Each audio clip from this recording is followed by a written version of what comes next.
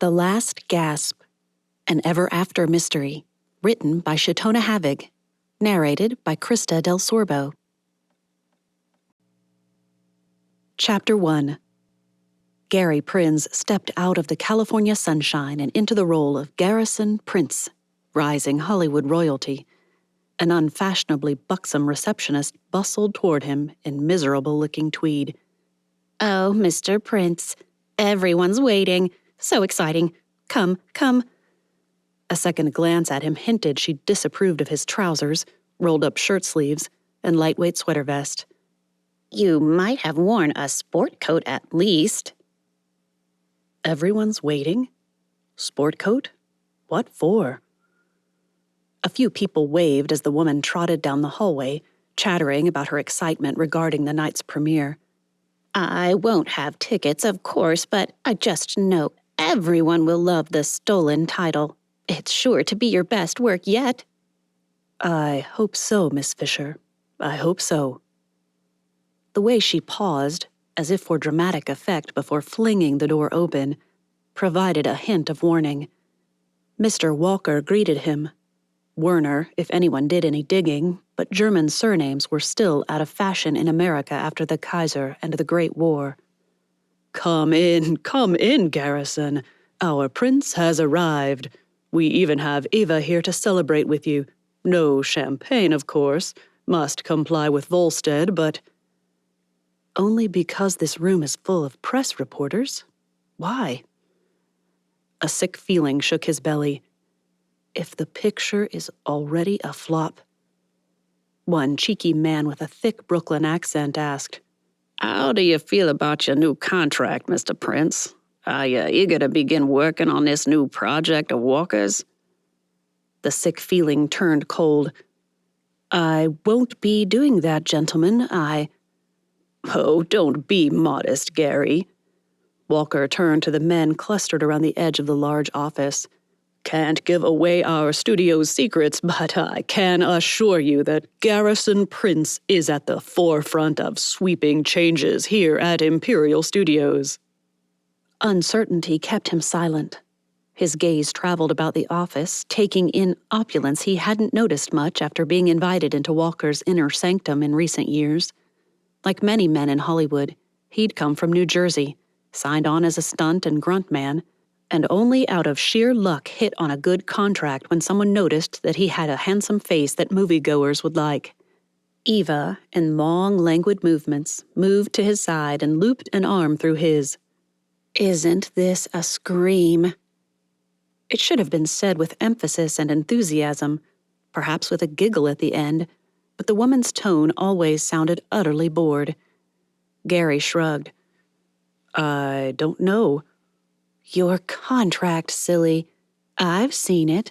Or my equivalent. It's the best my lawyer has seen." "I'm happy for you," he began. Walker preempted him. Come. No time for chit-chat.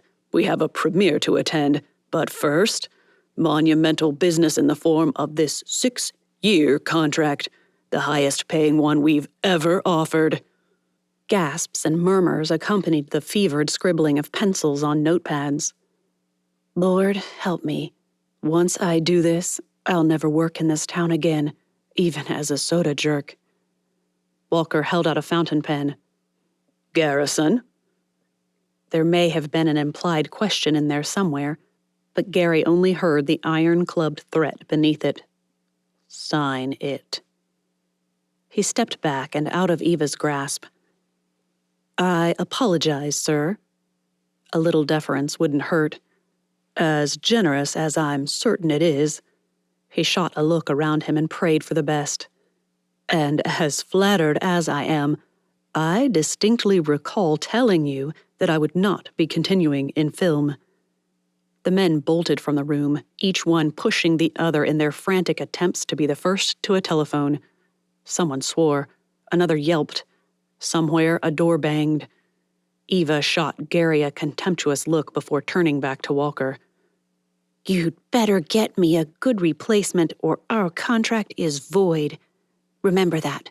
My lawyer will be in touch." At the door, She looked back at Gary once more. "You fool. You just signed your death warrant." As if to make good on her words, the moment the door slammed shut, Walker began a tirade that began with how he'd caved to unreasonable demands for more money, which Gary had never made, and ended with something being flung at the door as Gary pulled it shut behind him. The words, "I'll kill you for this," rang in his ears as Garrison Prince stepped out of his role as Hollywood royalty and into the sunshine again as simply Gary Prince. A glance at his wristwatch assured him that there remained plenty of time to reach the park just a few blocks from Goldman's Taj Mahal Theater and enjoy. Another glance at that wristwatch. A couple of hours alone with Miss Lucinda Ashton. Prince soon if she'll have me. Palm trees swayed overhead, and the purple flowers of the jacaranda trees sprinkled down on Lucinda Ashton as she strolled through the park to the bench where she met Gary Prince most days. Her new dress hung just to the bottom of her calves, unfashionably long, but not too much so. She'd set her hair in Marcel waves that she pinned neatly to the back of her head. Anyone with true fashion sense would notice she hadn't given herself a bob in the latest style, but it still blended her personal comfort with fashion. Gary liked green, he'd said, and the colors of the dress, green with sprigs of golden brown and yellow, matched her eyes nearly perfectly. Lucinda's practical self said she should not be considering what Gary liked in her personal wardrobe, but honesty demanded she admit that she cared very much what he thought of her appearance. He'd propose soon. Though he hadn't asked, he'd left enough hints to ensure if she did not welcome his proposal, she had ample time to put him off. But she wouldn't. Gary Prince could not have been more perfect for her if she'd sent the Lord God an order through a catalog store. Pointed-toed shoes that tied with neat tassels clicked neatly along the paving stones as she strolled along the path and seated herself on the familiar bench. Self-doubts began the moment she settled there. "I'm overdressed for a walk in the park. He'll think I'm too forward or something." A dozen similar thoughts chased each other through her mind until Lucinda jumped up, ready to flee. Gary approached, his face lighting up at her apparent eagerness to see him. "Cinda!" As he neared, he caught one of her hands in his and squeezed it. "Lovely dress. I don't know that one, do I?" "I finally replaced my shabby blue one and decided to wear it." A brief but definite examination of her in the dress produced a smile of admiration. "It looks made for you. I'm glad you wore it." He spread a handkerchief on the bench for her and grinned down at her when she sat. "I wish there were a photographer near. I'd love to capture this. Maybe someday I'll have time for a hobby." "Maybe." Lucinda allowed him to take one of her hands in both of his as he seated himself beside her. "You look excited." "It happened. I received a reply to my application for admission to the Bible Institute of Los Angeles." "You're in?" Gary nodded. "You know what this means, don't you?" Another of his hints. Was he trying to dissuade her or himself? She'd begun to wonder. "That everything you've been working for has become possible?" When he nodded again, her heart began to race. "I wondered, Lucinda." "Now? Here?" "Would you consider having dinner with me tomorrow evening?" "I have to be at the Taj by 5 o'clock. For the first time since she'd known him, Gary showed impatience with the chokehold her job held on her evening activities. "Perhaps Sunday evening, then?" "Of course." The smile returned. That's swell, Cinda. Really, I have so much to tell you." He shot her a look. "To ask you, too." As if the ocean breezes kept passing clouds in front of the sun, his face darkened again. I've kept things from you. I had my reasons, and I hope you'll understand." "Kept things? What things? Why would he—" As quickly as the questions formed, Lucinda shoved them aside. Gary had never given her any reason to doubt him. She attempted a lofty, humorous approach. "Nothing illegal, I trust?" "Of course not. Nothing I'm ashamed of or should be ashamed of, even. However, I hope you will forgive me. I've given you every opportunity to see and know, but—" Gary shook his head. "Let's not talk about it now. You'll understand everything after tonight." It all sounded complicated. While Lucinda had never been exceptionally clever, she was no ignoramus either. Instead of showing her confusion, she asked about his day, and, unlike his usual evasive responses, he pounced on it. "I wanted to talk to you, but again, I can't tell you everything yet. You'll know tomorrow, of course, but—" "Why? How will—" The way he took her hand and held it between both of his silenced her. Gary squeezed and sighed. Only then did she see how tired and worried? Why did he look worried? She might have asked, but he stood and offered his arm. "Can we walk, Cinda?" Before she could answer, he changed his mind. "Actually, would you have time to take a drive? I want to show you something." "As long as I'm home by 4 o'clock. "We'll get you something to eat, too. You think I don't know how often you miss meals because you meet me, but I do. Let's go." Slipping her arm in his always felt a little surreal. Gary was handsome. Too handsome and intelligent for a simple cigarello girl at the theater, even a nice one like Goldman's Taj Mahal. And I'm not nearly pretty enough for someone like him. "That dress sure is nice, Cinda. I would have thought nothing looked better than your pinkish one, but this—" He rarely paid compliments of a superficial nature, but Gary stopped in the middle of the path and eyed her. "You sure are beautiful." "I am?" Lucinda tried to make sense of the compliment. I mean, thank you, but—" "But?" "Well, I've never imagined myself as anything but a pleasant ordinary." She flushed a little as she added in a slight undertone. "I mean, my skin is clear and my teeth are straight. That's a blessing, but I'm not blind to the stunning women who parade in and out of the theater every night." Gary pulled her arm through his again and moved just a little closer than he usually did. "Cinda, sometimes I think the emphasis on glamour in this town makes it difficult to see the true beauty that real people here possess." He gave her hand a significant squeeze and added, "People like you." A cat came out of nowhere, streaking across the park as if something chased it, although nothing did. It shot up a tree, and as they passed under it, the little purple jacaranda blossoms showered down on them. He'd think her ridiculous, but Lucinda stepped away, closed her eyes, lifted her face, and felt the little flowers as they fell. "It's like a gentle rain," she whispered. "Only you don't get wet." "No," Gary began. She felt his hand in her hair, and her eyes popped open wide.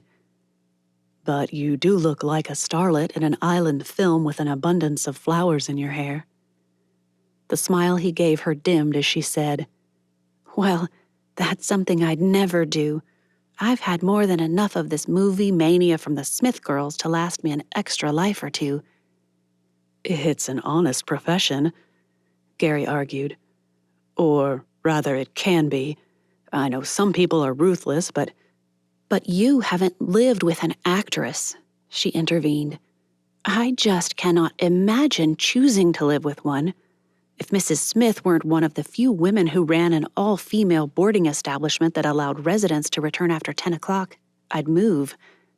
They turned down the walk toward the corner of the park that led to her rooming house and the disliked Mrs. Smith. Gary slowed but didn't respond to her outburst as she'd expected him to. Instead, he said, "I've been thinking about Pasadena." "Pasadena?" "It's only 12 miles from the Institute, and I did buy that Studebaker last month, so I can run back and forth to classes in just half an hour or so." The only thing that kept her heart from sinking was the near certainty that he'd planned to propose. Otherwise, she'd never see him with all that driving time. However, he seemed to require an answer, so she said, "I've heard it's lovely there, but I've never been up that way." She gave him a sidelong glance.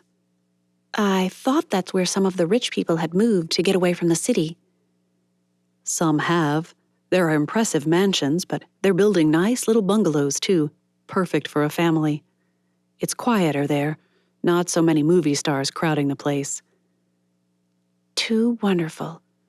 I probably couldn't find a job there that would provide enough to pay for a rooming house."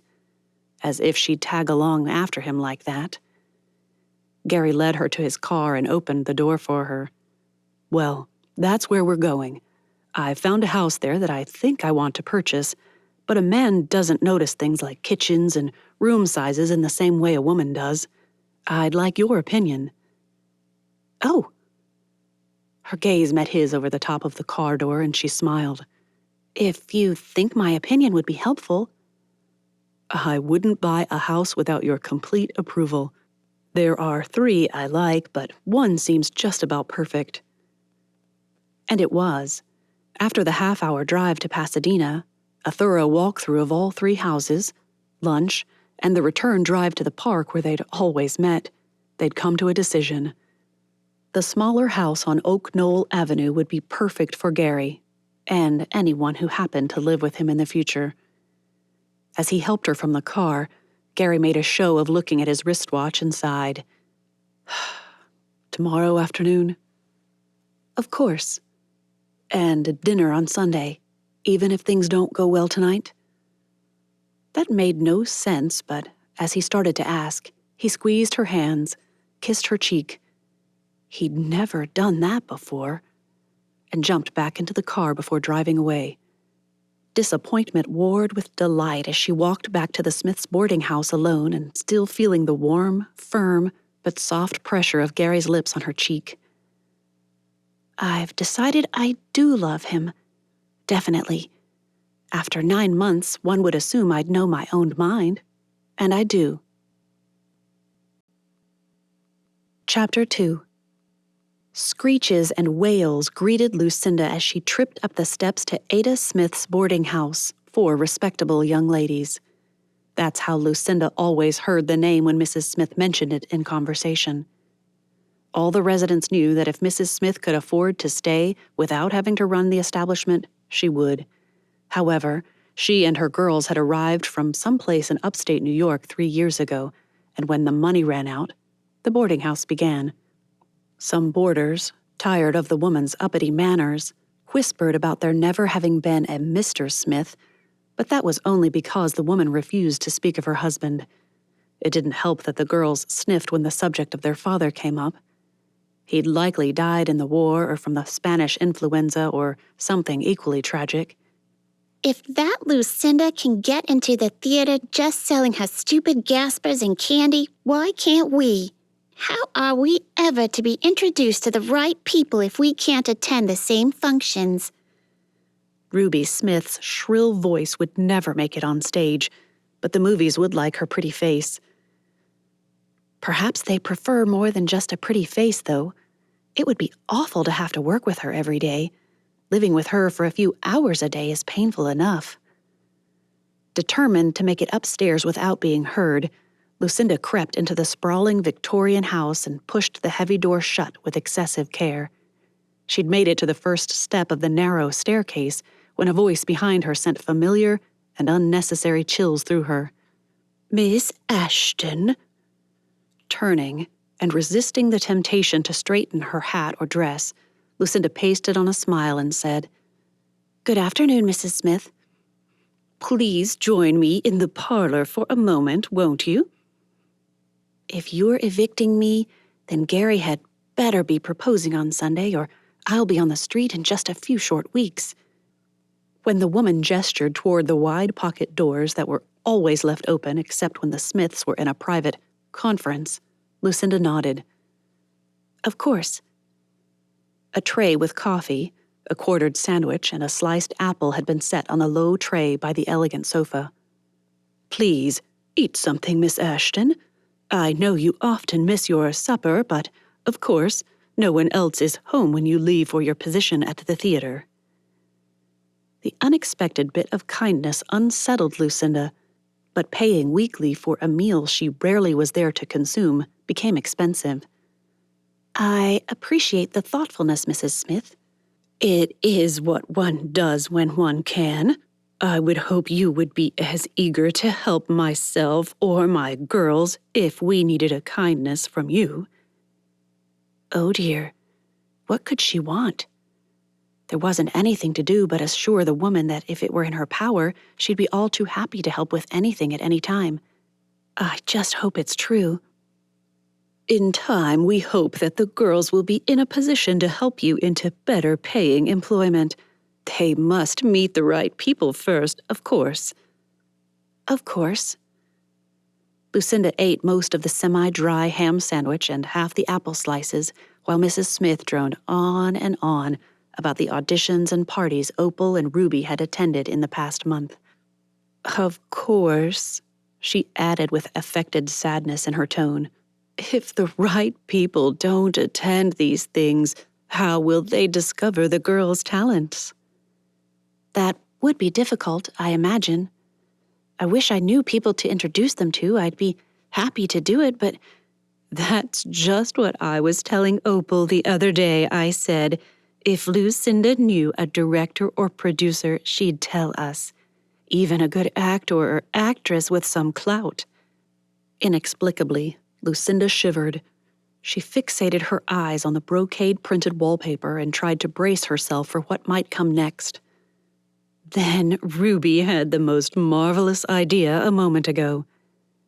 The shiver repeated itself. "She did?" "Yes, I'm surprised I hadn't thought of it before. You work at the Goldman's Taj Mahal." That statement sounded a bit like saying a bird flew. "I do?" "And all sorts of exciting premieres occur there. In fact..." Mrs. Smith looked thoughtful, but Lucinda knew what she'd say before the woman added, "Isn't there one tonight, with Garrus and Prince and that Eva woman?" "La Belle. Yes, the stolen title. They've spared no expense on this one, and there are so many secrets being whispered about." Another long silence smothered the room. Lucinda watched the ornate Victorian clock with glowing alarm. "Excuse me, Mrs. Smith, but I'll be late if I don't get changed. I did mean it, though, if I can ever help." "You could be at the back door at 20 minutes before the start of the picture to let the girls in. They'd wear their best frocks. No one will know they weren't invited, and perhaps they'll meet the right sort of people who can help them." The idea wasn't just abhorrent to her. It was a recipe for disaster. "I'd lose my position if I got caught, Mrs. Smith, and then I wouldn't be able to pay my rent. It would be too great a risk, and it's really not right." When the woman didn't respond, Lucinda could only hope that Mrs. Smith was considering the reasonableness of her refusal. Nerves sent her fingers twitching, and to steady them, she reached for another piece of apple. Mrs. Smith rose and took the tray up with her. "I see. Well, of course, we cannot insist.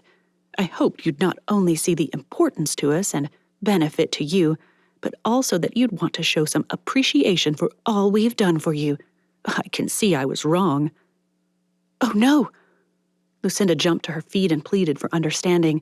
"Truly, if I can do anything that only inconveniences myself, I'd be pleased to. It's just that I have to consider my employer's wishes as well as my landlady's. Can you see that?" At the slight nod she received, Lucinda repeated herself. "If there was just some other..." "I've misjudged you, of course." Though the woman's smile was small and thin, Lucinda had never seen it broader. She gazed at Lucinda for a moment and forced the smile open just a bit more. "Of course, I'm sorry. I do see it might put you in an awkward position. Perhaps you'd be so kind as to run down and get a small bucket of coal for the stove. I must get started on supper, and I've spent too long chatting with you to have time." As if I have time to get changed into work clothes after our unnecessary little chat. But But despite the touch of snark that had entered her thoughts, Lucinda assured the woman she'd have it upstairs in a jiffy and dashed for the door to the cellar. Tremors ran through her and she froze. "If it's not too much for you, Miss Ashton." "No, of course not. It was just darker than I expected. I'll leave the door open for a little light." "There's a chain hanging from a bulb. We had that put in when we moved in, and it has proven a wise investment." With that to encourage her, Lucinda pushed the door wide open and began to clamber down the steps to the dank cellar.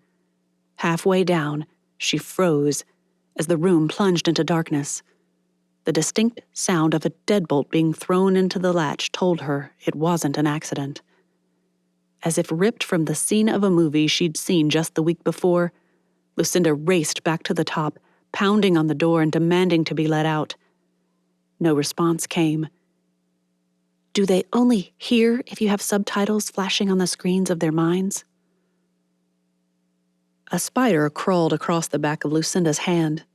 Jumping and squealing, she brushed it off and banged again. "Someone let me out, please!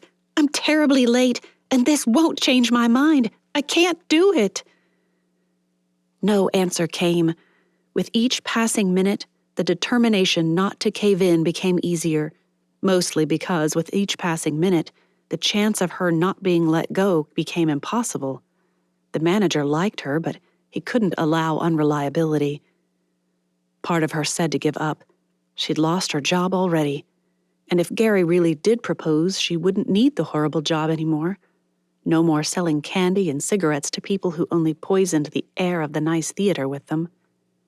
The problem was, Lucinda didn't like the idea of marriage as a rescue. She wanted to say yes without any hint of need behind it. "I want to say yes because I love him." Did she? That had been her question ever since the first time he hinted that he'd wanted to propose. She enjoyed being with him, liked their discussions, and loved how devoted he was to his faith. Our faith, she corrected herself. He'd explained that Jesus wasn't just a nice man who was tortured for being a rebel.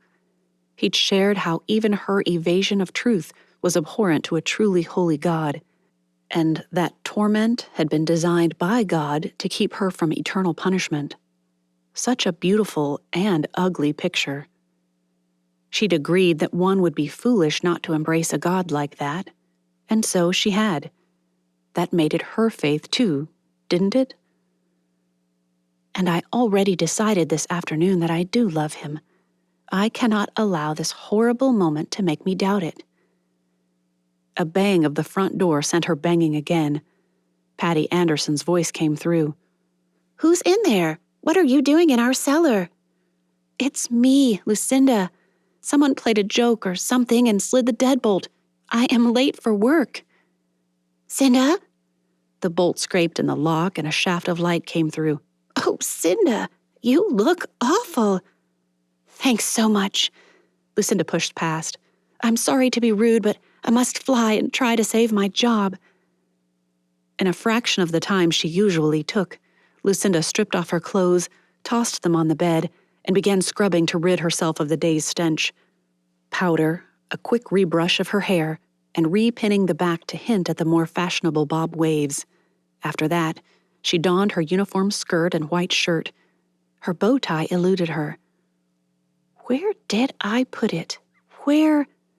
A flash of red in her hand showed where she'd put it. Oh, bother. Stockings clipped to her garter belt without ruining them, but when she reached for her work shoes, they weren't there. Oh, I didn't take them out yet. Silly me.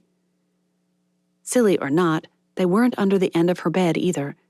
Her house shoes weren't there either. A pier under the bed showed them there after all, one closer to the headboard and one to the other side of the bed. Must have kicked. Lucinda reached as far as she could and felt around. One shoe, another. When she pulled them out, she found her old shoes, the ones she'd saved if she had to have a heel repaired or something after breaking in the new pair she'd purchased just last week. With the clock ticking fast, she quit searching and pulled them on, fingers trembling with the buckle It took twice as long as usual to stand and survey the result in the mirror. Her skirt hung lower than most girls did, to the top of her knee. She'd asked for one 3 sizes too big and took in the waist to get it as long as possible. Some girls did the reverse, swearing the tips were better when you showed a little leg. Tips might be better, but self-respect is priceless, especially when you make enough to put a little aside without them. Perhaps I'd have a different opinion if I were starving. Satisfied, Lucinda bolted for the stairs and took them at a half stumble. She'd raced out the door before Patty could tell her to settle down. 3 blocks up, and Lucinda removed the jacket to keep herself from growing too hot, and half trotted, half jogged her way to the back door. "I thought I saw you come through already," Joe, the door monitor, said. "Just half an hour ago." "Wasn't me. I'm late. Got locked in the cellar somehow." The man shot her a look. "You all right? In there alone?" "Aside from a spider who tried to get too friendly, yes. I put him in his place." She insisted, and it made old Joe laugh. "Well, get on through. I'll be sure to let the boss know I saw you come in half an hour ago." "Don't lie on my account, Joe." He patted her cheek. "But I did. I just told you I did. Not your fault I was wrong, but maybe it'll save your skin." As she dashed away, Lucinda thought she heard him add, "First Theo's nosing about the place, and now Cinda's coming in a half hour after herself.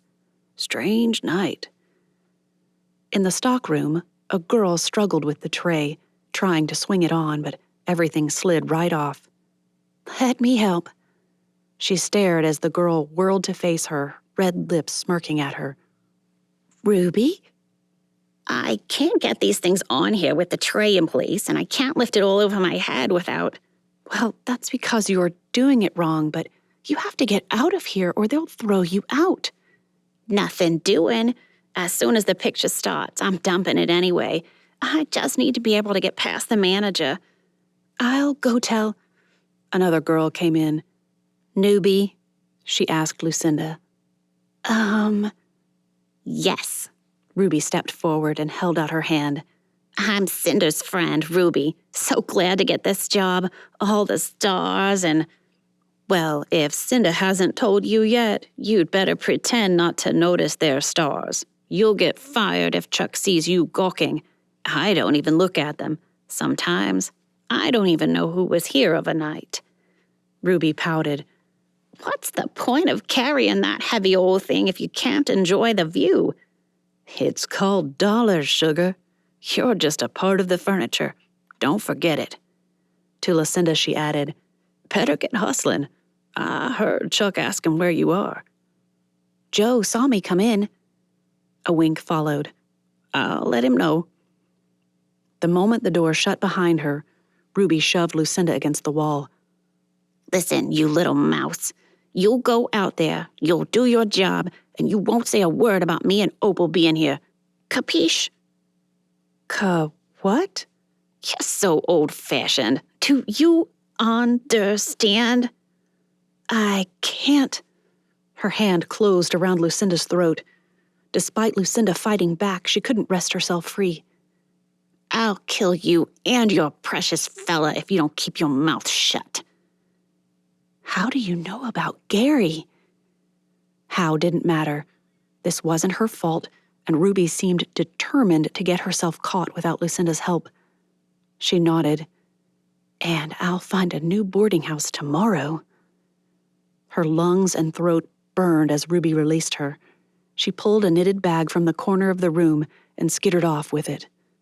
"I'll just hide somewhere until then. Keep Mom, Cinder girl." "Your New York is coming out, Miss Smith." Chapter 3. Spotlights crisscrossed Hollywood Boulevard as Packards, Duesenbergs, and Rolls-Royces turned out for the premiere of The Stolen Title. Reporters and fans lined the sidewalks in front of Goldman's Taj Mahal Theater, held back only by stanchions and red velvet ropes. From his seat next to Eva LaBelle, Garrison Prince looked every bit the Hollywood royalty that Walter Walker wanted him to be.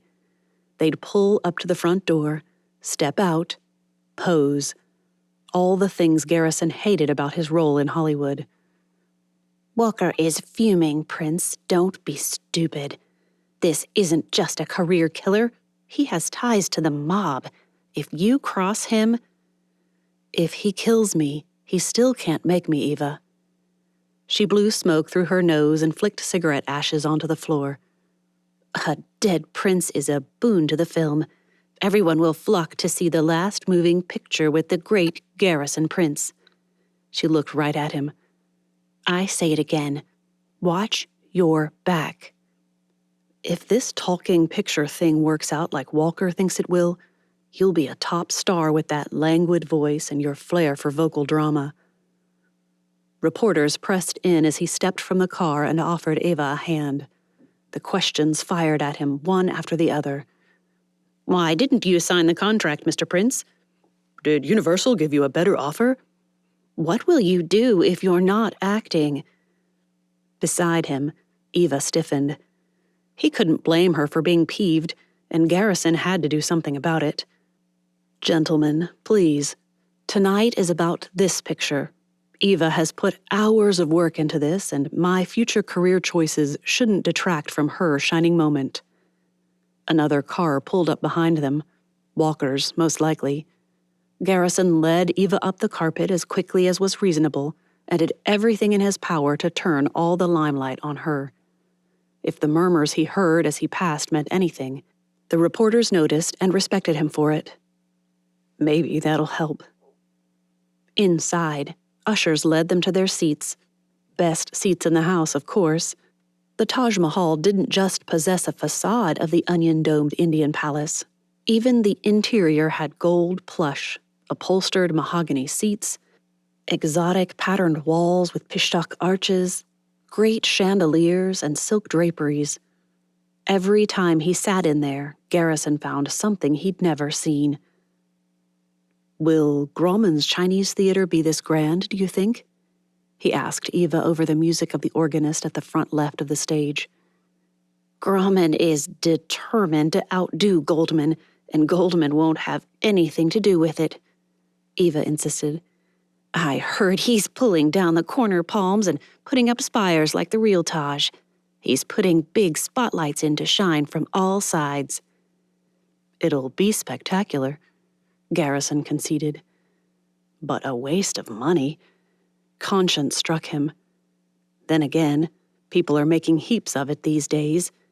Without the industry, I wouldn't be able to buy that house, the car, take up studies at the institute and get married. I need to remember that. Just as the room began to fill, the Cigarello girls started up the aisles from the front. Lucinda came up his row as usual, and, as usual, she offered her tray to each person without really looking at them. He'd been so surprised that first afternoon in the park when she'd asked the time, thanked him, and walked away. She really didn't know who he was, which meant he'd gotten to know the real her. Cigarettes? Candy? A nudge from Eva and a whispered, Get me some Gaspers, will you? Prompted his order. We'd like goobers and a package of Chesterfields, please. The tip he left should have gotten him a bit of flirting. Most of the girls in the theater would have, but Lucinda's eyes were trained on a few seats behind him. Thank you, sir. Enjoy the picture and congratulations. Thank you, Cinda. Even the use of her name didn't get him anything more than an absent-minded smile and no direct eye contact. While not unusual, she typically was more distant than distracted. I wonder what has her attention. Did you offend her? After a sneering laugh, she added, Flirting with the Cigarello dolls isn't quite your game, is it? Eva added, Butt me, would you? Before he could reply. Gary would not miss the constant assault of cigarette smoke on his lungs after the final evening, but he extracted one from the package and lit it as she took a draw on it. He drew out the proceeding as long as possible because it allowed him to look back and see what had drawn Cinda's attention. A girl back there, rather fast-looking, as if hoping to be taken for a flapper but not willing to go quite that far, glared at him. "What have I done to offend you?" When she shifted, so did her expression. She smiled and batted her eyelids as if she hadn't just sent death daggers at him seconds before. The house lights flickered, and he turned back to the screen. My last picture. He'd prayed for months, knowing that contract was coming up. $3,500 was more than the average American male made in a year, much less a week. He'd invested well in properties and gold as advised. That contract he'd refused, it had likely promised $5,000 a week. Was he mad? I'd be mad not to leave now and start a real life with Cinda, one that won't interest the readers of photoplay.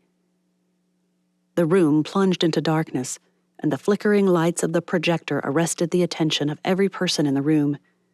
Just as the organist segued into the opening song of the movie, Eva leaned over and said, "Did you hear? Walker has paid Fengold a fortune to turn Bronte's Villette into a screenplay. He's casting me as Lucy Snow. You could have been Emmanuel."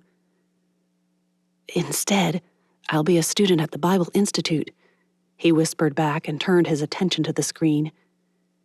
"I'll kill you myself if this one flops because you abandoned me," she hissed back. Garrison ignored her. After 2 years of working at the Taj Mahal Theater, Lucinda could anticipate the shift of the music with minor notes the organist changed to ensure a perfectly timed wind-down. The lights would go on in 30 seconds. She grabbed 2 more packages of Chesterfield cigarettes, several of the new Charleston chew bars, and packages of ritzier chocolates before rushing to the side door, ready to step out the moment the film paused for real change. Intermission time. Repeated glances at the overhead light bulbs meant that when she stepped out into the theater, she wouldn't have trouble adjusting her eyes. The curtains parted, and Joanna stepped out. Lucinda followed. The chattering of voices greeted them at the same moment the girls made their way to the aisle. Bang! Screams filled the theater. Lucinda dropped to the floor and scanned the room. What happened? Part of the promotion? Someone pop a champagne cork? Is that what it sounds like? In here, with the acoustics? A piercing scream rose above the others. She heard a voice that sounded familiar shout, "Get a doctor! Eva's been shot!" Men rushed the stage and toward the side exits to the back of the theater. Somewhere, a woman fainted, if the cries for smelling salts could be trusted. Someone else called out in a booming voice, "Please take your seats, ladies and gentlemen. The police have been called. No one is to leave." Lucinda didn't recognize the speaker, but voices died down some. Cries became quiet weeping and sniffles. Only a couple of hysterical women kept screeching. The sound of a slap reverberated through the room. One woman down. Another crack stopped the last of the hysteria as someone slapped the other woman. Lucinda slipped off her tray and set it in front of the stage. She moved among the audience, offering comfort here, requesting someone lower his tone there. One man still stood trying to soothe a woman's hysterical sobbing. She hurried forward. "Sir, I'm sorry, but they're requesting that everyone remain in their seats until the police arrive. She froze as the man met her gaze and said, "Cinda, I can't. Helen is coated in blood from trying to help Eva." Gary? "We'll talk later. Where can I take Helen? I can't make her sit next to her friend. Not like this." His words swirled in her mind until she managed to sort them in proper order. Friend? Eva? Blood? Lucinda's knees tried to buckle, but she ordered them to support her. A second glance showed it. Gary. A third look brought all the pieces together in one picture. "You're Garrison Prince. Gary Prince. I am a fool, aren't I?" "Not now, Cinda, please. I need to get Helen to where she can wash and be safe. Can you take her?" His familiar touch to her elbow snapped her out of the semi-trance that had taken over. "Please. We'll talk later, I promise." Blood on the woman's hands spurred Lucinda into action. Come with me, miss. I'm sure they'll allow us to go to the ladies' washroom for just a moment. I'll stay with you the whole time. All the way up the aisle, one arm around the woman's shoulders, Lucinda spoke soothingly and fought down the bile that rose at the sight of all that blood. Not a champagne cork, Lucinda mused. Gunshot. I should have known it. When full realization spread through her belly, she added, Please, Father, help me not be sick. Eugene stood at the back doors, ready to prevent anyone from leaving. Lucinda stepped close and whispered, She was sitting next to the victim, has blood all over her. Someone saw it all, so I think it's safe to allow her to wash, don't you? We can't expect a customer to sit there covered in blood. Mr. Easley said we were to not let anyone out. I'll be responsible, Eugene. I'll bring her to the washroom and back myself. But Mr. Easley is not going to be happy if the studios complain about treatment of their employees. The man looked doubtful, but scrawny Mr. Tubbs strode toward them, and Eugene hated the man. Go ahead, but be quick about it. I'll hold off Tubbs. Only once they'd entered the small washroom did Lucinda realize that Helen, whoever she was still crying.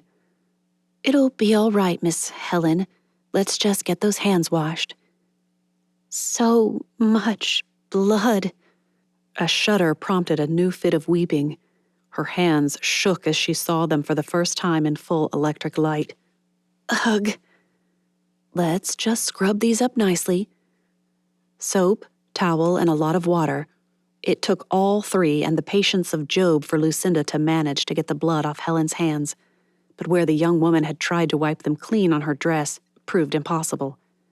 Instead, Lucinda pulled the dresser scarf off a low table, draped the beaded thing over one hip, and tied it to the other. There, at least you won't have to look at it. It wasn't the thing to question a guest about her actions, but Lucinda's curiosity overrode protocol. How did you manage to get so much blood on you, miss? Just call me Helen. The girl's shrill voice only screeched more with emotion. Papa called me Hellion when he was in a temper. Wide, mascaraed eyes gazed up at her. Why did I think of that at a time like this? Shock, I would imagine. Oh. The girl, yes, that was a better word for her, blinked back further tears and stared at the streaks of mascara that disfigured her cosmetics. Oh, blast, I look a mess. Already wetting a small towel, Lucinda wrung it out and passed it over. We haven't any cold cream, I'm afraid. Sorry. You're awfully sweet. That's when they saw the girl's face wasn't just blotchy from crying. Blood had mingled with tears, powder, and mascara. Oh, get it off me. Please, get it off. This time, no amount of soothing would calm Helen. Lucinda washed, rinsed, and washed again, repeating the process until Helen's face and hair bore no more traces of blood. Fortunately, the girl hadn't noticed a fine spray of it on her shoulders. All right, Miss Helen, we must return so that no one thinks you're guilty of anything. Me? How could I be guilty? That madman could have shot me. Madman? As she led the weeping girl, who now looked no more than 15, to the door, Lucinda asked, Did you see who shot Miss LaBelle? Of course not. I heard the shot, screamed like every other person in her right mind, turned to ask Eva what it was, and saw all the blood coming from her throat. I tried to stop it. Eyes closed and shaking now, Helen said, So much blood. She couldn't speak, and then, We'll get you back inside and find you something to drink. Can you get me a Gasper? I need one, something fierce to steady my nerves and all. I'll bring you some. I think Mr. Prince has some. He purchased some earlier. For Eva, the girl whimpered. He doesn't smoke. Says he can't imagine why anyone would want to. Religious nut. Did you know he quit? Mr. Walker is furious. Threatened to kill him. Eyes wide, Helen's age dropped by another couple of years in Lucinda's estimation. You don't think Mr. Walker tried to shoot him and clipped Eva instead? More likely he'd hire someone, but she shuddered. Gary, if the man missed... Come on, we need to warn Gary. Helen stopped and scowled. Look at you getting all familiar. Don't think Prince'll like that. What would you say if I told you that he was probably going to propose on Sunday? That's probably over now. Chapter 4. Officers streamed into the theater just as Garrison finished cleaning off the tiny bits of blood spray from his face, and as much as he could from the fine mist that had reached the front of his shirt. His tuxedo jacket he'd draped over Eva in an attempt at respect, although he'd read enough detective stories not to touch any more of her than he must. Only the wrist to be sure she wasn't just unconscious, he repeated to himself. He just couldn't think why he felt the need to do so. Behind the officers, he saw Lucinda leading Helen back into the theater. Even from quite a distance, he saw that the freshly scrubbed girl was indeed as young as he'd always surmised. 18, hardly. More like 12 if she's a day. When Lucinda looked back his way, she gave him a weak smile in return to her ministrations. Garrison strode forward, but an officer stopped him. "You can't leave, sir. Please take your previous seat, and we'll be excusing people." "I can't sit there. I was next to the victim. My seat has blood on it, and while I'm not squeamish, she was a friend." Was that true? Did someone you worked with qualify as a friend if you hadn't planned on seeing that person again once you quit your job? Garrison didn't have time to elaborate before the officer said, "You still can't leave, sir." The man's eyes widened. "Sorry, Mr. Prince, but even you..." "I was just going over to where one of the Cigarello girls is helping the other person who was seated by Eva." The man blanched. "Not Eva. The Belle?" "Afraid so. What's this world coming to when a fella can't even attend the moving pictures without having someone killed right next to him? Bet it's connected to the mob. I hear rumblings." "Should you be talking to me about this?" As if he had the same thought, the officer said, "Go ahead, but I can't let you leave. You stay inside where we can talk to you. I know Detective Lindstrom is going to have questions for you and the girl." He leaned forward. "How old is that child?"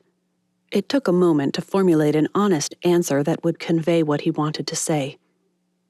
"Company records say 18. "I see." The back doors swung open and a little man appeared. No more than 5'5" and as slight as a ballet dancer, only the suit, gray hair, and the air of authority that fairly radiated from him made anyone take note of his arrival.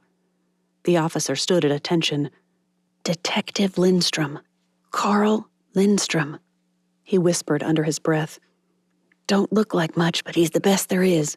Someone ought to write detective stories about him." Garrison inched toward Lucinda and Helen while the officer joined a couple of others, argued a bit, and moved to the back to guard the door with an aggrieved air.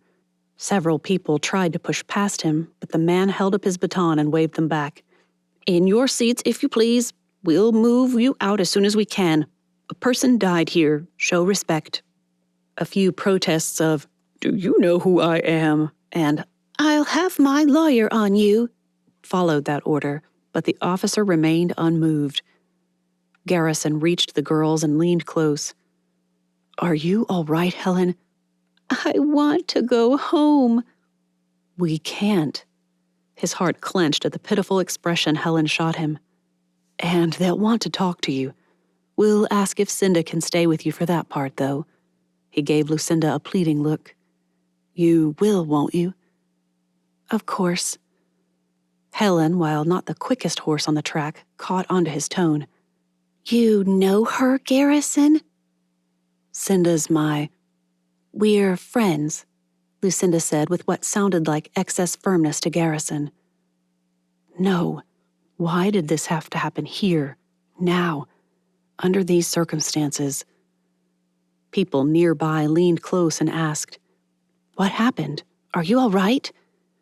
Without mentioning the bit of blood he'd had to clean off, Garrison suggested that Helen had endured the worst shock. "We didn't know until we turned to say something to Eva." "So it's true," one man said.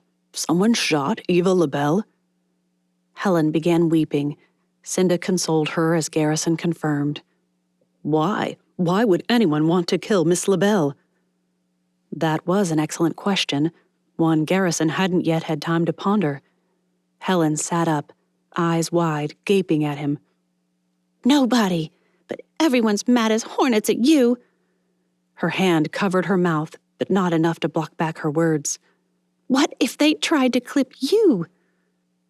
"That isn't how I'd planned to warn him," Lucinda mused. "And why did you say it as if you'd just thought of it?" Even as she wondered, a cynical thought forced its way into the forefront of her mind. "You're acting, even now, all for dramatic effect." The shock that Gary couldn't hide told her he hadn't thought of his being an intended victim. Voices around them slowly rose in a crescendo of disagreement. Some wanted him guarded, while others wanted him removed from the vicinity before he gets us all killed. Rumors filled the air, but Lucinda only caught snatches of them.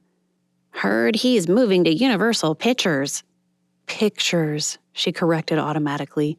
"Pronunciation is paramount." A high-pitched giggle came from somewhere as she thought. Or, should I say, paramount. A moment later, she realized the giggle was hers. "Cinda?" "I feel giddy."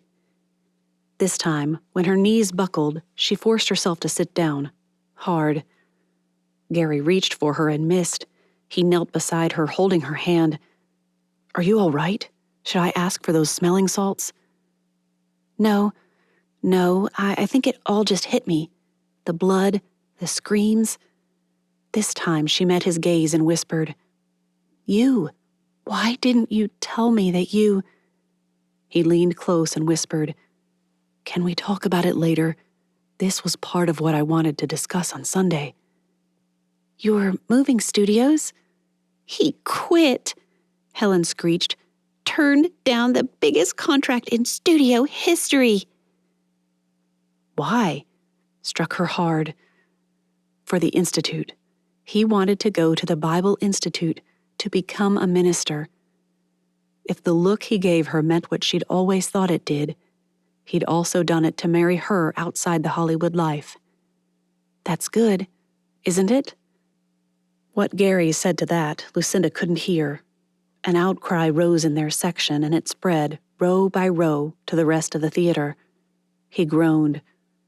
"It's not supposed to be discussed by studio employees until tomorrow. I'm still studio property until midnight." "Like Cinderella," Helen wailed. "Only you're Cinder's fella." She giggled before hysterical sobs took over once more. Oh dear, not only a terrible pun, but the hysterics.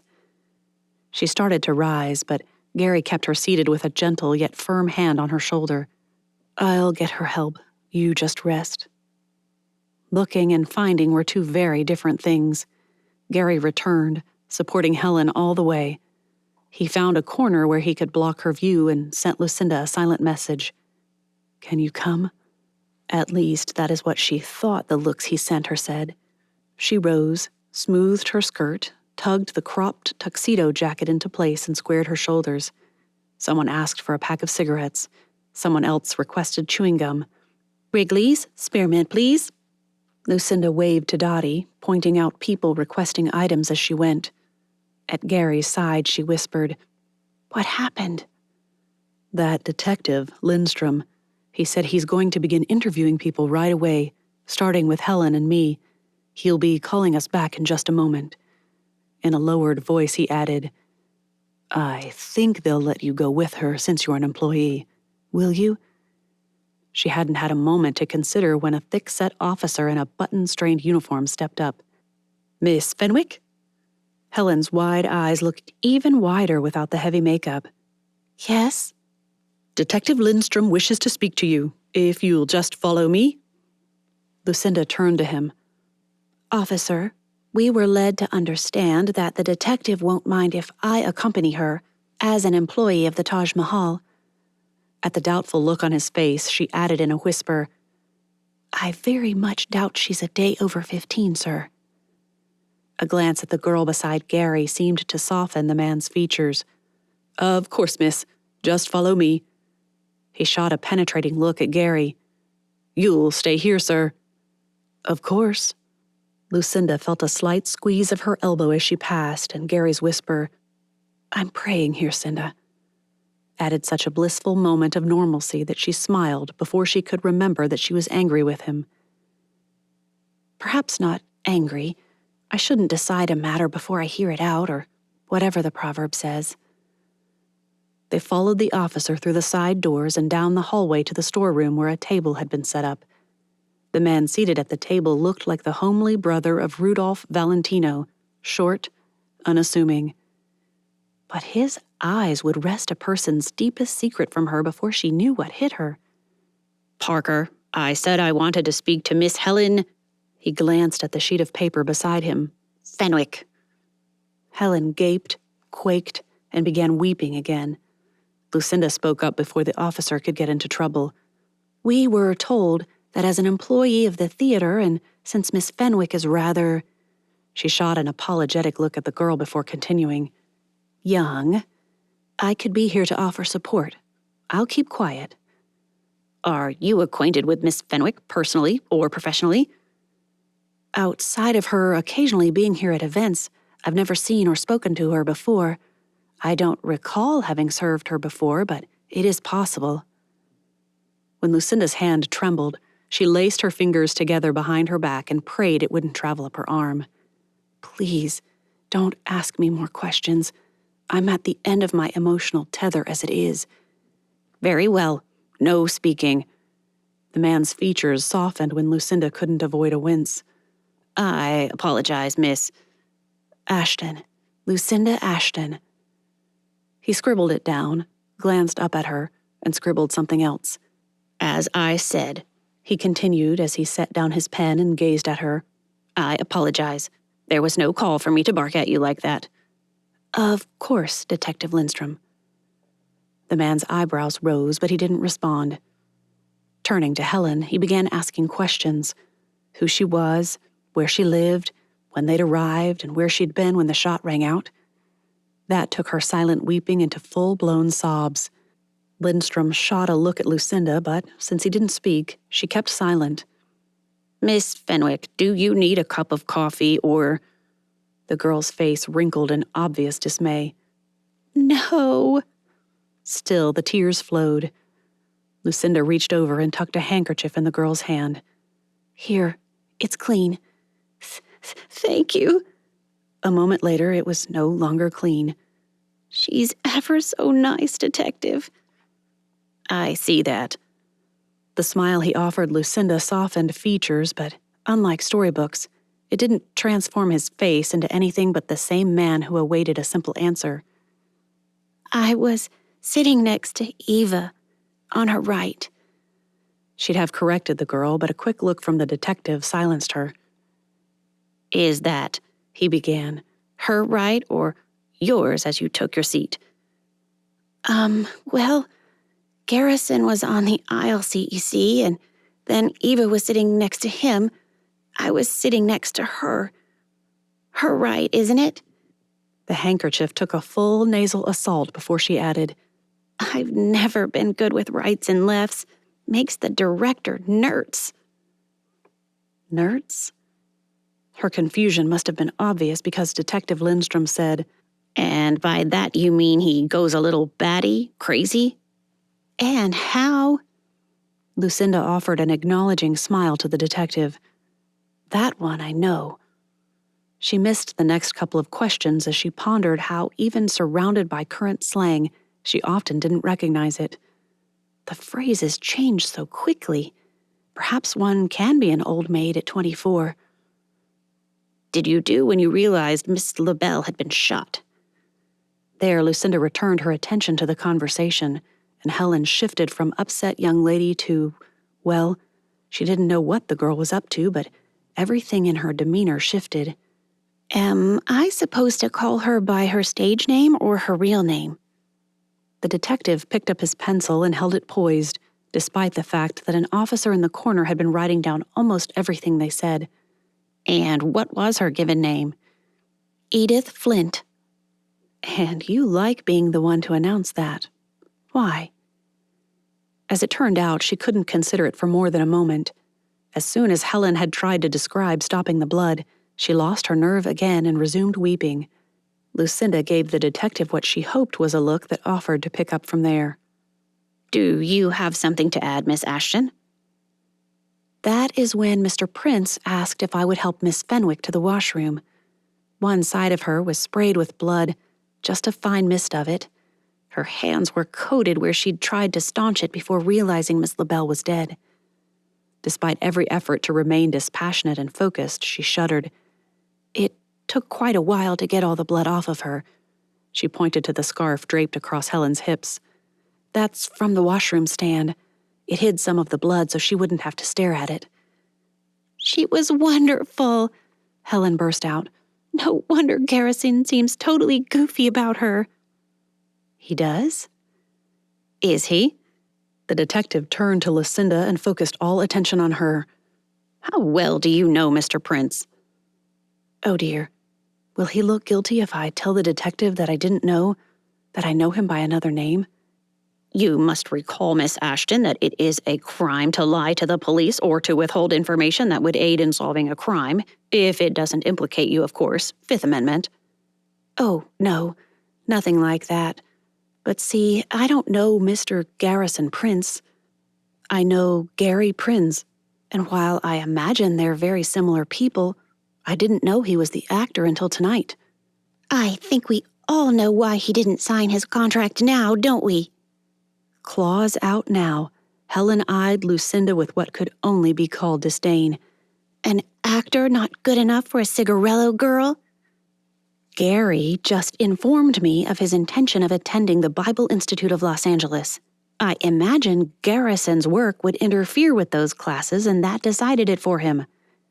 Only once the words danced off her tongue and onto the table did Lucinda realize how snappish they'd sounded.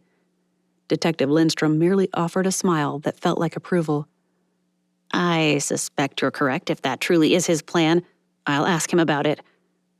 Despite his saying so, Lucinda noted the man didn't write that down. His officer did, however. He continued, While you're here, Miss Ashton, although we'll need a full statement from you in a bit, where were you when Miss LaBelle, or rather Flint, was shot? Just at the front. I was heading down the aisle with my tray. It scared me, and I used to go hunting with my family. If a gun fired and we didn't see it, we dropped in case another hunter was out. I imagine instinct took over. At his look, one she couldn't categorize, Lucinda added, I suppose that wouldn't have helped a lot here unless someone took a second shot. And why didn't I recognize it as a gunshot? Champagne cork, indeed. There, Helen began screeching again, certain that she could have been next if the murderer tried again to get Gary. Lindstrom didn't bother asking Helen what she meant. Instead, he turned to Lucinda and, without a word, demanded to know. It's Miss Fenwick's opinion that whoever did this was trying to kill Gary, likely because of his unwillingness to sign that contract, although I don't understand that. Sobbed, choked, and blubbered explanations followed, but the detective excused them, warning he might need to speak with them again. Just as the door started to close behind them, Lucinda heard him say, I want to speak to this Prince fellow next. Chapter 5. The moment the ladies disappeared through the side door at the back, a blast of hot air hit Garrison on the side of the face. This is your doing, Prince. You've ruined me with your selfish money-grubbing. Stale tobacco and whiskey mingled and assaulted his nostrils as the man continued. I'll pay up, of course, but what do I do for a leading lady now? Helen, does she have what it takes? I don't know, sir, Garrison began, but you'll have to find someone to take my place. I told you 6 months ago that I'd... He dodged a fist just in time. The nearest officer came to break up a fight, but When Garrison insisted that the man was just upset about the loss of a friend and an employee, and Walker agreed, the officer let Walker go. Still, as he passed, Garrison couldn't help but hear him mutter, "You'll pay for this, Prince." Anyone who hadn't heard about his defection from the Hollywood elite couldn't have missed it now. Murmurs rippled over the room as people speculated and questions fired at him, one after the other. After several harrowing minutes, a young woman, tallish, slender, bobbed and marcelled hair, and those ridiculous beads swaying with each step, sashayed over to him. With one hand on his arm, she said, "Garrison, the most vicious rumors are circulating."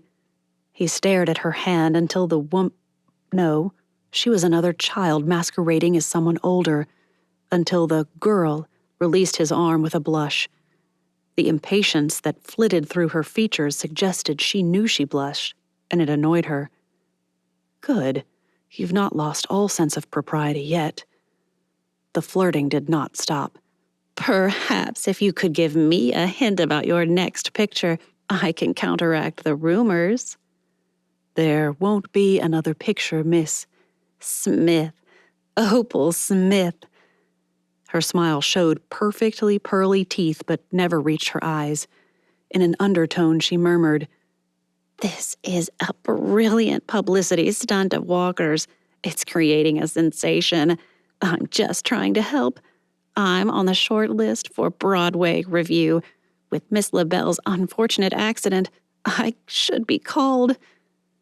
If only your excitement didn't permeate every downcast look and sigh.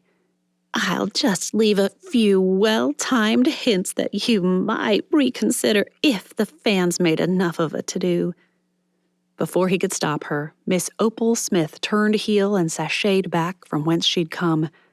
A second glance showed her chatting with the dark-haired, ruby-lipped little Mary Pickford type. Something about the girl looked familiar, but his head was too muddled to consider what. Why must every would-be actress in the country try to look like every other actress? When Walker shot a look his way, Garrison groaned. "He thinks I'm playing games." In an attempt to quell any further complications, he shook his head the next time Walker looked his way. A scowl formed on the man's face, and he broke through a crowd and toward the back exit. Miss Smith followed. Resigned, Garrison thanked those closest who had kind things to say about his acting and strolled down the far right aisle toward the same exit. He'd have to make it clear, bring up his lawyer even, before Walker found some way to use it against him. Before he figures out who Cinda is and bullies her. Just as he neared the end of the aisle, the door opened and Cinda led a weeping Helen out. He waved and hurried to meet them. Crack! Screams pierced the room. Shouts followed. Policemen ran, but Garrison ran faster as both girls slowly slumped to the floor. "Cinda!" At the same moment, Lucinda heard a second crack. Helen gasped and slumped against her. Unprepared, the girl's weight pulled both of them to the floor. Gasping, struggling, Helen clung to her until... nothing. Glassy-eyed, she stared off into space as Gary pulled her from Lucinda's grasp. "Is she..." "Gone, I think," Lucinda whispered. Tears filled her eyes as tremors rippled over her. It could have been me. Guilt would have settled in, but Gary lifted Helen and followed a police officer while a short, thick-set woman helped her to her feet. "You, come with me." She gazed after Gary, but the woman led her in the opposite direction. "You need to clean up, my dear." "Clean?" A glance down at her clothes showed a spray of blood across her crisp white shirt. "Oh." A familiar scene played out before her as the woman argued with the officer about allowing her to wash. "She's an employee here. They cannot have her wandering about dripping in blood, sir." "Well, may that be as it is," the fellow began. "We have 2 murders to concern ourselves with." As the words tried to arrange themselves into sensible order in Lucinda's mind, she stared at her hands. touched her face, her hair. When she then saw blood smeared all over them, she nearly retched. That seemed to change the man's tune. Of course. I'll be timing you. 5 minutes at most. We'll take however long we need to clean her up, and your superior will hear from my husband about this. At the ladies' washroom, the woman checked to see if it was empty before leading Lucinda inside. What a lot of bumbledom, she muttered. If I'd been shot, Lucinda began with more confusion than deliberate hesitation. I would feel it, wouldn't I? Surely some sort of pain? Alarm filled the woman's features as she began helping Lucinda out of the tuxedo jacket. You think you were hit? I'm so confused that I wondered. You're trembling. Shock, perhaps? The woman rolled up her sleeves and urged her to wash the hands. I'll wet a towel. What confuses you? Some of the things the officer said. Laughter reverberated against the walls around them. May that be as it is. First time I've heard that order. He's trying to sound important, and that only made a fool of himself. At first, scrubbing only spread the blood further. Hands trembling, heart racing, stomach churning, she rolled the bar of soap over and over in her hands. It turned pink. Lucinda gagged. I'm sorry.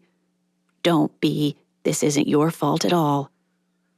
A good look at the woman showed a thin line of dark hair along her upper lip.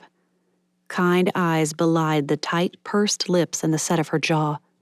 Silver streaks through the marcelled waves showed both a nod to fashion and one to comfort with aging. So many middle-aged women had taken to dyeing their hair to hide the gray. She really is dead, isn't she? I'm afraid so. Lucinda scrubbed harder. Perhaps the first shot wasn't meant for Gary, then. Garrison Prince? They think Miss LaBelle was killed by mistake. As she raised her head to look in the mirror above the sink, the woman turned her head. Don't look, Miss Ashton. Lucinda Ashton. She'd forgotten about the blood on Helen's face. I must have it, too. You don't want to see. I'm Mrs. Cohen, and I don't think you can be so certain about Mr. Prince's safety. We must hurry. The woman worked to rid Lucinda's face of any traces of blood as she spoke. I saw the whole thing, and it definitely could have been meant for Mr. Prince if it came from where I think it did. Lucinda grabbed the woman's arm and looked her square in the eye. Did you see the shooter? I saw the curtain ripple when I looked for a shooter.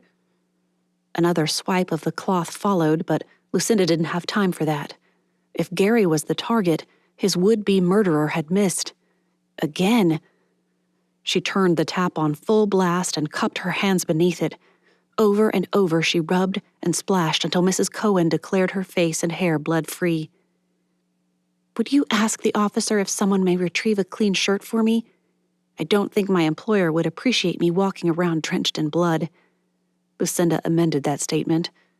That is, he would see it that way, even if it is just blotches. I'll be right back. Lock the door behind me. Lucinda never would have thought of that. Realizing why the woman had said it, Lucinda sank onto the low bench by the mirror and tried to calm zinging nerves. A glance at herself showed her hair a mess, her clothes even messier. Once Gary sees me, I'll know if he loves me or if he thinks he loves a pretty face. A true beauty, he called me. I wonder what he'll say to messy, stringy hair, or worse, frizzies and wild. That was all it took. While she waited for Mrs. Cohen to return with a fresh shirt, she unpinned her hair, braided the front pieces to get them out of the way, and pinned it all up again. A good look in the mirror showed her looking much better, aside from the blood staining her shirt. Stains! She unbuttoned as quickly as possible and began working the blood out bit by bit. Shirt done, she removed her slip, washed it out, and even dabbed at the faint spots on her brassiere. Her corset had made it unscathed. By the time the woman knocked on the door, she'd managed to get the worst of the blood off the black jacket. No one would notice. "I've returned, Miss Ashton." Lucinda rushed to open the door. She hid behind it as the woman entered. "I'll leave off my slip," she explained as she pulled on the shirt. "And the jacket will cover enough. Thank you ever so much." "Very sensible. I saw officers speaking with your Mr. Prince. Let's hurry." Only after being led toward the exit doors and him glancing back to see Cinda exiting out the front did Garrison realize that someone had let about half the room leave. Well done. Quietly, one by one, I imagine. No overreactions and panicked demands to go, too. "Just this way, sir. Detective Lindstrom has questions for you." Before they could open the doors, shouts from backstage sent his escort rushing back. "Stay here, sir." Instinct said to follow, to help. Not obeying orders from the police, however, it went against everything he'd ever been taught. But which was more important this time? A few more shouts followed, still indistinct, but Garrison heard a couple of words clearly. Find, gone, a foul word ripped through the entire theater, followed by someone getting a berating. At least they care, I suppose. He waited, feeling every eye on him as he stood there.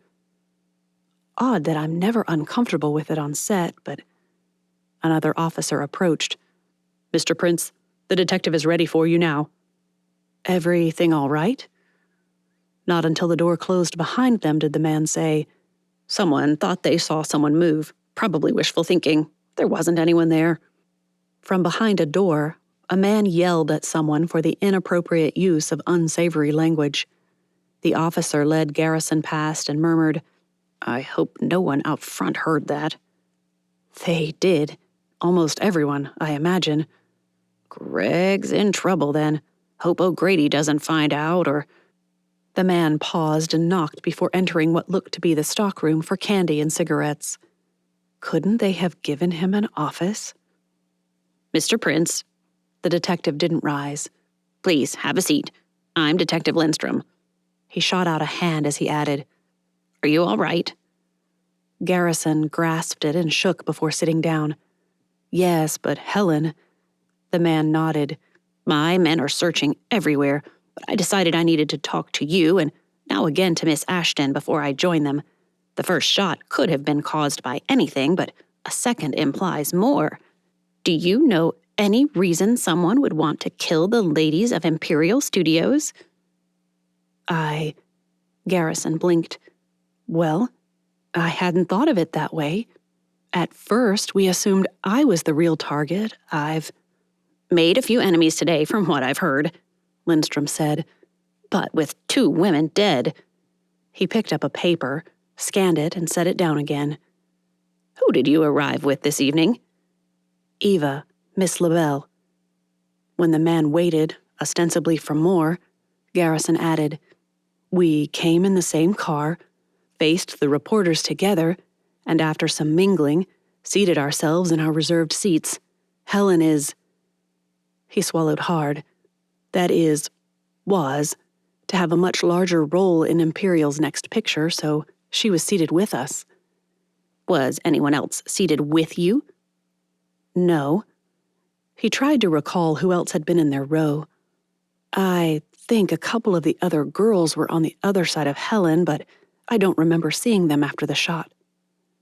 Lindstrom pointed at someone in the back and said, "Find out."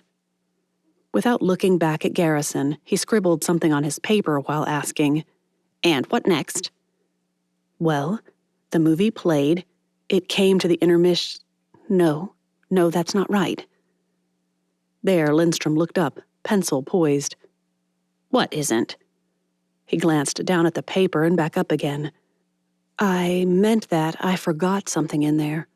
Cinda and the other girls came up the aisles after we were seated. Eva wanted cigarettes, and I asked for goobers." That earned him a sharp look. "Wouldn't have taken you for a candy fellow." "I'm not. My sweet tooth runs to baked goods, pies, cakes, cookies." "But you purchased the candy?" He felt his neck heating, but Garrison answered frankly, I always order something from Cinda, and she only sells cigarettes and candy. You don't smoke, Mr. Prince?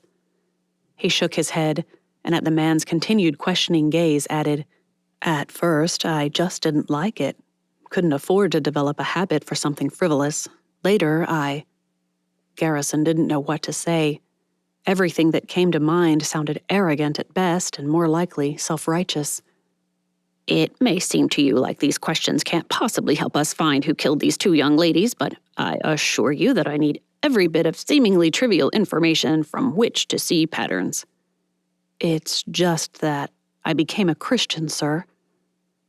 I consider myself one, although I indulge in a cigar from time to time.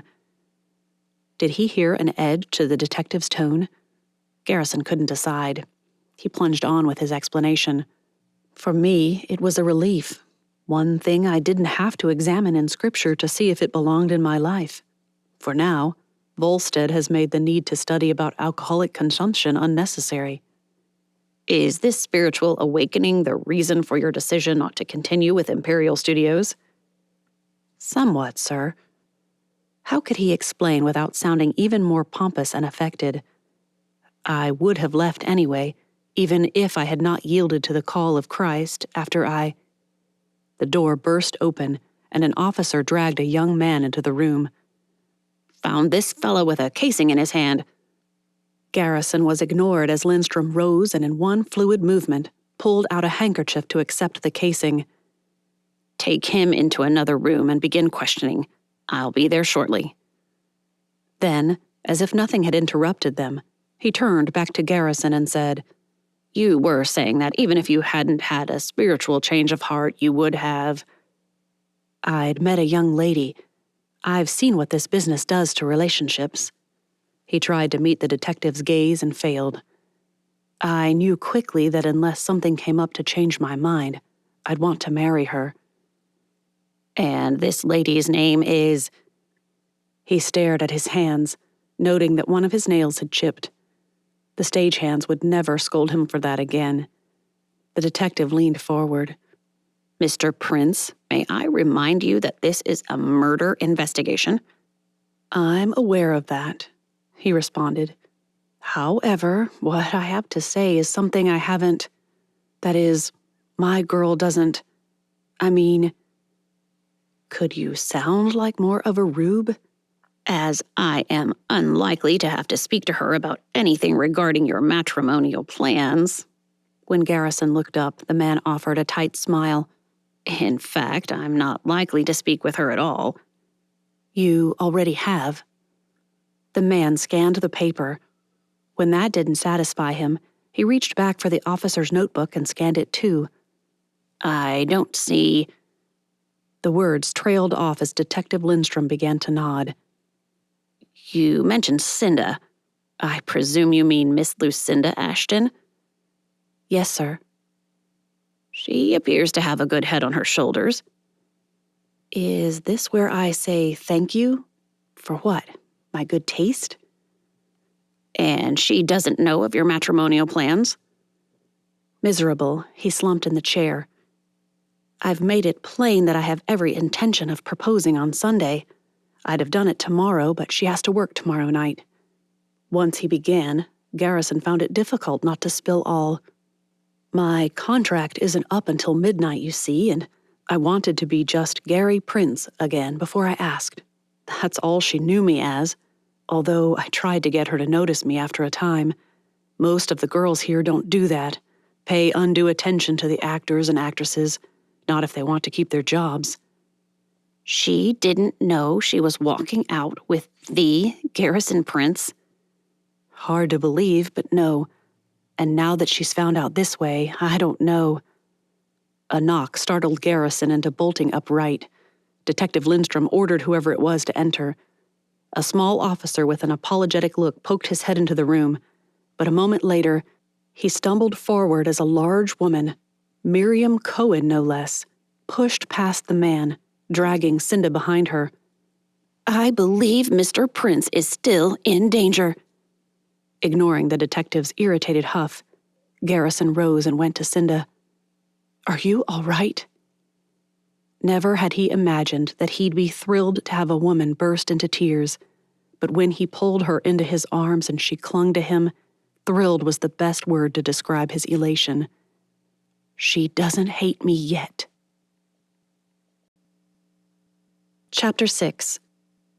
I saw the shooting, Detective, and with what Miss Ashton has shared with me... Excuse me, ma'am, but who are you and why have you barged in? Because, Mrs. Cohen continued without apologizing for her interruption, this man, she pointed at Gary, he may still be in danger. Lucinda heard every word, and each one should have made sense, but really they didn't. At least the steady thrum, thrum of Gary's heart beneath her ear slowly beat away her fear. He'd murmured something she'd missed. Then the words reassembled themselves in her mind. It'll be all right, Cinda. Trust me. Trust the Lord, he'd whispered. Detective Lindstrom stood and pointed to the officer who hadn't kept them out of the room. Get back to your post and don't let this happen again. Sorry, sir. The moment the door shut behind him, Mrs. Cohen turned a haughty glare on the detective. You can't blame him. He wouldn't have kept me out without manhandling me, which thankfully he didn't attempt to do. I'd have sued the department and won, and you know it. Who are you? Miriam Cohen, she answered with a huff. And... Mrs. Cohen, the man began with ill-disguised exasperation. I'm investigating a murder. Yes, and I'm trying to help you prevent another one. If what I saw is what I think, then the shooter may have been aiming for Mr. Prince after all. She shot a look at Gary. Sunset Studios would love to talk to you about a contract, Mr. Prince. Without missing a beat, she continued. I saw the curtain ripple, and where it was, I think the gun could have been aimed at Mr. Prince, and the girls got in the way. Detective Lindstrom seated himself and looked at the woman. And if you don't mind the impertinence of my asking, what makes you confident in your ability to know the specific trajectory of a bullet based on a curtain ripple? I can't, of course. She jerked an empty chair over and plopped into it, her hands clenched in her lap. But I've been on set enough with these sorts of things. She tossed Gary another smile. I like to understand what my husband's company does. Turning back to the detective who, in Lucinda's estimation, had begun to look amused, she added, Of course, the pistol. I assume it was a pistol? Ma'am. Whatever. Pistol or rifle, the barrel can be pointed in any direction, but since Mr. Garrison was near the victim both times and has had death threats today, one should not risk his life again by making assumptions. No one spoke a word. Lucinda opened her eyes and, seeing blood on Gary's shirt, averted them to nearby shelves. Charleston chews, Wrigley's chewing gums, several kinds of cigarettes, and more candy. Candy. Why did that thought bother her? Cinda. She glanced up and saw concern in Gary's expression. What is it? Looking around, she saw everyone staring at them. That was the trouble. She didn't know what bothered her, and now with everyone staring, she couldn't remember it all. I don't know. A kerfluffle outside the door prompted a scowl. Detective Lindstrom shot a look at the man behind him and turned back to Mrs. Cohen. The door burst open and the officer said, Sir, the folks out in the theater are getting awfully restless. This one just came in to say they're all leaving. Not him, of course, or he wouldn't have come in, but they're not going anywhere. Lindstrom rose and shot a weary look at Lucinda, Gary, and Mrs. Cohen. You three, go back to the theater and keep quiet about your theories. I'll call you back as soon as I can. If it weren't for all these interruptions, I might be through with this part of the investigation. He spoke as if shouting, but the man's volume never raised above conversational levels. With Gary's arm around her shoulder and Mrs. Cohen right beside her, they made their way back into the theater. Only a third of the people were left. The balcony area had been emptied and was now dark. The orchestra pit had been emptied and all instruments put away. A glance at the organ showed the organist gone. He'd been playing, so it couldn't be him, she mused aloud. What was that? Lucinda pointed at the enormous Wurlitzer organ, but the words didn't come. Gary steered her that way, and Mrs. Cohen followed. I think shock is settling in. After all, she was reasonably close to 2 gunshots today. Her mind insisted that she knew what those words meant, but even as she walked across the richly patterned carpet, Lucinda tried to follow them. A cigarette butt, still smoldering, lay on the carpet. She broke away from Gary and snatched it up. After licking her fingers, she squeezed it a few quick times before it finally went out. Smokers are so inconsiderate, she snapped. Tears flowed then. Gary pulled her close once more and led her to the organ.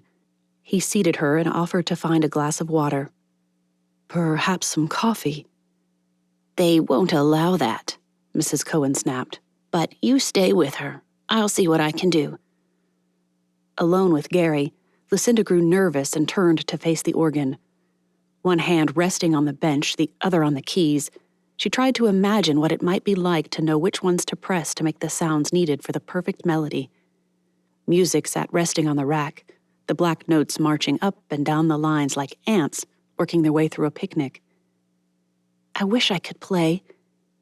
We'll get you lessons, Gary assured her.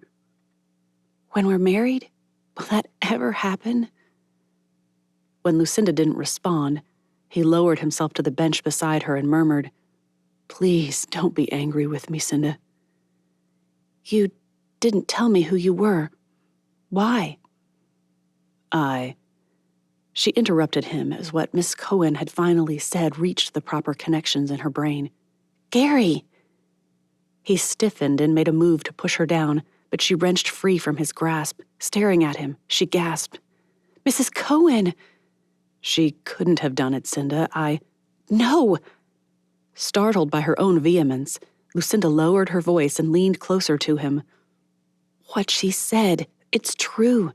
The first time, I was close enough that, depending on where the shooter was, the shot could have been meant for me. And the second time, I was right there, not even inches away. Eyes closed, doing everything she could to steady nerves that wanted to send her into hysterics, she said, What if the bullets were meant for me? The opulence of the Taj Mahal Theater intruded on their quiet corner even before Mrs. Cohen returned with a glass of water and a candy bar. She listened to Lucinda's concerns with the eyes of one who saw more than was spoken. I'll return after I speak with Mr. Cohen. Perhaps he'll be able to make that detective listen. She eyed Garrison with a hard look. You'll protect her? I will. Though he didn't speak it, his heart insisted, with my life. The woman's smile told him that, again, she heard what he didn't say. As she strode away with a tread that looked more suited to sturdy boots than evening shoes, Lucinda leaned against his arm, froze, and relaxed, her head resting on his shoulder. Gary? Yes? I know that you wanted to wait until Sunday to talk about this, but I don't know if I'll be there Sunday if I don't know the answer to one question. His heart clenched. Cinda, I did try to tell you, not in our times at the park, but on nights when you sold me cigarettes and candy. He gazed out over the theater, his eyes taking in the repetitious patterns, the gilt edges, the marble statues of Indian gods and goddesses, the gold velvet seats, the arches. If you'd said my name... Again, he hesitated before saying, I did tonight when I tipped you. You never looked at me. Not once. It's recommended that we don't. If we fawn over the actors and actresses, we could lose our jobs. She met his gaze and held it. But all the times we walked through the park, the times we ate at the lunch counter after church, or the times we went to the pictures at Tally's, why not tell me then? Prayer was his only hope. Well, the one who answers prayer is. How can I explain without casting doubt on her character? Gary? Can you imagine for just a moment that all you do is serve people candy and cigarettes? You go home, walk into Mrs. Smith's parlor, and she says, "I'd like some Chesterfields, please." He smiled at her wrinkled nose but continued, "And when you went into the drugstore to have a malted, how would you feel if someone stopped you on the way and asked you for a package of chewing gum? You enter church, and the minister requests you see what everyone would like before he begins his sermon." He covered their hands with his other now and said, "How would you like your whole life to be nothing but what you saw as a means to support yourself?" She watched him, her eyes searching for something he hoped she found, or didn't. Which was it? "I don't like the sound of it," she said after a long pause. "But can you see why I don't know who you are? Are you Garrison Prince, the Hollywood star? Or are you Gary Prinz, my Gary, who likes my new green dress, all covered in dust and cobwebs now, better than my pink one?"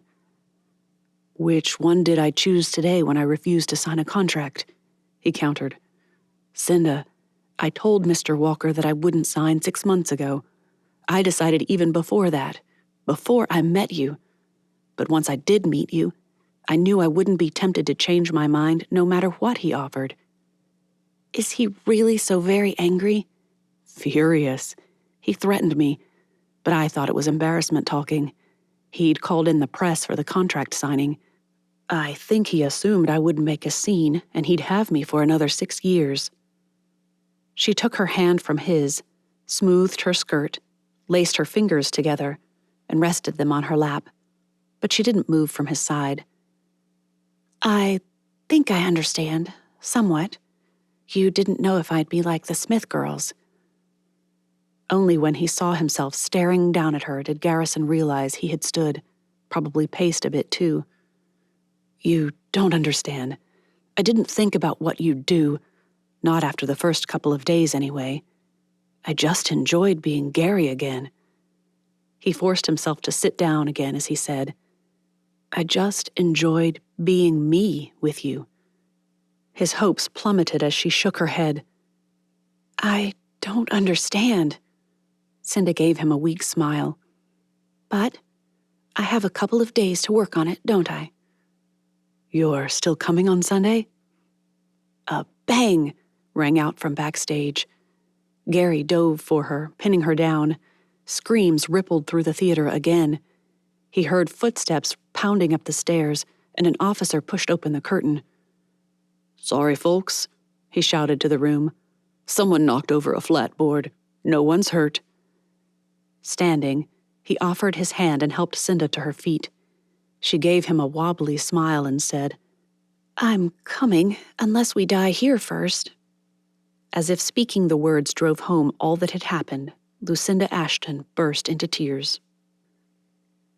For one melodramatic moment, Lucinda allowed herself to think, "If I can't trust Gary, I hope we do die here." Then she rose, brushed off her skirt and smoothed her hair, scolding herself all the while.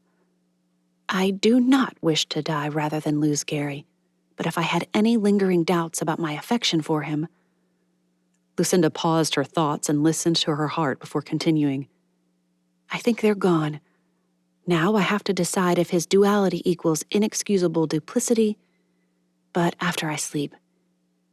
"Cinda, are you all right? You look dazed." Gary's words wrapped her in concern and held her close, even as he made a visible effort to hold himself back. "Just," she closed her eyes, steadied herself, and tried again. "So much to take in." Gary tried to urge her to sit again. "It's hard to imagine that someone in this room is a murderer."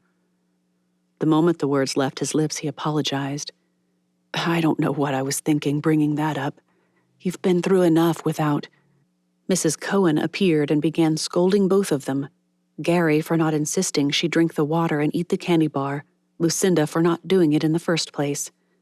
"Now, I want a good long drink out of you before another word." "No." Lucinda ignored her for a moment and turned back to Gary. "You're wrong. The shooter may not be in this room. After all, He wasn't in here when he fired the gun.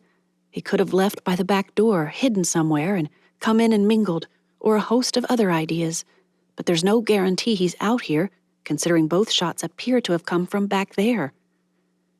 With the glass now thrust into her hand, Lucinda drank as Mrs. Cohen relayed what her husband had learned. "They're letting almost everyone go," she said.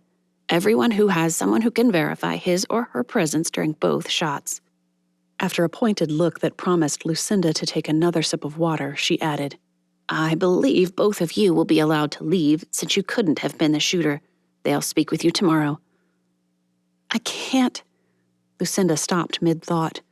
That is... More nonsensical words babbled as she watched a girl chatting with Mr. Walker. Flirting, it seemed. What is she? Another girl slipped around the orchestra pit and through the left side door. Was that? No. Lucinda? Excuse me a moment. Lucinda thrust the water back into Miss Cohen's hands and dashed to follow. Gary would have come too, but she firmly pushed the door closed in his face, saying, "Stay out there. Someone back here could be out to harm you." But the door had a lock, and Lucinda utilized it. A single pound and a, "Cinda, no!" followed, but she ignored it and went to see what Opal thought she was doing behind stage with a murderer on the loose. Foolish girl. The fact that she'd gone into the fray as well did not speak much for her own intelligence, but Lucinda chose to ignore that bit of information. Officers swarmed the area, but Lucinda managed to dodge most of them. Oddly enough, Opal appeared to have done so as well. She couldn't find the girl anywhere, and not one officer led anyone out to the front of the house. The third time she barely managed to dodge an oncoming policeman, Lucinda decided it wasn't worth getting into trouble to save Opal from self-inflicted foolishness. She should have looked to the consequences, as should I. A hand grabbed her arm just as Lucinda slipped back through the door and into the theater. A man's hand. She jumped, wrenching her arm from the grasp and ready to run. "Cinda!" "You startled me." Mrs. Cohen appeared at her other elbow. "Whatever made you go back there?" "I thought I saw..." The lights flickered. All eyes rose to the great chandeliers overhead, to the lights in the sconces along the walls, and to the stage area. A bang rang out through the back of the theater. A few bulbs popped. The entire room plunged into darkness. She felt Gary move closer, put his arm around her shoulder. He asked if she was all right before asking Mrs. Cohen the same. "Was it another shot?"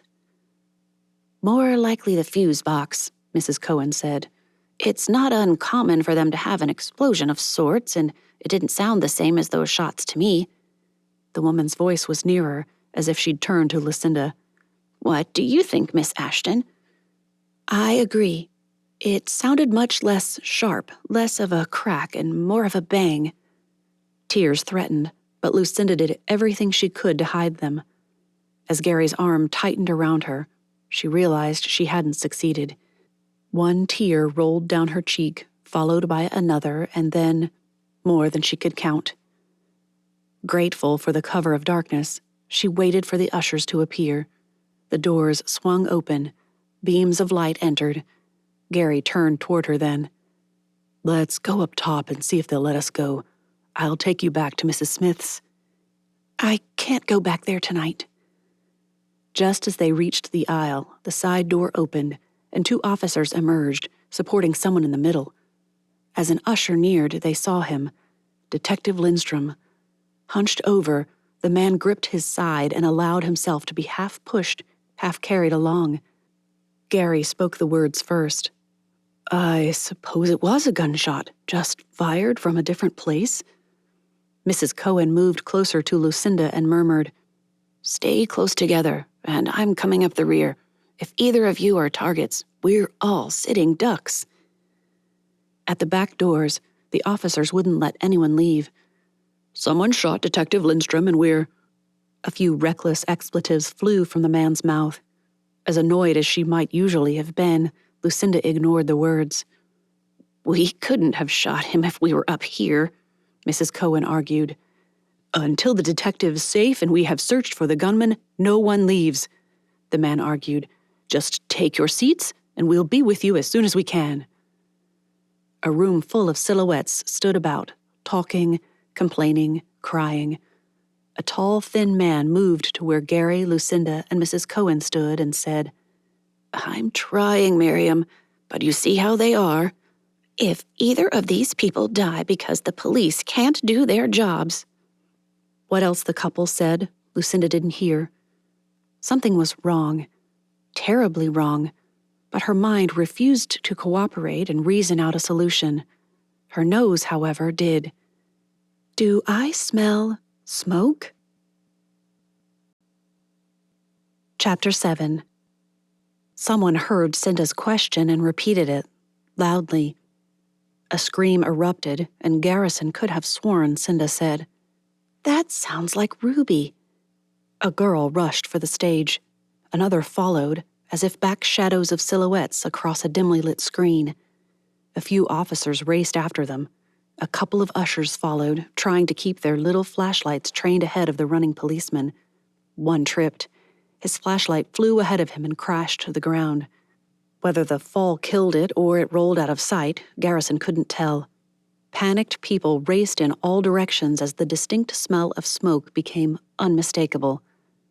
Garrison saw what he thought was an unguarded door and herded their little group that way. Shh, keep low, but come with me. We're getting out of here. At the stage area, people began coughing. If that meant what he thought it did, they'd converge on the front doors now. Hurry! Mrs. Cohen stopped, and he nearly attempted to lift and carry her, but a moment later, she trudged on and something whacked his leg. Did she really take off her shoes? Once in the lobby, the pishtak-shaped windows showed which way out, but a push to the door yielded nothing. Locked. He turned to Cinda, who hadn't left his side. Where is an exit the officers might not have bothered to lock? The eastern vestibule has one, for fires. It's never supposed to be locked if anyone is inside, like the back doors. A half-choked sob followed. And the front. Well, let's try it. Hurry, before we get trampled. He fumbled for her hand and pulled her alongside him. This way? Yes. They fumbled, walking as quickly as possible in almost total darkness. He felt along the wall as they went, trying not to knock off paintings or stumble over furniture. The beautiful decor he'd always admired suddenly felt unnecessary and a hindrance.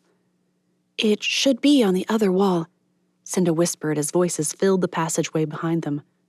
Any time now.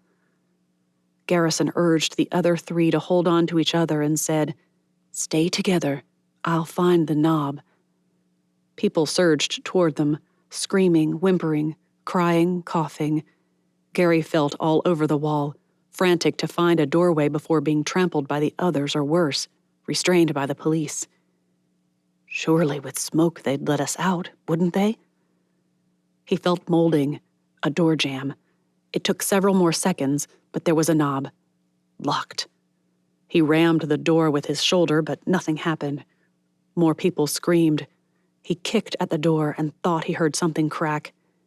2 more kicks, another ram, Mrs. Cohen joining him, and they stumbled out into the night and landed on the ground. Gravel ripped into his hands and forearms, but Garrison didn't care.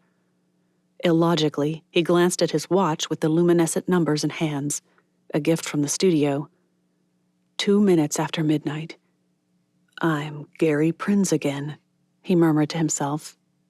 Cinda appeared at his elbow and helped him up. Hurry, out of the way. As they backed away from the building, the first flame appeared from near the back. Screams followed and people rushed away from the building. Mrs. Cohen asked about their car. Mr. Cohen said they'd have a difficult time finding their driver at that time of night. We'll have to find a taxi. Not in this crush, Cinda muttered. But Gary had an idea. Come with me. He took off toward the back of the building. We'll go to Franklin and call from the all-night diner over there. Everyone else will head to Sunset, I'm sure. Mr. Cohen insisted they wait until his wife could put her shoes on again. I don't have to run anymore, she said, "and I'm too large to expect to be able not to break an ankle trying to run in these things." "We'll get a taxi," Gary insisted, "and take Cinda home first. She lives close." "No, Gary, I can't go back there." What she said didn't bother him as much as her tone. "Why not?"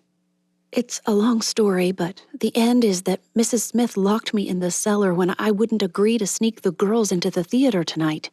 I can't go back until tomorrow, and then only to gather my things and leave." After Mrs. Cohen stepped in and stopped an interrogation worthy of the detective, both men managed to keep their questions to themselves for far longer than Lucinda might have expected. All along the trek to the diner, all while they waited for a car, all the long ride home to the Cohens' mansion in Beverly Hills, they talked. Gary hung over the front seat, twisted awkwardly so he could speak to her, wedged between the Cohens in the back. First, Mr. Cohen described the influx of actors and actresses who were flocking to Beverly Hills, and then Mrs. Cohen pointed out Pickfair as they passed the already famous estate and described several pieces of land her husband owned. Gary pointed at one. "I bought that lot back when the debate over annexation into Los Angeles was hot. It was a gamble and took every penny I had saved from my first contract, but I thought if Pickford, Fairbanks, and Valentino got their way, this area would boom. Property values are skyrocketing. Hold on to it for 20 years, boy. You'll make a bundle," Mr. Cohen advised. "He owns land up here, is buying a house in Pasadena, and he just bought that car? He's done well for himself." As if Mr. Cohen had peeked into her thoughts, he said, "Isn't that one next to it the one that Czech botanist built? I hear the gardens are going to be exquisite when they mature a bit." "They are already," Gary said. "Mr. Vavra has taken me over some of it when I've gone to inspect my measly 3 acres. 3 acres? Lucinda couldn't help herself. That must have cost heaps. Under her breath, Mrs. Cohen murmured, "Probably 15 to 20. Only when they turned onto another street and slowed before a well-lit entrance did Lucinda realize the woman meant thousands. Oh, my. But surely without a job he wouldn't buy something so expensive in Pasadena, would he? The Oak Knoll house can't be more than a few thousand, surely. The wide drive into the Cohen estate took them through enormous wrought iron gates. The lights at the front of the mansion alluded to its size, but as the taxi pulled up to a portico, Lucinda allowed her thoughts to release a silent whistle. This is luxury. A butler or something of the sort met them at the door, his genteel English accent lending even more richness to the atmosphere. "Will there be refreshments, madame?" "Let's have cocoa, Jervis, and perhaps a few sandwiches if you can manage. I don't think our Miss Ashton has had anything to eat in far too long." As if to confirm the assertion, Lucinda's stomach rumbled. "I am famished, if it isn't too much trouble," she told the man. "No trouble at all, miss." With a pointed look at Mr. Cohen, the man said, "Will there be anything else, sir?" Their host said not, but when the man left, Gary urged him to have whatever he liked. "What you do in your home isn't my concern, sir." Mrs. Cohen patted her husband's hand and spoke for him as they seated themselves in chairs side by side. She gestured for Lucinda and Gary to take seats on a long, velvet-tufted sofa. "Your courtesy only inspires ours, Mr. Prince." At least, that's what Lucinda thought she'd said. One moment, she'd been listening, and the next, Gary shook her awake. "There are sandwiches, Cinda. Eat a few and then get some sleep. You're beat."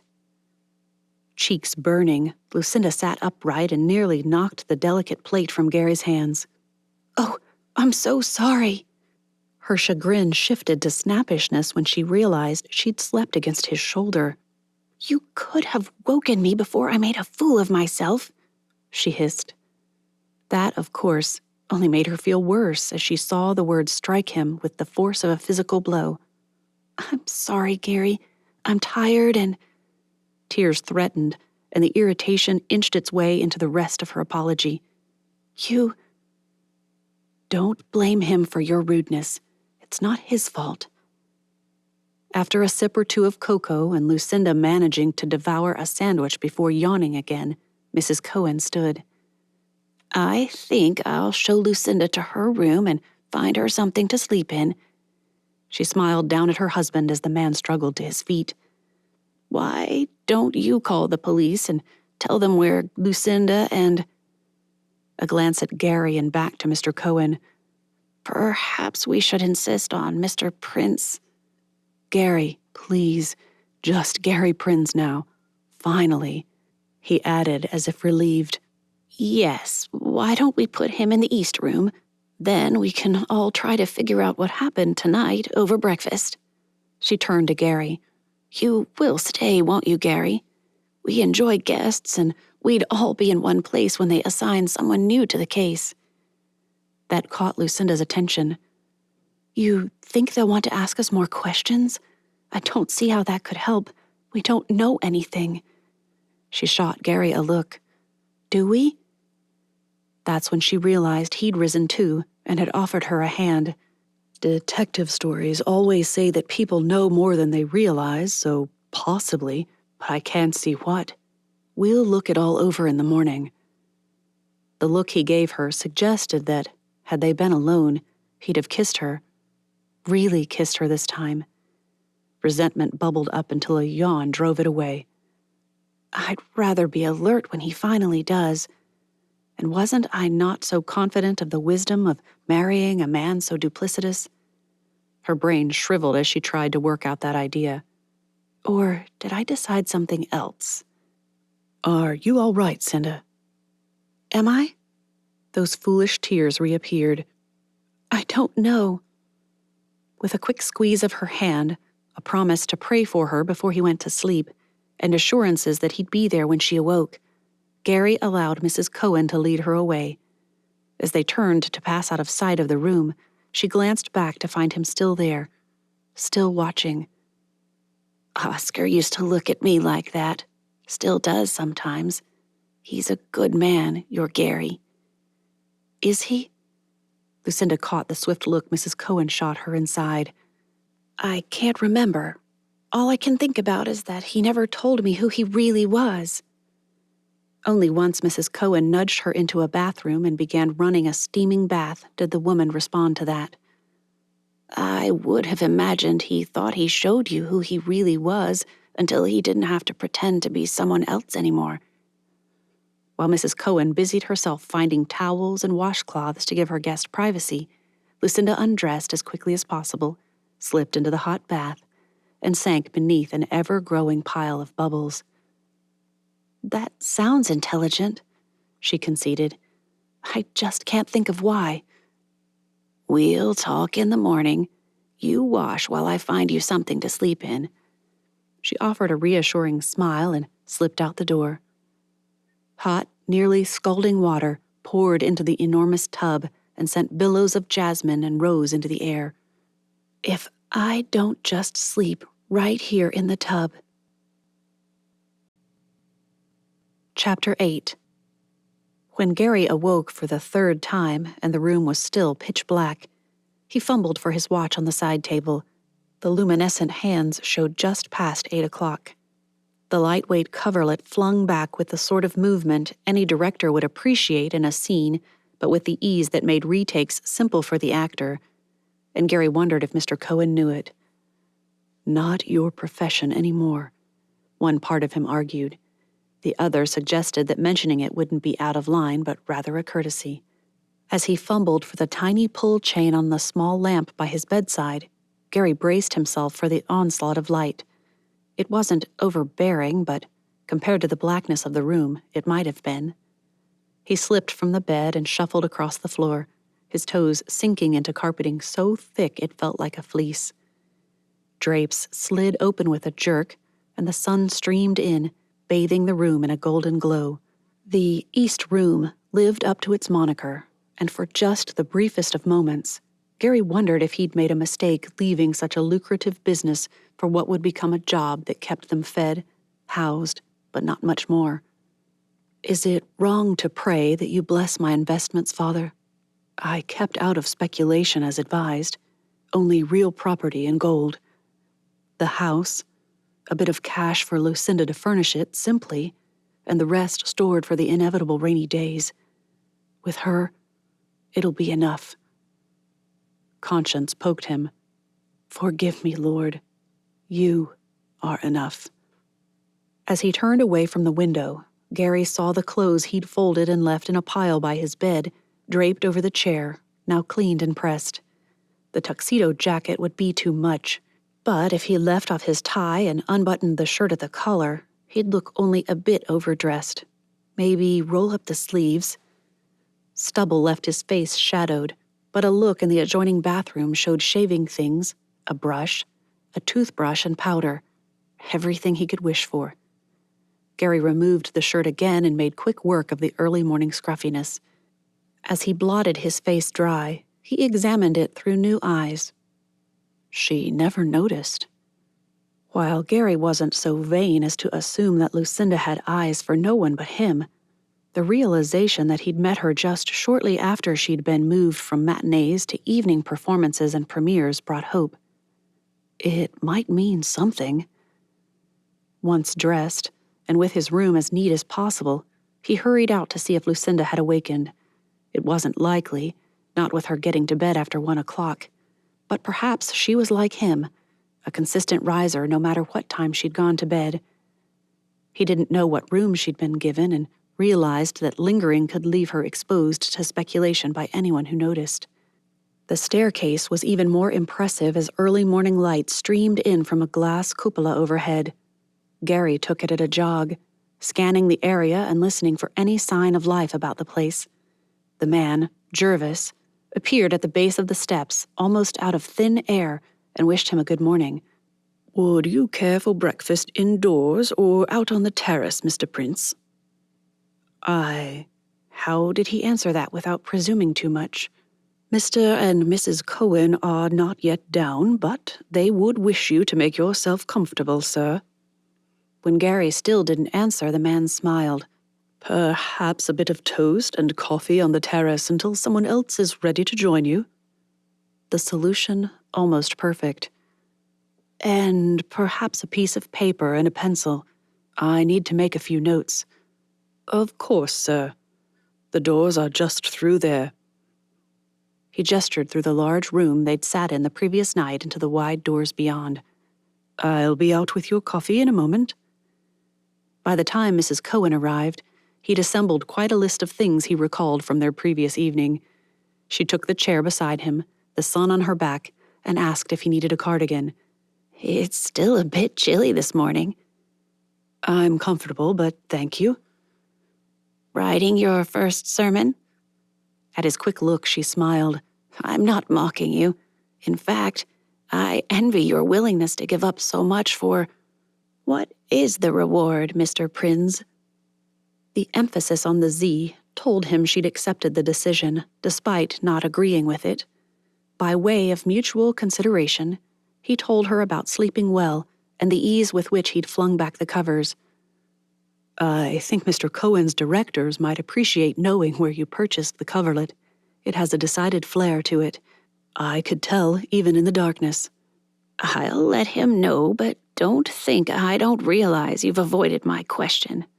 "Not at all," Gary assured her. "I didn't care to forget my impression once I knew you would likely not take offense at hearing it. As for my reward, I have it already. Salvation. I know it isn't the done thing to talk about in society, but you asked. Some men are eager to share how to receive the Lord's gift. I wish to teach those who already have it how to live in a way that reflects their gratitude for it." She seemed to wait for more, but Gary said nothing. He'd learned that those who wanted more would ask. Those who did not would rest easy when he didn't use the conversation as an opportunity to practice his sermon-giving skills. As usual, that moment while she waited and he said nothing stretched out awkwardly. "Are there many unmarried preachers? Young ones, that is?" "Not many," he said, "although I hope not to be unmarried for long." Though she didn't speak, Gary heard Mrs. Cohen's, And does Lucinda know about that? Clearly. I've not yet asked Cinda if she'll marry me. That was supposed to happen tomorrow. I hope it still may, but I wonder if maybe a bit of time to recover from something so distressing. I suspect most young ladies would appreciate the diversion. Between sips of coffee, Mrs. Cohen added, Are you practicing your proposal, then? Though tempted to slide the paper across the table to allow her to figure it out for herself, with his deplorable penmanship, she'd never be able to read it. Instead, he read it aloud. At intermission, 1 gunshot. Eva hit and died. Helen was there. I was there. Lucinda was not too far away. Mr. Walker sat in 2 rows ahead of us, toward the middle. On and on he went, noting who had made or insinuated threats against him, where everyone had been, and even the girl who had glared at him. She was a Pickford look-alike. Petite, dark hair, wide eyes. Well, after she stopped scowling and smiled anyway. I think I recall seeing someone like that. Scarlet dress with black beading. Yes. He might have said more, but Cinda appeared in a simple blue dress, a bit more chic than he was accustomed to seeing on her, but flattering. Gary smiled as he rose and held a chair for her. You look lovely this morning, Cinda. There it was again, that half-startled look she'd given him. Was it only yesterday? Thank you. She offered a quick smile and then just as quickly turned onto Mrs. Cohen. Good morning. The usual questions of how they'd slept, what they'd prefer in their morning omelets, and if Cinda wouldn't prefer tea over coffee followed. Mr. Cohen strode up the terrace steps after what had obviously been a brisk walk, and Mrs. Cohen rose to inform someone that he'd like his omelet as well. Cinda tapped the paper. I couldn't help seeing it. Who glared at you? He described the girl again, and Cinda's forehead wrinkled. I think that was Ruby. Smith? They go by Sterling for their cinematic aspirations, she informed him. Opal was there too, in iridescent blue. Blonde hair with one of those odd bands about her head. Not quite a turban, but... I saw her too, Mrs. Cohen exclaimed as she returned. Very elegant. I pointed her out to Carl. One by one, they added little things to Gary's list. The crash that hadn't been a gunshot after all, the first smell of smoke, Detective Lindstrom's being shot. Just as he decided he couldn't remember another thing, 2 things happened. First, Jervis appeared with a girl beside him, both carrying plates in each hand. Then, the doorbell rang. Jervis set down plates and disappeared almost without a sound. They'd taken their first bites when a man in a gray suit stepped onto the terrace. From behind the man, Jervis said, Mr. Cohen, Detective Arbuckle to see you. To see Miss Lucinda Ashton, Arbuckle corrected. He eyed Cinda. Are you Miss Ashton? She nodded. Yes. How is Detective Lindstrom? We've been concerned. The detective ignored the question and said, You'll need to come with me, Miss Ashton. Come with you? Why? You're under suspicion for the murders of Edith Flint, Helen Fenwick, Joseph Gorski, and... Old Joe? Murdered? How? Gary rose to protest. And the attempted murder of Detective Lindstrom. She didn't do it, he shouted. How can you think? Mr. Cohen laid a hand on his arm. I'll call my lawyer and we'll meet him at the... What they said, Gary didn't hear. He watched as 2 officers stepped forward and led Lucinda from the table. Mrs. Cohen jumped up to follow, but the detective stopped her. All the while, Gary stood there numb. How is this happening? The small room they'd taken her to, while dingy, was clean. The detective, Arbuckle, offered her coffee or water and requested a copy of her fingerprints. She'd complied but asked questions about the process. What do they do exactly? People talk about them all the time, but I never understood what the point was. That simple question changed Detective Arbuckle's aloofness to cordiality. He explained the uniqueness of each person's fingerprints, comparing his, a junior officer's, and hers to illustrate. So, if there is a jewelry store robbery and a man says he's never been in that store, but his fingerprints are on the case, we know he's lying. Fascinating, she exclaimed. And it was. Who knew just touching something could be so incriminating? Don't read many detective novels, do you? She shook her head. I've never acquired the habit, although Gary talks about them sometimes. The detective leaned back in his chair and produced a cigarette. I don't suppose you will mind, being a cigarillo girl and all. Why must men persist in the irrational idea that if I sell the cigarettes, I must not mind the stench of them? Rather than speaking her thoughts aloud, Lucinda merely smiled. You do mind? He pocketed the others and left the one he'd meant to smoke on the table. I suppose a butcher might not enjoy meat after a day of slaughtering the stuff. An intriguing way of putting it, she said, unsure of what he expected from her. That seemed to unsettle him. He stared, unblinking, before pulling out a piece of paper from a hidden drawer. What she'd taken for a table must be a writing desk. Quite utilitarian, but convenient.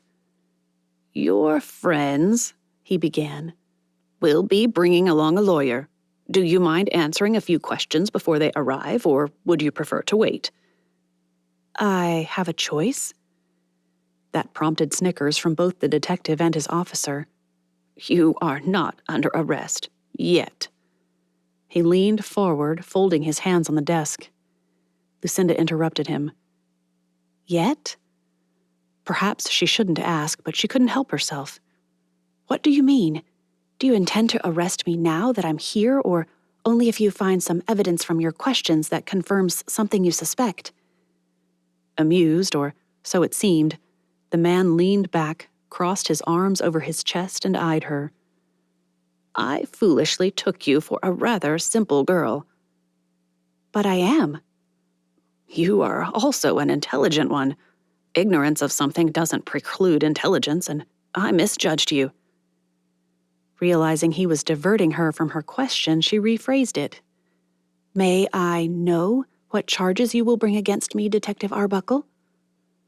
Only then did she hear the ticking of a clock on the wall.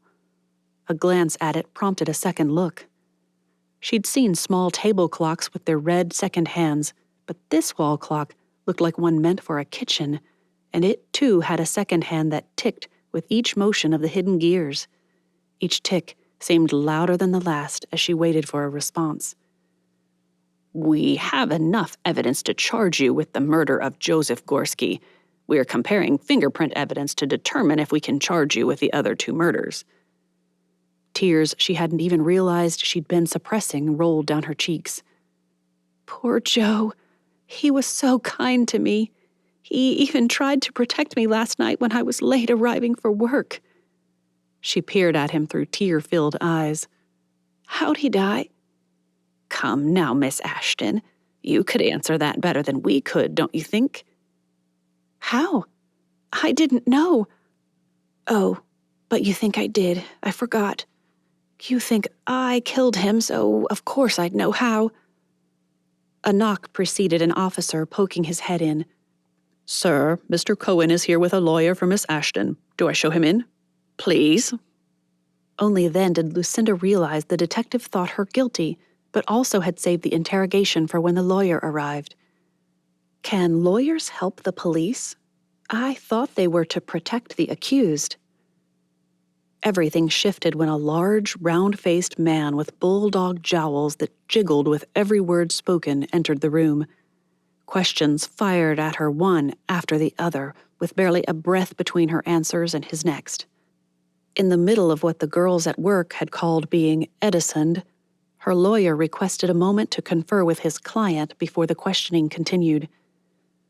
We'll take a 10-minute break. May we offer you more water, Miss Ashton? Please. She offered the detective a smile. I don't think I'm being very helpful, but I am trying. The man only offered a returned smile and left. The lawyer turned to her. From what I make of what he's saying, he thinks you killed Eva LaBelle, also known as Edith Flint, and Helen Fenwick out of jealousy over Garrison Prince's attentions to them. He doesn't have the evidence he needs there, but they're working on getting that. I have to ask you, did you kill these women? No. Stomach roiling at the recollection of blood and lifelessness, she shuddered and added, I couldn't have. Besides, anyone in the room would have seen me with a gun and stopped me. Gary would have stopped me. But Detective Arbuckle says he has proof that I killed Joe. I never would have. Never. I couldn't. The evidence there is incriminating. They found a shoe that they believe is yours in the alley with blood on it. It fits the weapon that likely knocked out this Gorski fellow. May I see the shoe? I could tell them if it was mine. The lawyer just gaped at her. Chapter 9. In his third-floor apartment at the Talmage, Gary paced. Mr. Cohen and his lawyer would arrive any minute, surely. Should have insisted that I go with them. Not for the first time, he peered out the window to the street below. Was that Mr. Cohen's car? When a woman showing too much leg stepped from it, he turned away. Not Mr. Cohen and the lawyer. Somebody or another, Darrow, wasn't it? Gary forced himself to sit in his favorite chair, relax, breathe. As his gaze swept the room, he realized that if he'd purchased the bungalow in Pasadena, the one he'd been negotiating for a month, he'd have to pack up and move. He'd need crates and boxes, not to mention a moving van. Another glance around him made him reconsider. Would it be a waste to sell the furnishings with the apartment and give the proceeds to Cinda to furnish the Pasadena home? If she'll have me, he mused. It hadn't felt dishonest not to talk about his Hollywood persona.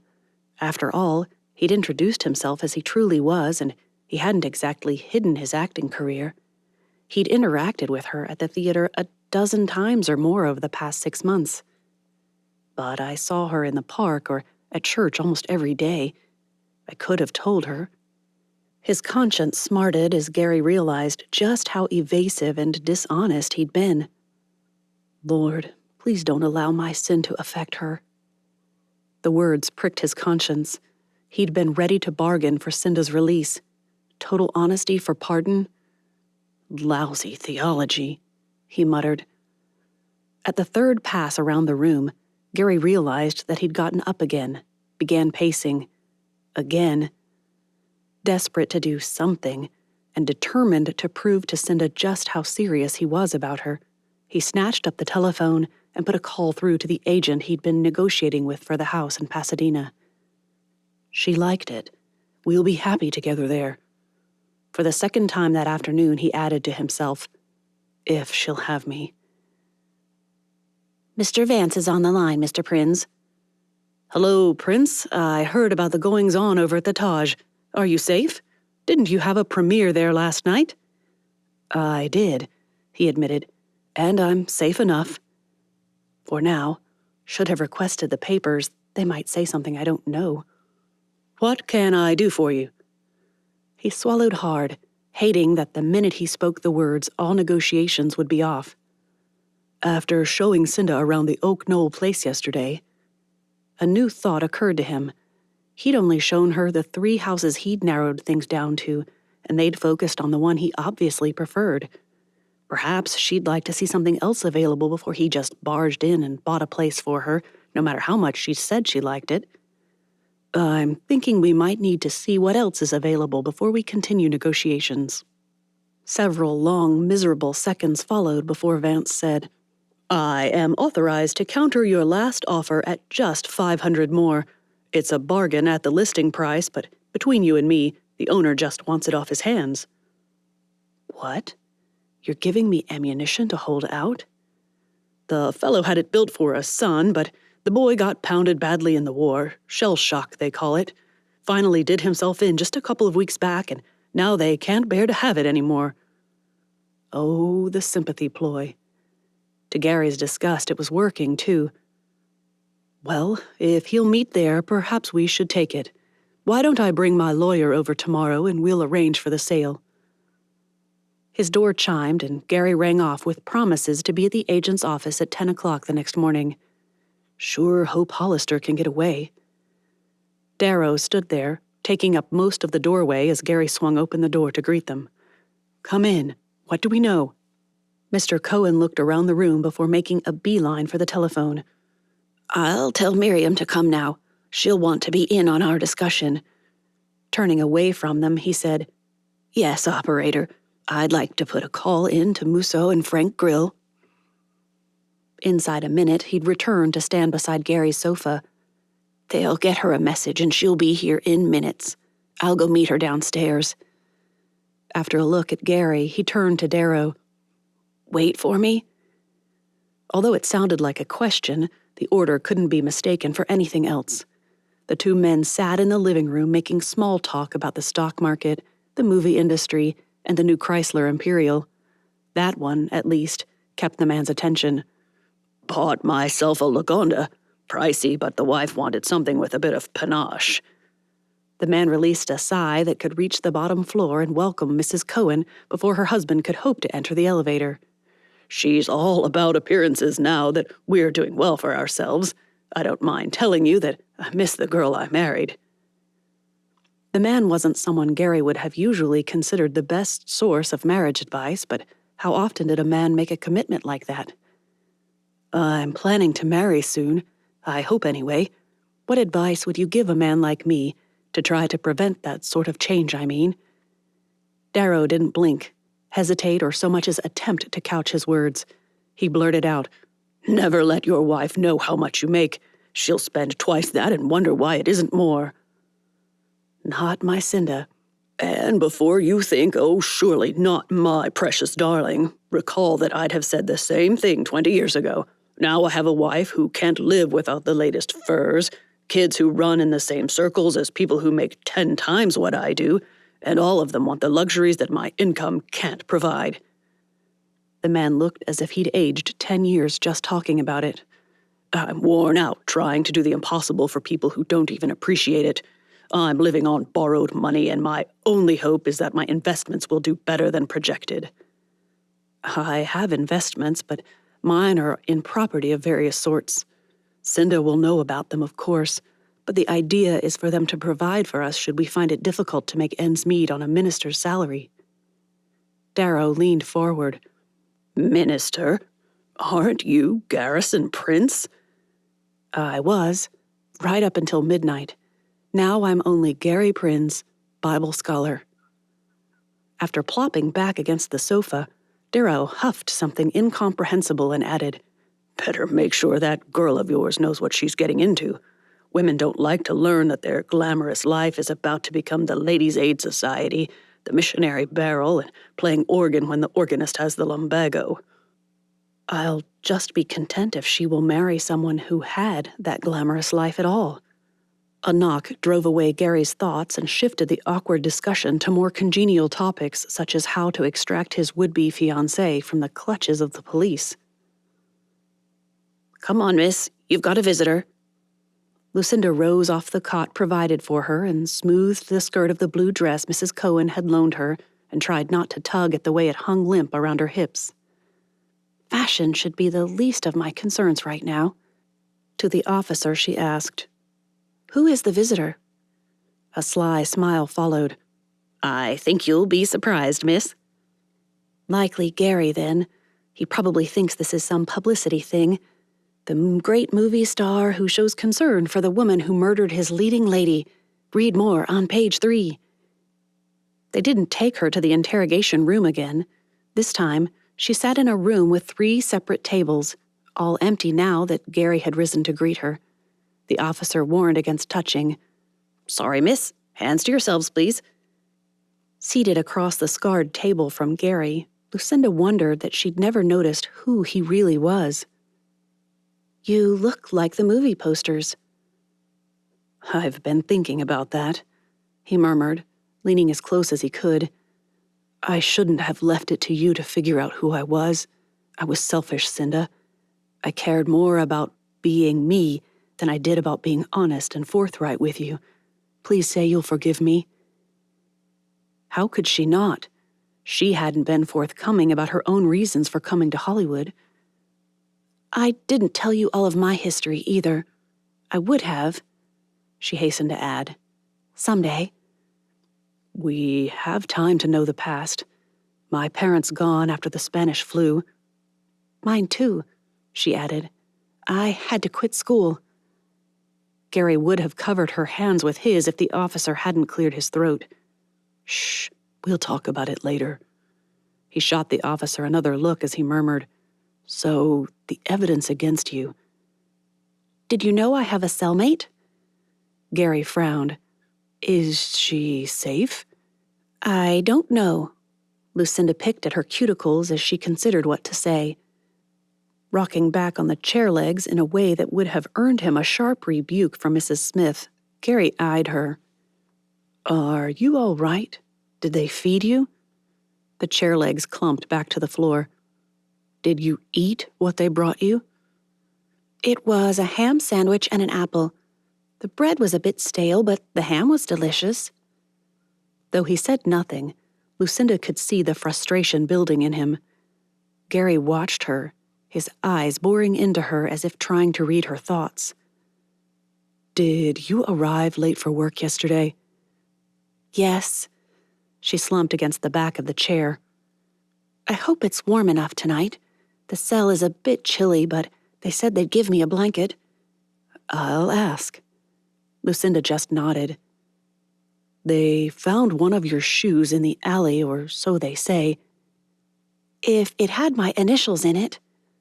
In her peripheral vision, the officer moved a bit closer.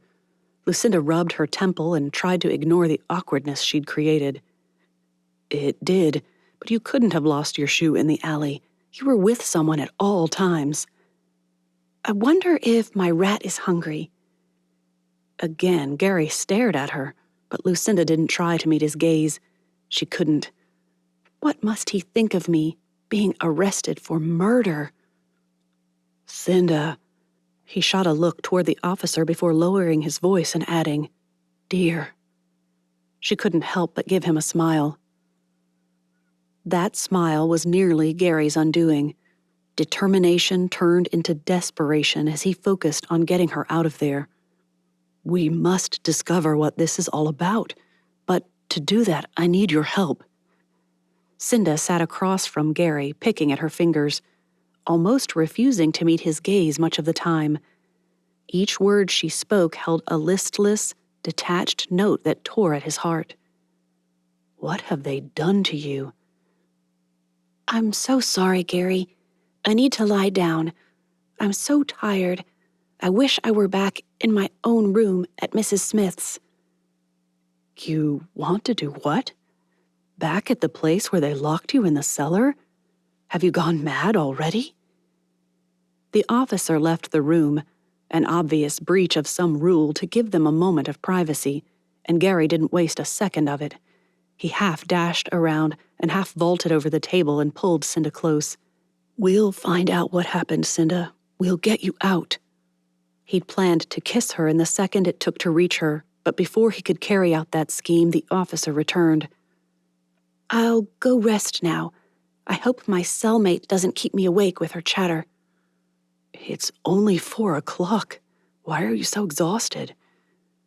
He grabbed his driving gloves and strode from the room, determined to let Mr. Darrow know about her condition. Something had to be terribly wrong. At his car, he hesitated. Home and to the telephone? To the man's office? Find Mr. Cohen? That thought brought Mrs. Cohen to mind. Perhaps she'd know what they needed to do. She'd bullied Lindstrom into doing what she wanted, so it was possible she'd know how to manage Arbuckle, too. At the front desk, he requested to use their telephone and in minutes had a dinner invitation at the Cohen home. He headed for the hills, prepared for the teasing he'd endure when they heard how his visit went. If I could only have stayed, but with her going off like that. Headstrong and impulsive, just like when he was a boy. Hadn't he yet learned to pause for reflection, as his mother had admonished so often? The drive back to the Cohen's house gave him plenty of time for reflection. The trouble was, he didn't like what he saw in it. She didn't affirm or deny that it was her shoe. She just insisted that she could prove if it were. Doesn't she realize that if they think it's hers, it's because they have some reason to? How did her shoe get in that alleyway? Instead of Jervis meeting him out front, Mrs. Cohen stood there as he pulled up the long circular drive. The moment he stepped from his car, she began peppering him with questions, all of which were focused on Cinda's well-being. What did she say about the charges? Miriam, maybe he'd like a seat and a drink before he's Edisoned. The woman actually gaped for a moment before understanding shifted her into hostess mode. Oh, of course. I'm sorry, Gary. Please, come in. I'm sending Jervis to the police station with a hot meal for Lucinda. I've heard the food there isn't much to speak of. She said she'd had a sandwich. Stale bread, but tasty ham. He groaned. And that's almost the only thing she really said. I didn't recognize her. Mr. Cohen pounded his back in what Gary presumed was meant to be a reassuring manner. She's not had a chance to freshen up all day, my boy. Stepping into the large room and seeing Lucinda's empty place on the sofa took the wind out of him. As silly as it felt, he sat next to where she would have been and draped an arm over the back of the couch. She's listless, he tried to explain, and what she said made no sense. Did you ask her about the shoe? I did, but aside from confirming that she could identify it, there wasn't anything to it. She kept talking about being tired and her cellmate and how she wanted to go back to Mrs. Smith's, which made no sense. Yesterday, she insisted she couldn't go back. The Cohens exchanged looks, but at least neither of them told him he'd lost his mind. He hung his head in his hands. I think she's given up, and who can blame her? Accused of murder when she can't possibly have done it, locked up in a rat-infested jail. It's enough to discourage anyone. We'll go back to the theater tonight, Mr. Cohen said. We'll take flashlights and we'll scour the whole area for something that points to anyone but Lucinda. She didn't do it, so we just have to prove it. They should have to prove she did. Gary jumped to his feet and paced. But they think they have proven it with those shoes. She couldn't have. She was with us the whole time. A slight clearing of her throat brought both men's attentions to Miriam Cohen. Actually, there were just a few short minutes where she dashed back, just before the lights went out. Do you remember? If the police find out about that. Once more, Gary sank back onto the sofa, and once more he buried his face in his hands. What are we going to do? Chapter 10. Lying on one side, Lucinda couldn't help but feel like a modern-day Ezekiel. Although he was a prophet and not a woman. With that distinction firmly rooted in her mind, she lay there, watching the small hole she'd decided belonged to a mouse. The slightly rounded sides and pointed top made it look like the windows and archways of the theater, which only filled her with despair. He might come out, if he's in there. It would be the most interesting thing to happen all day. That felt disloyal to Gary, but his visit hadn't been as satisfactory as she'd hoped. A door opened at the end of the long hallway. Footsteps beat a steady rhythm that grew louder with each passing second. The jingle of keys. Lucinda sat up. Must be dinner time. You've got nice friends, Miss Ashton. They've sent you dinner. Hot, too. Dinner? Really? Can they do that? The man swung open the door and carried in a basket with an enamel lunchbox and 2 thermoses. We had to inspect it all, of course. He gave her a cheeky grin. Can't have you filing your way out of here or anything. While her insides screamed, I'd never. Lucinda just smiled. Thank you ever so much. Cheer up, miss. They're not likely to hang you. Almost always commute a woman's sentence. This time, Lucinda really looked at the man. His bald head made his forehead look never-ending. Bushy eyebrows with wiry hairs jutting out at odd angles, a slightly crooked tie, chipped front tooth. I didn't kill anyone, she said, more to remind herself of that fact than anything. They can hang me if they want, but it won't make me guilty. After a look and then another, the officer shrugged and left the cell, locking it behind him. Just let me know when you're done with those. I'll wash 'em up for you to give your feller when he comes back.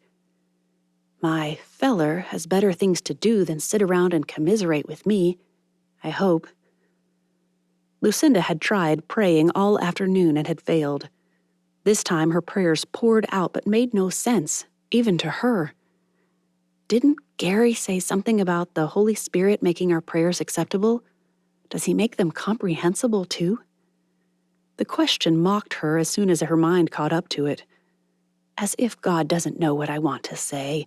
If he didn't, he wouldn't be worth serving. Roast beef and gravy poured out of the thermos. She'd never imagined poking beef into a container like that, but it worked, and the little plate in the lunchbox was just the right size to hold it. A small jar held peas and onions, just a degree or two above lukewarm, but still delicious. The other thermos held lemonade. Wrapped in waxed paper, she found a couple of buttered rolls and a piece of cake. It was a dinner fit for a king, or queen rather, as far as she was concerned. Before she'd eaten her cake and finished her lemonade, the door opened at the end of the hall. Another pair of shoes walked down, but these sounded different to her. When a man appeared at the door in a dark gray suit and black tie, she nodded. "Detective Arbuckle, have you arrested the real murderer?" "We think so." Her relief was short-lived. "Oh, you think that's me." Lucinda rewrapped her cake in the waxed paper and put it back in the lunchbox. "What can I do for you?" "We'd like to ask you a few more questions." "I'd like to ask to leave, but I'm not likely to receive a favorable response." The keys jangled and the door cell swung open. "This way, if you please." "What if I don't please?" Lucinda couldn't help but smile at herself. "Feeling a bit saucy, aren't you?" She caught the man looking at her and turned that smile on him. "I don't recall anything more, but it is nice to have a bit of a walk." All along the bland hallway to the next and only slightly less bland hallway, and into the equally bland interrogation room with its plain table and uncomfortable chairs, Lucinda's mind raced. Did Gary find something already? Is that why he has more questions? "Have a seat, Miss Ashton." She sighed. "Must I? Standing feels good. I don't know why I didn't think to pace about my cell." "You'll have plenty of time for that later. I'm afraid I must insist. I would also appreciate it if you would remove your right shoe." Perhaps it was the unexpectedness of the question, but Lucinda found herself complying. She offered it to him, and he set it on the table. Silence reigned. Arbuckle shifted his attention between the shoe, Lucinda, and back to the shoe again. Perspiration beaded along Lucinda's hairline and in other, more uncomfortable places. The part of her that wanted to break down into tears and beg him to let her go warred with a part of her that heretofore she'd not known existed. That part ached to lean forward and whisper, "Do you want to know how I did it?" Oh, how she could imagine the look on his face when he said yes and she said, "So do I." However, antagonizing a detective was likely a poor way to encourage the police to release her for lack of evidence or whatever they called it. Instead, she waited yet again. An officer appeared with a glass of water for her. "Thank you." "I have a question for you, Miss Ashton." "So you said." A flash of irritation on his face prompted her to add, "What question was that?" He tapped the shoe. "If a dozen of these were lined up across the desk here, 12 identical-looking shoes, would you be able to identify yours?" "Yes, I think so. See, Don't tell me how yet. Let me guess." A knot formed in her stomach. It has to be my shoe, but how? "I see you realize I must know how you've marked them." "I do." She leaned forward and added, What I don't understand is how I could have left a shoe in the alley when I left the building by the front side door with both of my shoes on my feet. They sat at a card table in a billiard room that held several card tables, the obligatory billiard table, and a couple of wing-backed chairs. Gary had been impressed for the minute or so he'd been distracted from their purpose, but now his focus remained on their plan. First, they'd recreate the previous evening, and then they'd go see the Taj Mahal Theater for themselves. Mr. Cohen, who had become simply Albert after a day of interaction, pulled out the Los Angeles Times, Examiner, Express, and Herald newspapers. He passed each of them a pad of paper, a pencil, and one of the newspapers. "Write down anything of significance that you can find about the fire, Lucinda's arrest, or either of those detectives. If there are witness names, we need that too." Although she picked up her pencil and pulled the paper close, Miriam gazed at her husband as if contemplating something. "Did Harold suggest this?" Without looking up, the man began writing at the top of his pad. "Yes, he's having his men look into it too, but it helps having someone who was there to go over it as well. They'll question us tomorrow." "Ugh, the police interrogation was enough," she said. "The questions alone made me doubt my own innocence." Gary's newspaper was the Los Angeles Express. The headline punched him in the gut. "Cigarello Girl Arrested for Murders at Taj Mahal." He kept reading. In a twist of irony, the beloved Eva LaBelle's Last Gasp may have been the work of one of the theater's Cigarello girls, the very one who sold Hollywood royalty, Garrison Prince, the star's last package of gaspers. "This is brutal." "So is mine." Miriam pulled the leftover paper toward her and read the headline aloud. "Jealousy cited as motive for murder." She gave the paper an impatient shake and continued reading. "According to people intimately connected with her, Miss Lucinda Ashton came to Hollywood with cinematic aspirations but only found work as a cigarello girl at the Taj Mahal Theater. While her employer and supervisor only had high praise for her work ethic, others who knew her say she was of a jealous and vindictive temperament when faced with the success of the starlets who left her out of the cinema limelight." "That isn't true. I don't know that Lucinda ever wanted to have anything to do with pictures." The Cohens exchanged glances. Amused ones? He couldn't be sure, but it certainly looked like it. Miriam reached over and squeezed his hand. "There is usually some truth behind these stories. I suspect a sweet girl like Lucinda enjoyed putting on skits and plays with her playfellows back home. Where is that again?" "She's from Oregon." "There, you see? Probably a small-town girl with no idea of the cattiness and pettiness of the industry. I suspect she arrived, saw what the starlets were like, and decided to save up to go back home or set herself up somewhere else." There was some truth to it. They'd talked enough about their pasts for him to know she had no future in Oregon, so she'd come to California to better her life. "She's saving to take a secretarial course," he insisted. "She never mentioned an interest in pictures." This time Albert stepped in. "A sweet girl like her isn't going to risk confessing something like that to a future clergyman, especially one she admires. It's likely that she'd changed her mind as Miriam suggested and chose not to share that part of her plans until she knew you well enough to trust you." "And now you've ensured she doesn't. Trust you, that is."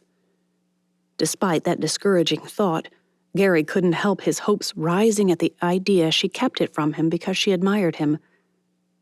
"How can I know someone so well and so little at the same time? Can you marry someone you don't know fully?" Determined not to be sidetracked from his purpose, Gary scribbled down a few names from the article. That got him thinking about other names of those who had been in the theater.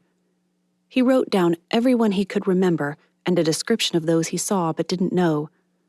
The task took longer than he'd expected. There were the headlines, of course, but Albert had them read every word of the papers to see if anything was mentioned in any other article. Gary's refusal to sign on for another 6 years with Imperial still commandeered interest in other sections: society, financial, and even an editorial on the unreasonable expectations of the Hollywood elite. Actors such as Garrison Prince make more money in a week than the average household earns in a year. Will the American people continue to support such excesses in their unquenchable thirst for exciting entertainment? Brutal. What now? Miriam rose and leaned over his shoulder to read. People like that with their moralistic high ground and no concept of the public's fickle attention. Of course, we must pay a premium for good talent. We work them long, hard hours without breaks and perhaps for 3 or 4 years. Then, unprepared for a vocation, we send them off to survive and hope they saved enough to get by on.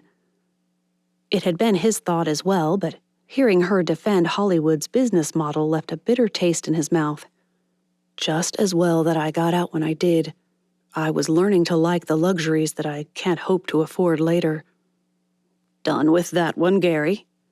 Albert pushed his across and reached for the Express. Go over mine, will you? We need to be sure we miss nothing.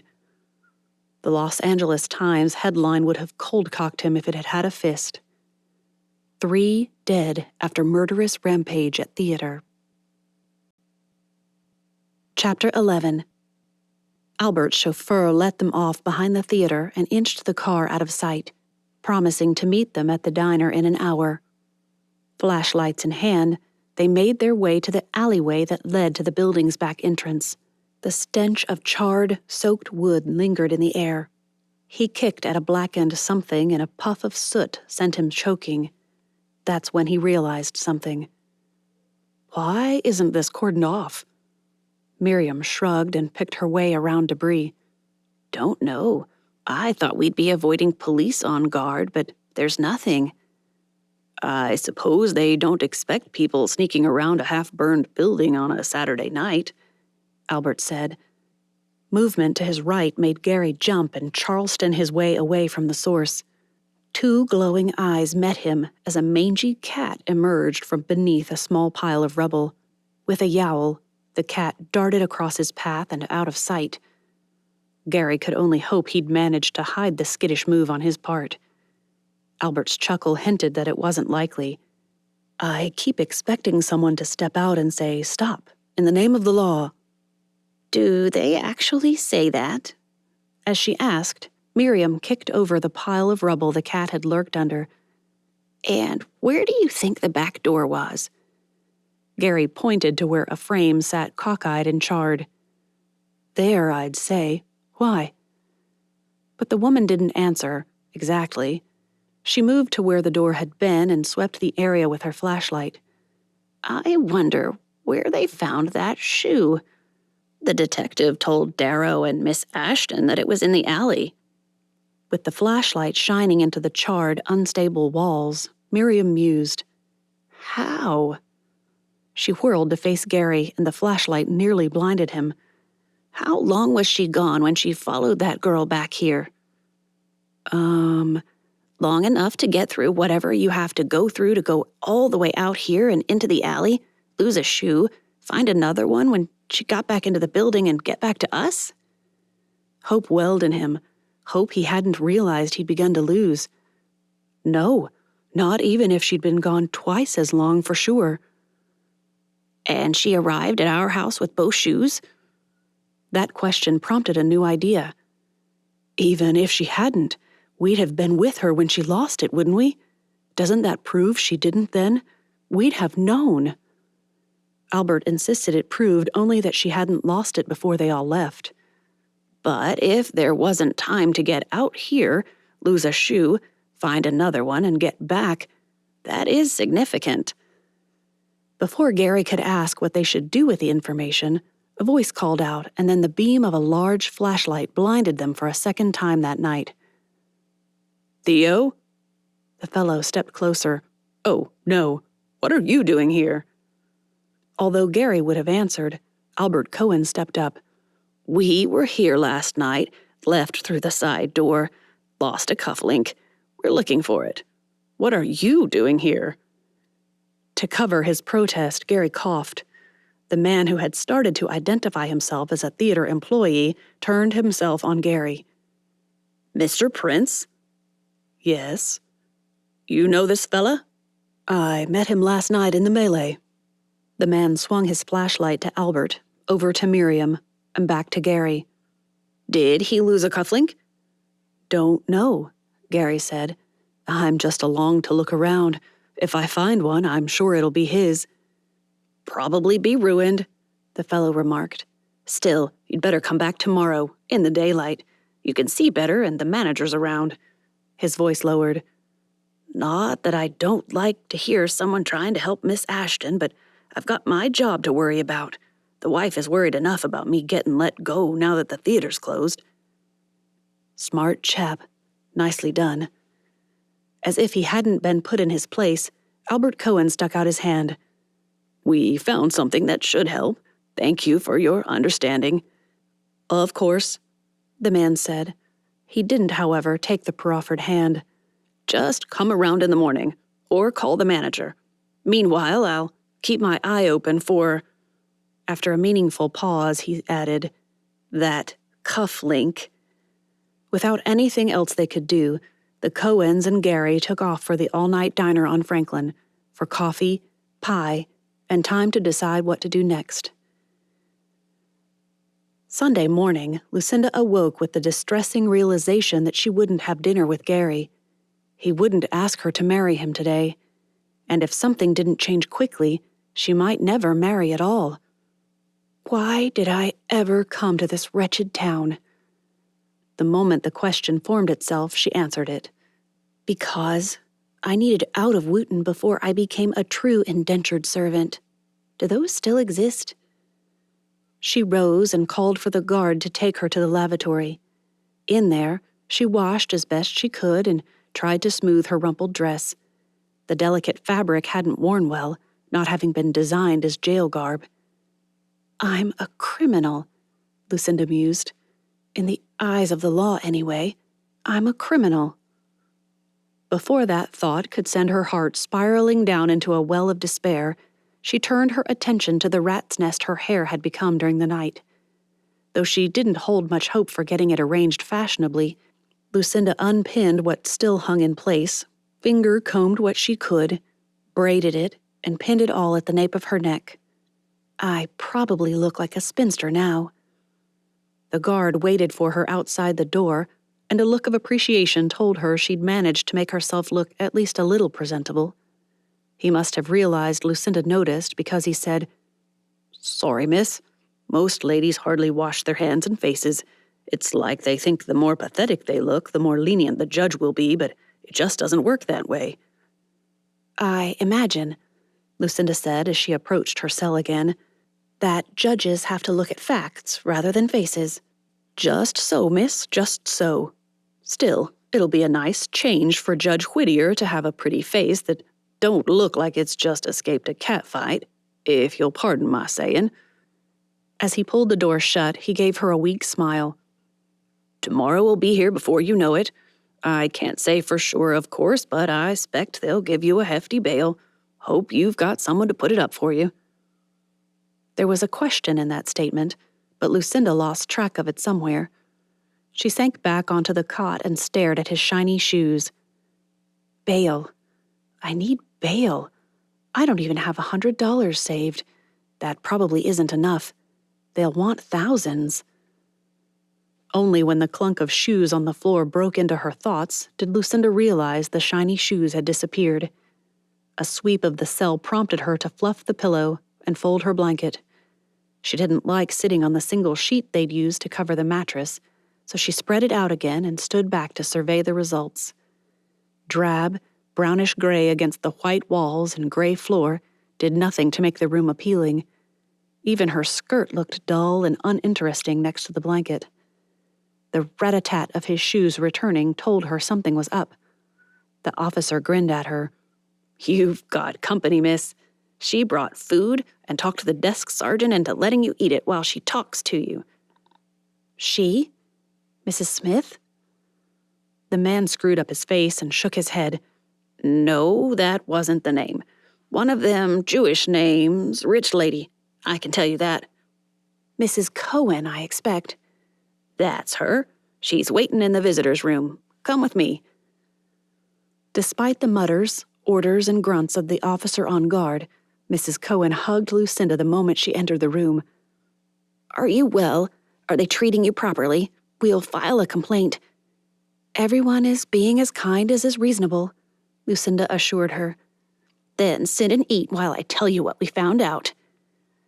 Sitting, but ignoring the order to eat, Lucinda shot a look at their guard before asking, Will Gary be coming today? I think so. Mrs. Cohen sat across from her and made a pointed stare at the untouched breakfast before adding, And he'll be there in the morning at the bail hearing. I don't want him there for that. It felt peevish, but the idea of Garrison Prince sitting there, listening as they announced a bail he could pay without noticing and she couldn't hope to afford, hurt her pride more than she was prepared to suffer. Please, tell him I'd love for him to visit afterward, but... There, Mrs. Cohen broke in. She ignored the rules and reached across to pat Lucinda's hand. The guard protested. Oh, go away with you. This girl needs comfort, and your matron already examined my pockets and handbag. What more do you want from me? Rules are designed to prevent illegal smuggling of contraband and such like. I'm simply comforting a young woman who went through a harrowing ordeal on Friday night, something it seems you all have forgotten. Guilty of, the man continued. Mrs. Cohen would have none of that. Nothing. And in the eyes of the law, until she's proven guilty, she is innocent. Now let us be. Can't do that. It's my job. What else they said, Lucinda didn't hear. Her ears buzzed and her brain burned. She pulled the plate toward her and ate without tasting a bite.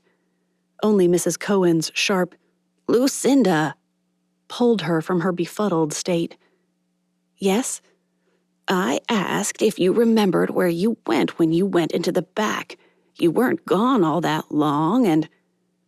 Squeezed from all sides, even with nothing touching her, Lucinda gasped at the pain in compressed lungs.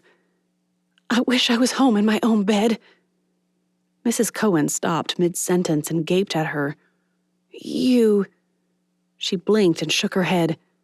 You said you wanted to go back there only to get your things that Mrs. I want my things. A change of clothes and my parents' picture. I want my hairbrush and the Bible Gary bought me. Once she started talking, Lucinda found it impossible to stop. I need to find my shoes and return my uniform to the theater. Her mind argued that, so she chattered there too. Except they have nowhere to store them now, I suppose. I wonder if I'll be charged for it. With a fork full of eggs halfway to her mouth, Lucinda froze, blinked at the obviously confused Mrs. Cohen and asked, Do you think I'll be paid for Friday night? Ignoring that question, Mrs. Cohen focused on one statement. Find your... Did I tell you I finally saw my cellmate? He's not really afraid of me, but he does watch me a lot. Curious little fellow. They have a man? Not a man, Lucinda argued. She leaned forward and whispered, A rat. The Reverend Jack Clark preached at the Church of the Open Door of Los Angeles that Sunday morning, something about Jesus' devotion to prayer and fasting and knowing the scriptures well enough to refute Satan's lies. That much Gary heard and took to heart. What else the man said, he didn't know. Gary was lost in questions, suppositions, theories, and other vagaries of the past few days. I hope Mrs. Cohen discovers just how long Lucinda was in the back. At the time, it seemed like hours, but looking back, it couldn't have been more than a minute or two.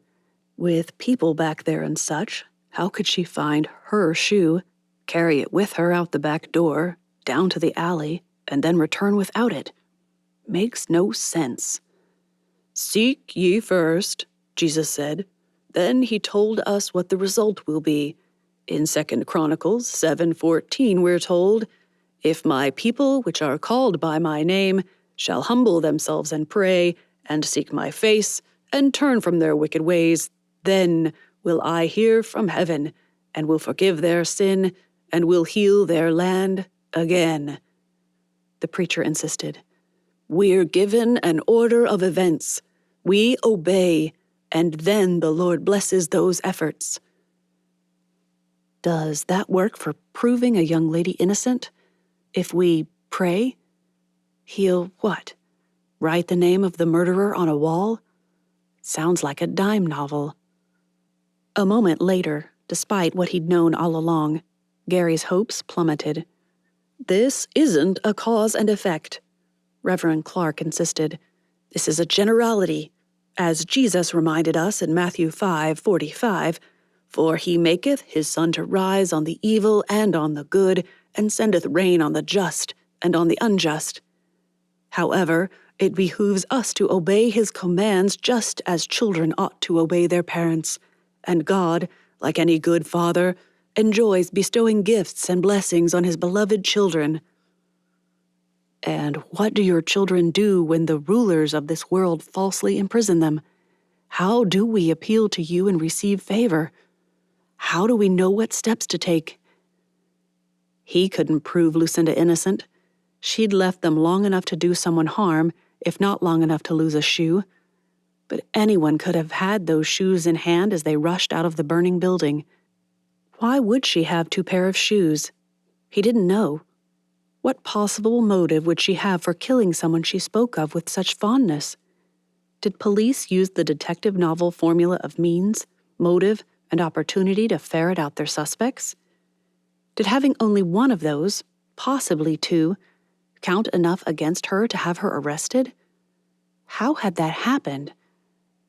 Those questions repeated themselves even as he stepped out into the rain without opening his umbrella. By the time he reached his car, Gary knew 2 things. First, he must speak to Lucinda immediately. Second, he was soaked. Chapter 12. The new deli on Sunset Boulevard, Greenblatt's, teemed with diners eager for a good meal. Gary waited with more impatience than he'd admit to, but he was determined to bring something tasty to Lucinda, to make a picnic lunch for her right there in the visiting room. One more day. We'll pay her bail, get her out, and find who did this thing. There can't be enough evidence to convict. Perhaps the judge will just let her go. What can I get for you? Gary jerked his head up to the menu board and read off a couple of things without really considering what he asked for. And a couple bottles of Coke, please. Juggling the paper bag with sandwiches in one hand and the Coke bottles in the other, Gary made his way out of the deli and to the curb where his Studebaker waited. I should be practicing my proposal for our dinner this evening, not taking a picnic lunch to a jailhouse. He'd meant for tonight to be the first time he picked her up at the boarding house, like a gentleman should. As a lady deserves, I want her to feel respected, Lord. Right now, she probably feels like a criminal even while knowing she isn't. One bottle of Coke began to slip when he opened the door, so Gary flung himself into the car and allowed the bottle to land on a seat. Whew! That sigh of relief faded as he saw the smashed bag. Ugh. Gary pulled away from the curb, a car's horn blaring and hinting he might have pulled out too soon, but he consoled himself with the idea that even smashed sandwiches were probably better than dry bread and lukewarm milk. Cinda hadn't said the milk was lukewarm, but he couldn't imagine dry bread on sandwiches with cold milk. The romances a cousin had devoured would have described the continual drizzle as, "The day wept for the forlorn Cinda, trapped in a stone, something or other. Dungeon? Crypt of dashed hopes?" Oh, definitely that one. Gary knew it because that cousin had taken weeks to read a single book due to her propensity to pause at every paragraph of purple prose and gush over it to anyone near enough for her to pounce on. Mrs. Cohen rose from a chair near the door when he arrived. "I've been waiting," she whispered. "Why are you whispering?" His why had been spoken in a normal tone, but at the glare she'd given him, he'd swallowed the rest into a choked murmur. "I don't know." He could almost hear her insisting that she knew it made no sense, but she had to do it anyway. Ask her about why she wants to go home. Ask about her cellmate. That struck him as odd, considering those were the only two things she'd mentioned to him. Why? An officer came forward, ready to greet them. Mrs. Cohen squeezed his arm and told him to call when he was done. I'll go with you to her rooming house. Get her to give you a note allowing you to take her things. While the officer in charge went to bring in Cinda, Gary spread out a small tablecloth he'd brought from home.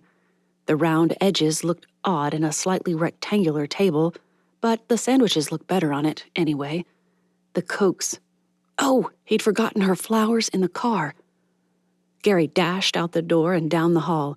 The man at the desk asked what was wrong, and Gary told him about the flowers. There's nothing to put them in. She can't have a vase, man. A tin can, if I can find one. Even still, just on the table while we eat would be all right, wouldn't it? Not for the first time since he'd become a household name, Gary found someone making an exception for him, and he had no doubt it was to tell his wife that Garrison Prince had been at his station that day. That man had helped the Garrison Prince create a romantic lunch in their visitation room.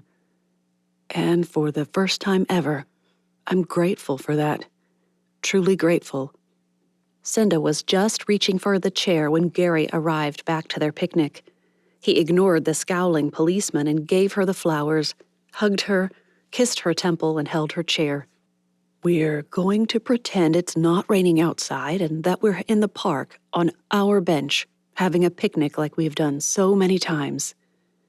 As he reached for his sandwich, she cocked her head in the way only she did when he'd confused her. Are you going to pray? You always pray at our little picnics. What else could he do but pray? Although he kept his petition short and mostly to the point, he couldn't help but raise his voice just a bit and say, And Lord, show these men the folly of their focus on Cinda so that the true murderer can be caught before he manages to escape. As he raised his head, Gary saw Cinda's still bowed. Several seconds passed before he noticed the whiteness of her folded hands. When her gaze finally met his again, tears brimmed in her eyes. I want to go home. You can't, Cinda. Not there. Mrs. Cohen. She brushed the tears from her eyes and picked up the sandwich. I must go home, Gary. It's imperative. As he rushed out the door and down the steps to the soggy street, Gary shot a glare back at the building that housed his... Well, she should be his fiancée by now. A glance at his wristwatch amended that thought. Or nearly so, anyway. The anger he'd managed to suppress as Cinda insisted she did not want him at the bail hearing the next morning boiled over at the sight of a boy running one hand over the hood of his Studebaker. Get your hands off that! A small head shot up. Two great, nearly black eyes met his gaze even in the rain, and the boy backed away. Sir... Hey. The kid turned to go, but Gary caught his arm. I'm sorry. I had no right to shout at you like that. Those wide eyes looked suspiciously watery, but considering the raindrops that dripped off the boy's nose, it might not have been Gary's bark. He gave a weak smile. It's a spiffy car, mister. The cat's pajamas. Getting wetter by the second, despite the slowed drizzle, Gary still stood there, smiling. Where's your hat? Ain't got one. You don't, huh? The kid shook his head. No, sir. Then he took a step closer and cocked his head. Hey, ain't you... Another shake. Nah. Gary stuck out a hand to shake the boys and said, Gary Prinz. Well, you are him, ain't ya? As if he just noticed the hand, the boy pumped it a couple of times, grinning all the while. Wow, shaking the hand of the guy what's in the pictures. Does your mother correct your speech all the time like mine did? Would she tell you not to say ain't, and remind you to enunciate so others can discern whether you're speaking of vessels or cinematographic images? And your name? Herbie, sir. Herbie Grant. The name. How many times had Cinda spoken of a boy she felt certain was an orphan living alone on the streets? His name is Herbert, and he's the darlingest boy. I always find errands for him and help him earn a bit of money. I don't know how he survives, because I've given him the chance to steal from me 12 times, and he never does. I think you know a friend of mine. Gary opened the door. Cinda Ashton.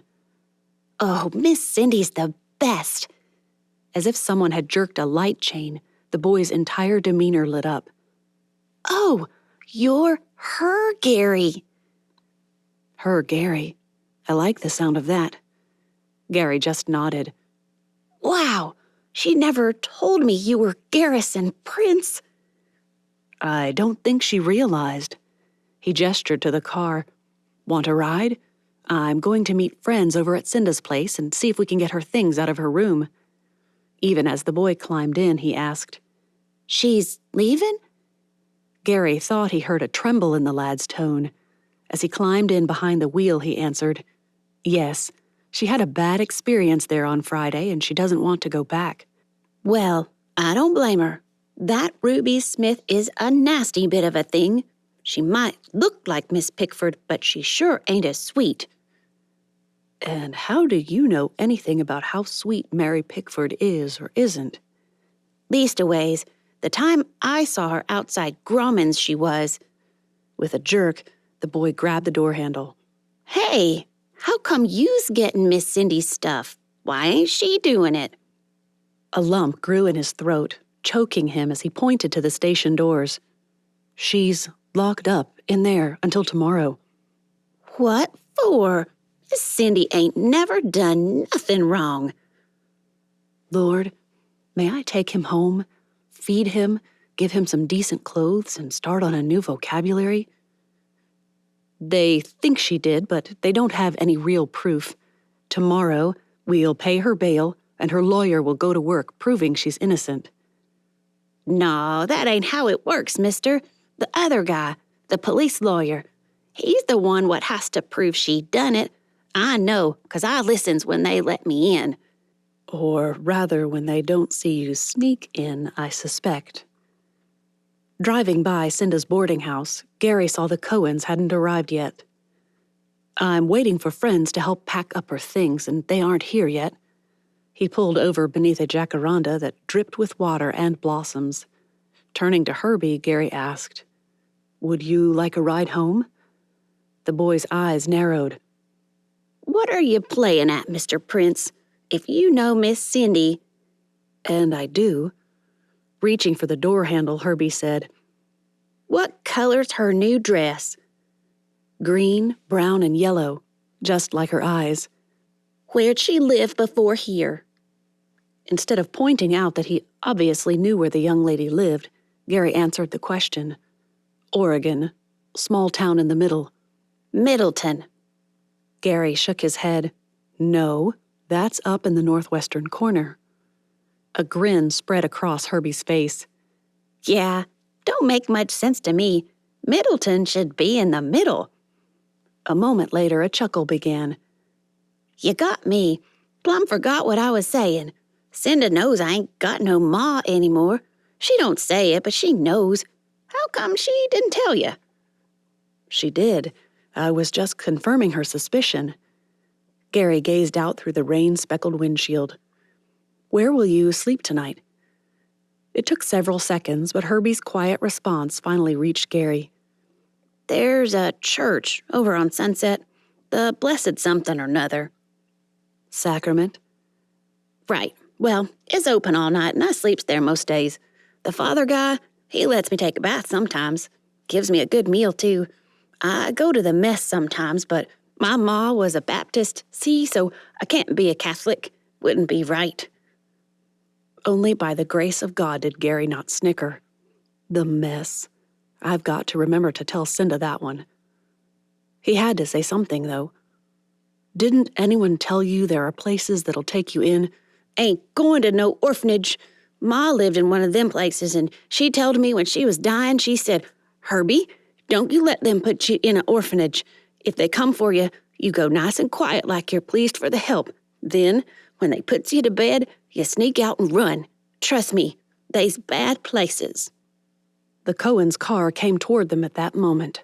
Gary pointed. "That's who I'm waiting for." Herbie started to climb out, but Gary stopped him. "Look, I can't make you go somewhere else. I won't even try. But if you want to come home with me, you're welcome to sit here until I'm done." "Why, what's a fellow like you want with a kid like me hanging around?" This time, Gary couldn't hide a grin. "Well, mostly because I like you, Herbie. However, even if I didn't, Cinda loves you and would want me to try to help if I could. And I can." He pushed open his door, and when he turned back, Gary felt sure the kid would be gone before he returned. On impulse, he pulled off his hat. "Here, it's too big for you, but you need something to keep the rain off your face." Though Herbie took it, he just gazed at Gary, unspeaking. "See you around, kid." With that, he strode off across the street, certain he'd never see the boy again. Chapter 13. Somewhere deep in the house, a phonograph record played Tiger Rag as Gary knocked on the screen door. Behind him, the Cohens whispered, something about the place looking more respectable than they'd expected. The words rankled, as if casting aspersions on Lucinda's character. He must have stiffened or showed some other reaction because Albert murmured, "After locking that girl in the cellar, we didn't know what to expect of these people." Even Gary couldn't argue against that as much as he might wish to. Still, a girl clattering down the stairs to answer his eventual twist of the old-fashioned doorbell interrupted any response he might have made. "Oh, hello. I thought you might be..." Her face fell. "But I see you aren't." 3 seconds later, as she stepped up to the door and saw just who was there, the same expression changed again. "Oh." Gary pulled out the note Cinda had written out for him to give to Mrs. Smith, the one allowing him and the Cohens to remove her belongings from the premises. "I'm here to retrieve Lucinda Ashton's things, Miss Anderson, Mrs. Smith." "We'll resume this interview, Patty. Thank you for coming to answer the bell, but I can manage from here." The woman who stood before him wore a crisp apron over what must be a Sunday dress. Her hair, shoes, and even the tasteful pearls around her neck bespoke modest gentility. "How may I help you?" Her forehead furrowed. "Pardon me, but you bear a striking resemblance to..." She swallowed and opened the door. "Forgive me. Come in, please." They followed the woman into the house and into the small, tastefully arranged parlor. "Please, have a seat, Mr." Gary held out his hand. "My name is Gary Prinz. This is Mr. and Mrs. Albert Cohen." "Albert Cohen, where have I heard that name before?" He might have answered if not for the fact that her features held no hint of confusion. It felt off somehow, but Gary couldn't decide what about it didn't ring true. Gary was spared the awkwardness of an introduction by Albert thrusting out his hand and saying, "Albert Cohen, Sunset Studios." "Oh, that Albert Cohen." Again, her words held something strange in their emphasis. "Please, do be seated. How may I help you?" He'd almost lowered himself into a chair opposite the woman when he recalled the letter. Wavering for a moment as he tried to reverse the trajectory of his backside, Gary passed it to her. "I'm here on behalf of Lucinda Ashton. She requests that we gather her personal belongings from her room and take them with us. We understand there's also the matter of the rest of the month's rent." Without a word, the woman sat, ankles together, knees to one side, back ramrod straight. It seemed as if, after a quick scan of the contents, the woman reread each word with particular care. Excessive care, in his opinion. Once finished and presumably satisfied, she refolded the letter and passed it back to him. "I apologize for your inconvenience, but I cannot release personal belongings to anyone but Miss Ashton. It isn't done." The languid timbre of the woman's tone belied the cunning in her fixed gaze. Fixed on Albert rather than Gary. He held it in his hands and watched her for a moment before saying, Pardon me, but you have no right to possessions which are not yours." A slow smile formed as Mrs. Smith swung her gaze to him. "One might say the same of a disgraced actor, mightn't one?" With a bang that rang through the house, another girl allowed the screen door to snap shut behind her and charged in the room. Mother, the papers are full of Cinder's capers. Isn't it a scream? At that moment, she saw Gary sitting there beside her mother and gave a real one. You're Garrison Prince! Both men had risen, and out of courtesy he didn't feel. Gary offered his hand. "Miss Smith?" Sterling, my screen name. Smith is too staid, don't you think? She linked an arm through his. Now, tell me what you're doing at my house. Opal will be so jealous to hear she missed you for her old fuddy-duddy lessons. Lessons? On a Sunday? "Ruby, dear, our guests are here for Lucinda's things. I informed them that, of course, I cannot hand over private property to anyone, even someone of Mr. Prince's former station." Despite the gentle tones and "dear," the edge on Mrs. Smith's voice might have sliced through Cinda's cell bars without a catch. Oh, who cares about her old stuff? It's all out of date anyway. She doesn't have much, just that old suitcase and a few small crates. Mrs. Smith rose. "Ruby, would you please see if we have enough cookies to go with coffee?" What? Me? I've gotta... Albert interrupted. "Did you say your name is Ruby Sterling?" The girl turned to him, her pouty red lips twisted into a sneer. Who's asking? He rose and held out his hand. "Albert Cohen, Miss Sterling. I've heard of you and your sister." The effort it took for Gary not to snicker proved harder than not sneezing after inhaling spilled pepper. Ruby's jaw slackened. Wow, you're the big cheeses of Sunset Studios. "Ruby, really?" For the first time, Mrs. Smith's reaction looked and sounded genuine. Mother, we've tried for months to get auditions at Sunset. Albert continued as if uninterrupted. "We have a letter of permission, Miss Sterling." Oh, call me Ruby. Do. It's ever so nice of you to stop by. I could give you an audition right here. However, the man continued once again, "your mother is loath to part with Miss Ashton's things." Oh, who cares about an old Mrs. Grundy like Cinder? It's not like she ain't got herself in hot water now. As if playing who can command Ruby's attention more, Mrs. Smith interjected. "Ruby, I must insist." Mother, if you don't let off, he'll get on his high hat and I'll never have a chance at Sunset Studios. Just scram. A slow smile spread across the woman's face. With slow, deliberate movements, she began clapping. "Brava, my dear. Excellent performance. I almost missed my cue. Sorry, darling." Mrs. Smith turned to Albert.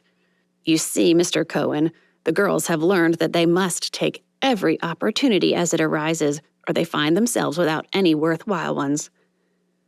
Ruby shifted from incensed to a sweet smile and a curtsy so genuine-looking that Gary was inclined to believe it. After the faintest clearing of her mother's throat, the girl said, And Mother is perfectly correct. Of course, we would not wish to be accused of failing to hand over some beloved trinket or another. No, Miss Ashton will just have to retrieve her own belongings, when she can. Pulling another paper from his pocket, Gary said, "She's given me a comprehensive list of what she believes will be found in her room." He began reading. 4 day dresses, blue, pink, brown, and green. 3 skirts. Mrs. Smith rose to take the list from him, but Gary didn't like the look in her eye. He pocketed it instead. "If you'll accompany me to her room, I would be happy for you and Mrs. Cohen to ensure we only take what is on the list." A pat to the pocket was meant to reinforce his assertion, because Gary suspected if he handed over that list, he'd never see it again. "Shall we?" Once again, I say, I cannot allow anyone but Miss Ashton to leave with her belongings. That is, unless the police request something. I've been told that is a possibility. Ruby shot a look at her mother. It is? Why? We'll discuss the whims of jurisprudence at some other time, dear. I believe that, as we cannot help our guests, they may prefer to leave. With a shrug and a sway that likely turned many eyes, Ruby slipped her arm through Gary's and led him to the door, chattering all the way. We're all so sorry Cinda got pinched, of course, but the word's out that she was a torpedo for Mr. Walker to bump you off and make a lot of dough. That just might be the most slang I've ever endured from one sentence. The car was empty by the time Gary and the Cohens made their way back across the street to the waiting vehicles. He gave the area a quick scan, but nothing. Disappointment settled in his gut. You knew he'd probably run. Sometimes being right was more bitter than the worst medicine. A flash in his peripheral vision sent him spinning to see what it was, but Gary saw nothing. Seconds later, the passenger door opened and Herbie dove in beside him. I think they saw me. Go! While he pushed the button to start the car, Gary glanced at the front door of the boarding house. No one stood on the porch. No silhouette in the door. However, motion to the left showed lace curtains fluttering. The breeze or someone watching? It didn't matter. Herbie hadn't done anything wrong. That Gary knew of, anyway. What were you doing over there? Gary asked as he pulled out and headed for their next destination. When I saw the girl come in, I went to see if I could listen after you left, hear what they said. Thought it'd take a mite longer than it did, though. That girl weren't actin'. She gave her mama what for and how. Gary would have put good money on that being true if he'd been a betting man. Suspect you're correct. That rhymes, like songs and poetry, but it ain't all fancified. I like it. After Gary turned toward Beverly Hills and away from Gary's apartments, Herbie asked, Where are we going? We think it's time to see Mr. Walker. A few insinuations and outright accusations have been made about these murders. We also need to see if he's ever hired the Sterling Smith girls. He'd be a fool. Those dames are meanness and skirts and beads. Why, they even made Cindy iron their clothes and such. Although he could imagine Lucinda agreeing to assisting the Smiths, after all, the girl personified kindness and helpfulness, he couldn't imagine anyone making her do anything she didn't care to do. Her gentle demeanor belied a steel will when urged to do what she thought wrong or crossed her own preferences.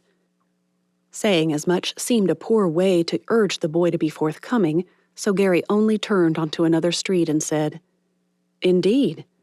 Oh, yeah, that Ruby's a spiteful one. When Cindy didn't agree to clean up an ashtray that Ruby threw against a wall, she found her little goldfish dead on the table, outside the bowl. Got scolded for the watermark on the table, too. Mrs. Smith added $1 to the rent for it. Did Cinda say that helping the girls into the theater through the back door was Ruby's idea? Had she been home when Cinda was locked in the cellar? Could Ruby have shot? Not for Walker, surely, but maybe out of spite? But of course, she couldn't have. She was in the theater for at least 2, likely all 3 of the shots. Anyone near her would have known. What are you thinking up, Mr. Prince? Not to disillusion you, Herbie, but it's Prinz, like zebra at the end there. Prince was just Mr. Walker's idea. Is your name Garrison? He shook his head. That was Mr. Walker's idea, too. I guess because it sounded more sophisticated than plain old Gary. Although what is sophisticated about a group of troops, I don't know. Might as well call me guard or something. Guard? What for? Facetiousness is wasted on children. I wonder if Jesus' admonition to become like little children extends to plain speech and avoiding things like facetiousness and sarcasm. Mr. Prince? The boy giggled. Sounds funny. Prince. Oh, guard. Only that it also started with G and had a similar military and police connotation. Then all the ladies that have tried to handcuff you, they'd have been the police. How can a child be so proficient in slang and so abysmal at simple English? That's an unfortunate way to refer to an engagement ring. All the fellas says it. I hear 'em talking, sometimes when I shines shoes and such. And your grammar is all over the place. Correct one moment and lousy the next. That thought prompted another one. I imagine swells tip better the more uneducated you sound, don't they? Herbie shot him a grin. Can't say I knows the right way to talk all the time, but Ma always said to play to your strengths. Mine's making folks like me. It's a good strength to have. Worked on me, and it sounds like Cinda, too. But I really like her. She's swell. Keen, too. Herbie watched Gary's reaction at the next stop as Gary waited for a large car to maneuver out of the way. Gary couldn't argue with that. Lucinda is lovely, isn't she? Taking a chance, he shot the boy a look. Can you keep a secret? The car lurched forward when Gary let off the clutch too quickly, nearly stalled as well. Sure, I keep lots of 'em. I was going to ask her to marry me today. Nothing could have prepared him for the tirade that followed. Half the words made no sense, but eventually several emerged clearly enough for him to riddle out the rest. Whoa, who said anything about thinking she was guilty? Are we not driving to question someone who might know who is? Would I be doing that if I thought she was? Herbie grunted something that Gary took as agreement that the idea wasn't likely. The Cohens pulled into Walter Walker's estate, Tromwood, and Gary shot up the drive as well. Reporters raced behind them, but a man stepped from the imposing doors of the mansion and ordered the press off the property. Even as the men backed away, they shouted questions, and one enterprising young man tried to snap a photograph, one that couldn't possibly be worth anything between the overcast sky and all the movement. If Gary were honest with himself, he'd admit that he expected to be escorted off the premises with even less ceremony. Mr. Cohen, however, took care of that. I'd like to see Walter, Davies. Davies gave a slight inclination of his head and requested they follow him. Usually, Gary would expect to be shown the terrace with its fine view of the ocean, but with the rain threatening to return at any moment, he rather doubted it. Walker's study opened out onto that terrace, but the doors stood closed as Davies led them into the room and announced their arrival in his quiet tones. Walker turned, nodded at Albert Cohen, began to greet Miriam, and nearly exploded at the sight of Gary. What are you doing here? Isn't ruining me enough? Now you're here to what? Gloat? Get out of my house. Gary is here at my request. While the men verbally circled each other before either could decide when and how to throw the first word punch, Gary glanced around him, aware for the first moment that Herbie had not followed them into the house. What is he up to? And why are you here? Walker said at last. Accusations. The man went gray and shot a look at Gary. What accusations? It has been reported that you hired someone to try to kill Gary in order to sensationalize his death for profit. Libel, slander, I'll sue. Miriam Cohen interrupted. Gentlemen, before we turn this into a schoolyard brawl, may I suggest we all be seated? She smiled at Walker. Would Davies be so kind as to arrange for coffee? It's dismal enough to call for something bracing, don't you think? I don't have anything stronger, if that's what you're insinuating. Albert stepped forward. Insult my wife again, and you'll need something stronger. Insult. Boys. Laughter bubbled over as Miriam removed a fox stole from around her neck and draped it over the arm of the couch before settling into it. When they didn't follow suit, she wiped every trace of mirth from her demeanor and ordered, Sit down. To Walker's credit, he did call for Davies, he did request coffee, sandwiches, and cake, and he did apologize. It's been brutal. The press won't stop calling, the police won't stop barging in and demanding answers to questions that make no sense, and my wife wants me to bail out that Cigarello girl tomorrow. She's decided the girl's innocent. Gary couldn't keep quiet at that. She's right. Not in my house, Walker snapped. Keep your opinions to yourself. Without missing a beat, Albert said, And you were where when that first shot was fired? Though he would have spoken for Walker, would have said, 3 rows ahead of us, 2 seats to the left of Helen, Gary snapped his jaw shut. The scene flashed in his memory as if a photographer had taken a snapshot with flashing powder. He relived it again, the house lights flickering and burning bright, and Gary shifting his gaze from Eva beside him to where Cinda would be walking toward them. There was only one problem. In his memory, the seat where Mr. Walker had been sitting was empty. Chapter 14. Sterile. Lucinda hadn't expected the courtroom to be sterile, but it was. The judge's bench, the row of seats, the lack of windows. Of course, if she'd been asked, she wouldn't have been able to describe what she expected. She never expected to see the inside of a courtroom. Ever. She sat on the bench beside 2 others, wearing the new blue dress Mrs. Cohen had brought her, and with her hair brushed and pinned in place. One by one, the judge listened to the charges, asked a few questions, and either set a bail amount, lower than she imagined they'd set for her, or denied bail. That'll be me. Denied. Although Mrs. Cohen and Gary had both insisted she had nothing to worry about, nothing about releasing an accused murderer made sense to her, bail or no bail. What were even thousands of dollars compared to a life? We'll pay the bail, Mrs. Cohen had insisted, despite all of Cinda's objections. Miss Lucinda Ashton? She rose as the others before her had done. Yes, Your Honor? The judge read the complaint against her, and Mr. Darrow rose. To her surprise, although Lucinda didn't know why she should be, the judge acknowledged the man and asked him to state his business. I'd like to request that all charges be dismissed for insufficient evidence. After looking over spectacles at both the lawyer and Lucinda and back at the papers in his hands, he said, Her shoe was found at the scene of the crime. A shoe she was not wearing, sir.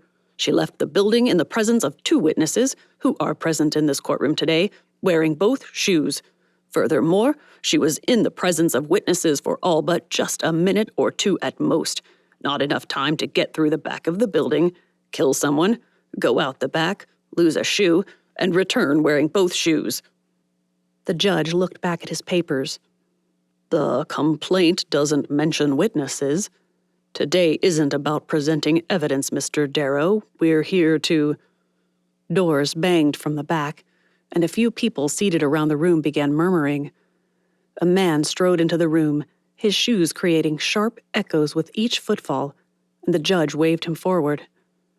Once he perused a paper the man held out, the judge then peered over his spectacles, looking first at the man, then Mr. Darrow, and over to Lucinda before stating, Case withdrawn. Next, that would be Eddington. What else the man said, Lucinda didn't hear. She found herself enveloped in a hug and led from the courtroom to a loud murmur of voices and the banging of a gavel with demands for order that went unheeded. As the doors shut behind her, reporters clamored for a response, but Mr. Darrow promised to make a statement once.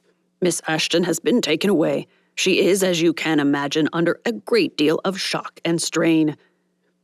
Will she give an interview later? That remains to be seen. More questions were fired at them, one after the other. Did she know why the district attorney had withdrawn the case? Did she know who had killed the 3 victims and shot another? Was she guilty? That one prompted her to gasp, "Of course not," before she could stop herself. But Mr. Darrow didn't react. He just led her to the car, opened the door, and ushered the ladies in. Mr. Cohen slipped in on the other side, and when she looked back, she saw Mr. Darrow standing there, speaking with the horde of newspapermen. What will he tell them? I don't even know the answers, except to whether I'm guilty, of course. He'll make a 10-minute statement to the effect of, they had no evidence and they knew it, She shouldn't have been arrested. That'll give us time to get home before any of them hope to get there, which is all he's trying to do. Will Gary be... She bit her lip and shook her head. It's probably best. Mrs. Cohen patted her hand and squeezed it before giving Lucinda a bit of space again. He's gone to Pasadena to buy that house you looked at the other day. Oh. He took Herbie with him. That dragged her back out of the funk she'd slipped into. Herbie? Really? How? The story came out, how Gary had met the boy, taken him with them to the boarding house, overheard enough to make Gary suspicious, and then had ridden to the Walker place with them. While we were inside, trying to discern if the accusations against Walter were valid, that boy sneaked over to the garage and rummaged through the cars in there looking for anything like evidence. What evidence did he expect to find? Mr. Cohen spoke when his wife choked with, well, some kind of emotion. Lucinda wasn't certain what. He didn't know, but the boy found a gun, handgun. What he described sounds like a Mauser, but I'd have to see it to be certain. Only in that word, Mauser, did Lucinda hear the faintest trace of a German accent. He'd know, I guess. Wasn't he born there? Her throat dried faster than a dewdrop in Death Valley in July. Mr. Walker's? She choked out. Can't know, Mr. Cohen admitted. It was found under the driver's seat. Was it shoved under from the back? Kept there by the driver? We don't know, but Darrow's putting a word in the DA's ear. Something about it didn't sound right. But Mauser sounds German. It is. Mr. Cohen stared at her. Why? Well, she swallowed hard. Mr. Walker wasn't in the war. Didn't fight for Germany. How would he get a German gun? It happened again. That awful tightness that came when she saw something familiar that reminded her of her parents. The Cohens exchanged one of those silent looks that long-married people did when they had something to say that didn't need words.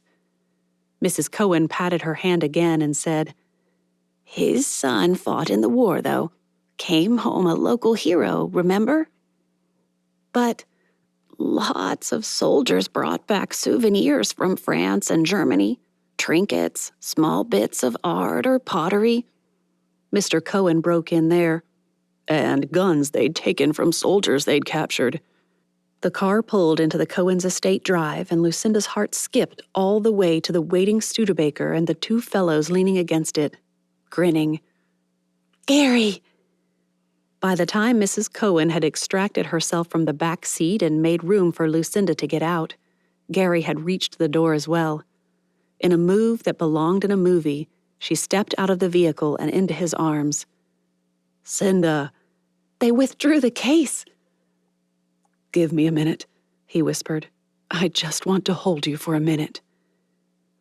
Eyes closed, head resting against his shoulder, Lucinda relaxed and allowed herself to revel in a moment she'd begun to doubt could ever happen. As if the previous day hadn't given every impression of an omen of impending doom, California's famous sunshine beamed down on them as Gary lingered just a moment longer. She was safe. The temptation to propose before something else happened to prevent him almost overrode Gary's desire to create something special they'd always remember. The beach, I think. Perhaps the Santa Monica Pier. Something different from the dinner this mess stole from her. Only a few birds singing in the rustling leaves of nearby trees marred the silence. I think a few of our avian friends are celebrating with me. Oh! Cinda leaned away from him, scanning the area. Her cheeks turned pink before deepening into a dark rose. I think we've been abandoned. She stepped back, and Gary decided, today. A moment later, he added to that thought. Now.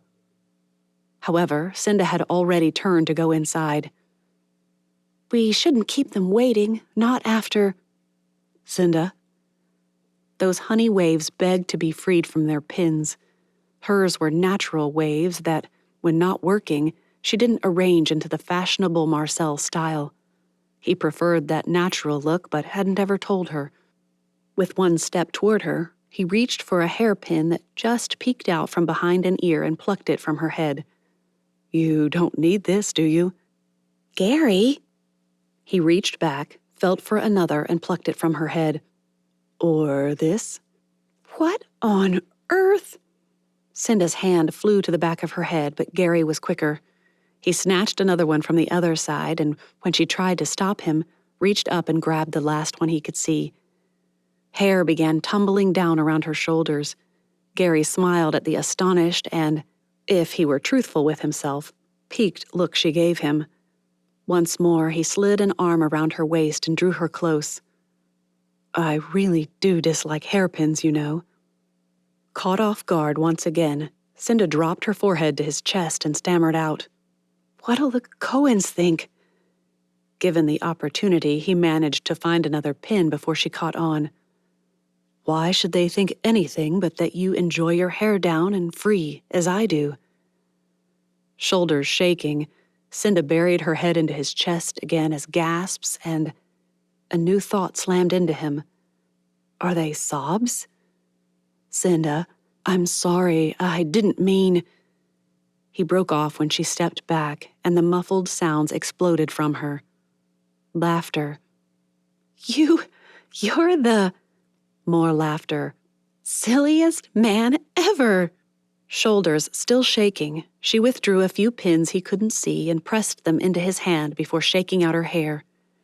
Just watching the waves tousled by the movement and the breeze solidified his decision. "You stay right here." He angled her a smidge as if an artist choosing the best light and pose. "Yes, just like that. I'll be back in a jiffy." "But, Do you trust me, Cinda?"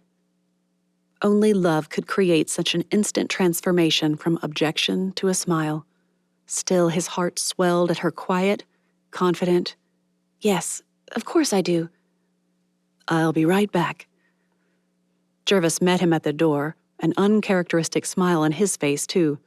"It's good to see her again, sir." "Will you tell the others that we'll be back in, a couple of hours at least?" He smiled at the man's unquestioning nod.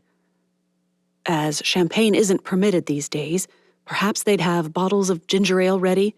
We may, Lord willing, have more than one cause for celebration." "I'll let Martha know. She'll bake a cake, I'm sure." That settled, Gary rushed back to Lucinda, helped her into the Studebaker, and jogged around to his side.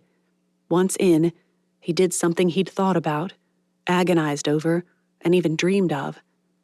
Gary leaned over, slid an arm around her shoulders, and tugged her closer. "Sit with me."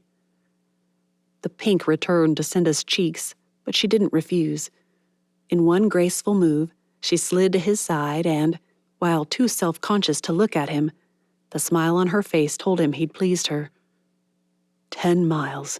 I have to find some way to fill 10 miles. Then what? Sand and beach? The carousel? Miles flew past at a swift 35 miles per hour clip, and Gary need not have worried about filling the time with words.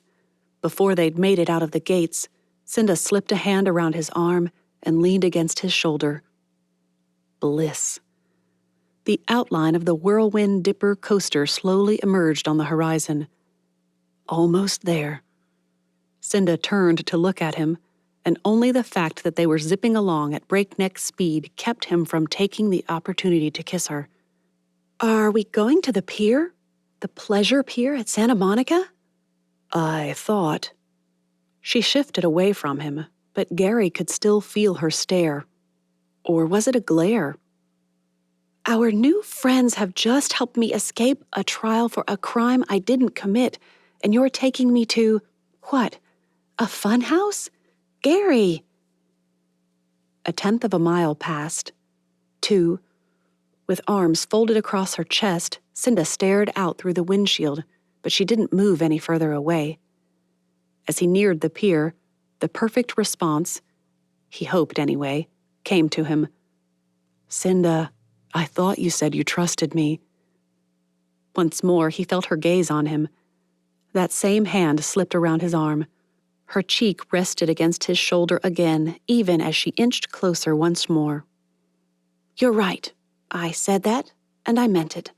I guess I just don't understand why you do." The way she trailed off hinted she'd realized his intention. Cinda occasionally spoke as if she didn't consider herself to be all that bright, but Gary had often disagreed. She could be naive at times, certainly. However, Cinda had more common sense and intuition than most people he knew.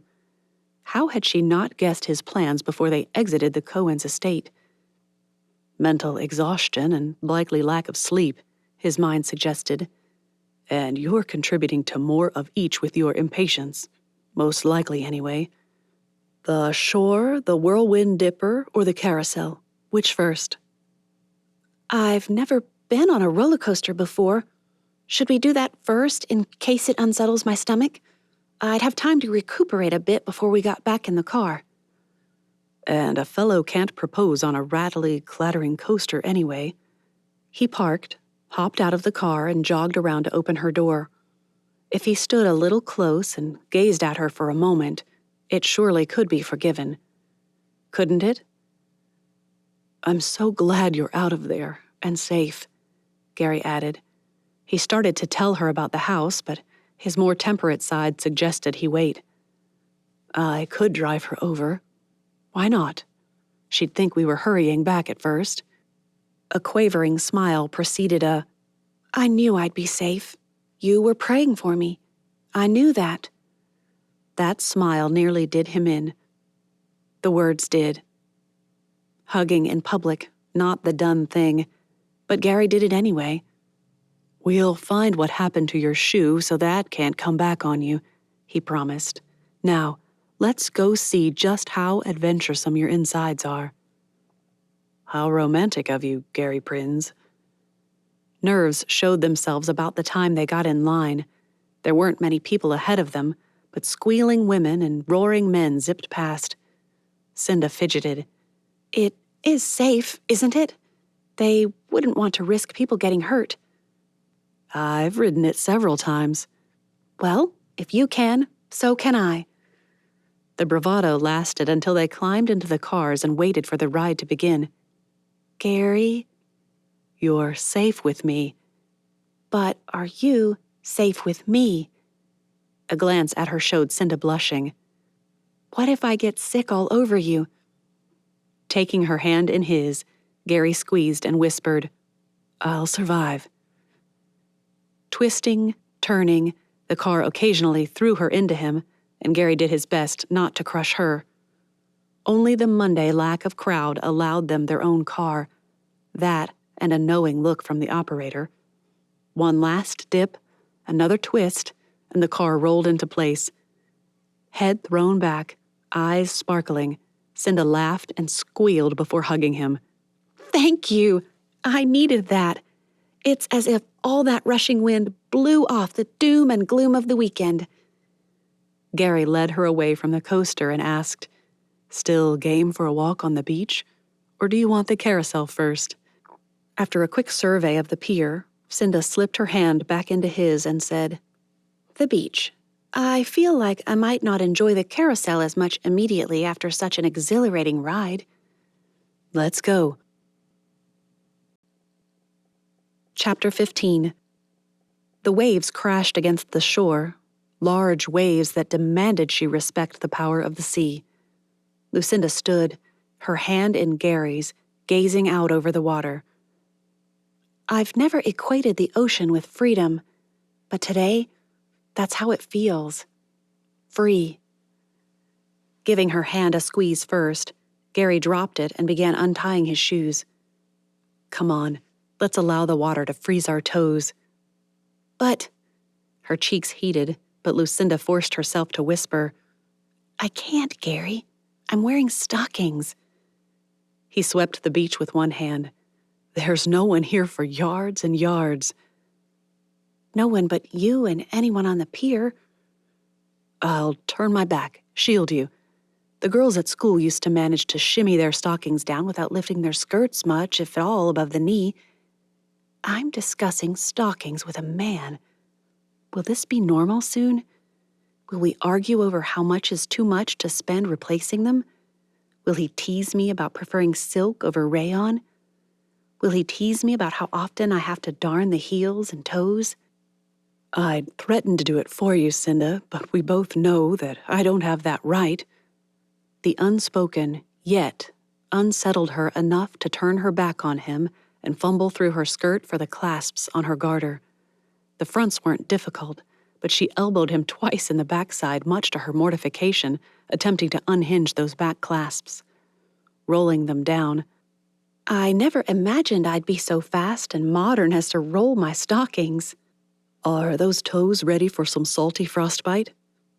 After stuffing her stockings into her shoes, she wriggled her toes in the sand before coming to stand before him. Ready? He took the shoes from her hand and set them atop his own. We'll leave them here. Come on. Hand in hand, they raced to the shoreline. The moment her toes hit the damp sand, she squealed. You weren't teasing. This will be cold. The Pacific in May? Hardly warm at any time of year, but definitely chilly now. He tugged her closer to where the waves stretched icy fingers to touch her toes. Come on. I'll freeze. Before she could anticipate his intention, Gary swept an arm around her waist and lifted her, cradling her to his chest. Feet kicking, he strode out into the water, and only then did she realize he'd rolled up his trousers too. Now, Miss Lucinda Ashton, he began as he held her close, but perfectly poised to toss her into the waves. When will you learn to trust me? Bold? Her mother would have said so. Her aunt would have scolded her for a month, and Lucinda didn't even want to imagine what her grandmother would have said. However, she did it. She slipped both arms around his neck and rested her cheek against his. I do. The hitch in his breath told her she'd said the right thing, so she took Bold to brazen as she added, But how else was I to convince you to hold me like this again? For long, agonizing, and delightful seconds, Gary just held her there, his arms strong and sure. An uncharacteristic flight of poetic fancy struck Lucinda as time crept past, as if on tiptoe, unwilling to disturb them. It's as if he's carrying me over the threshold. And he is. Everything will change now, even as it stays the same, too. Gary's voice broke through the fanciful thoughts. I know how, he said as he waded back through the receding waves and set her down just out of reach of the tide. One hand fumbled in his pocket. Lucinda held her breath. He's really going to do it, even now, even after. You're not surprised, I hope, Gary said as he found what he'd sought. I've tried to. As his gaze met hers, he faltered. You know I love you, don't you? A girl knows better than to assume, but I've wondered. He nodded. You knew why I took you to look at the houses, didn't you? Again. Once more, Gary nodded. A fellow can't just let a girl wait around wondering. I knew I'd have to tell you about my former vocation if I didn't manage to make you notice me that last night. It's why I made so many hints about what I wanted before then. So you'd believe me when I told you that I'd done everything for you. Well, I chose the Institute for the Lord, but... His hands toyed with a ring. Modest stone, cut like an emerald, but the green was warmer than that, with brownish and yellowish facets. He held it up. Do you know how hard it was for me not to give this to you on Friday? It matched that dress so perfectly. I chose that dress because I knew you'd say it reminded you of my eyes. Which is why I confounded the jeweler when I found this stone. It was part of a display, just scattered in the case as a bauble, but... He held it up in the light, allowing the colors to shine. May I put it on? Before she could remind him that he hadn't actually asked anything, Gary chuckled. I should say, will you marry me, Cinda? Yes, of course. Now, I'll ask again. He didn't have to. Lucinda stuck her hand out and nearly shoved her finger into the ring in the process. Tell me about the jeweler, she said as she admired the sparkle of the stone against her hand. How did you confound him? Well, he knew who I was, of course, and I could afford anything in the store as far as he was concerned. But I went from admiring a ruby, that verse in Proverbs, you know, to seeing that stone. After that, nothing else would do. His hand covered hers. I've no doubt he cheated me on the setting and the price of the stone, but I decided that I could indulge in one bit of reckless spending for you. Lucinda didn't even try to hide joy that wouldn't be repressed. She flung arms around his neck, kissed his cheek, held him fast. Thank you, she whispered. And I'm sorry I was so difficult and cross about you not telling me who you are. Well, who you were. As he held her close, she could feel the beat of Gary's heart. Slow, steady, strong. I wondered sometimes, he admitted. I wondered if you were teasing me or punishing me for not telling you at first, but if you were, you'd have been the greatest actress I'd ever seen. Shyness overtook her brief lapse into boldness. Lucinda stepped back, eyes lowered as she ordered her cheeks to stay cool, and failed. It didn't deter him. Gary took each of her hands in his, one at a time. The way his eyes couldn't stay long off her lips, she knew what to expect. She thought. Gary bent to kiss her, and the wind laughed and tossed her hair between their lips. He chuckled, brushing it out of the way without ever releasing her hand. However, as his lips finally touched hers, Lucinda Ashton discovered just how unexpected Gary Prince's, her fiancé's, kiss actually was. Somewhere between that first meeting of their lips and the moment he stepped back and gave her a sheepish grin, Lucinda managed to choke out an, I love you too, Gary. Once he had a yes, all of Gary's mind became fixated on preparing for a wedding. First up, admit he hadn't bought the house she expected him to. Let's ride the carousel. Then I need to show you something. Can we ride it another day? Lucinda buried her toes in the sand. We really should get back to the Cohens. I need to thank them. And I'd like to take a real bath. I feel filthy. We can, but... He'd have to tell her. I need to show you your wedding present. We're not married yet. Gary took her hand and led her back to their shoes. No, but I bought your gift today nonetheless. Someone insisted I not attend the hearing, so what else was I to do? But Albert knows my plans, or... Gary amended as he realized they'd only spoken about the plans, not actually stated them.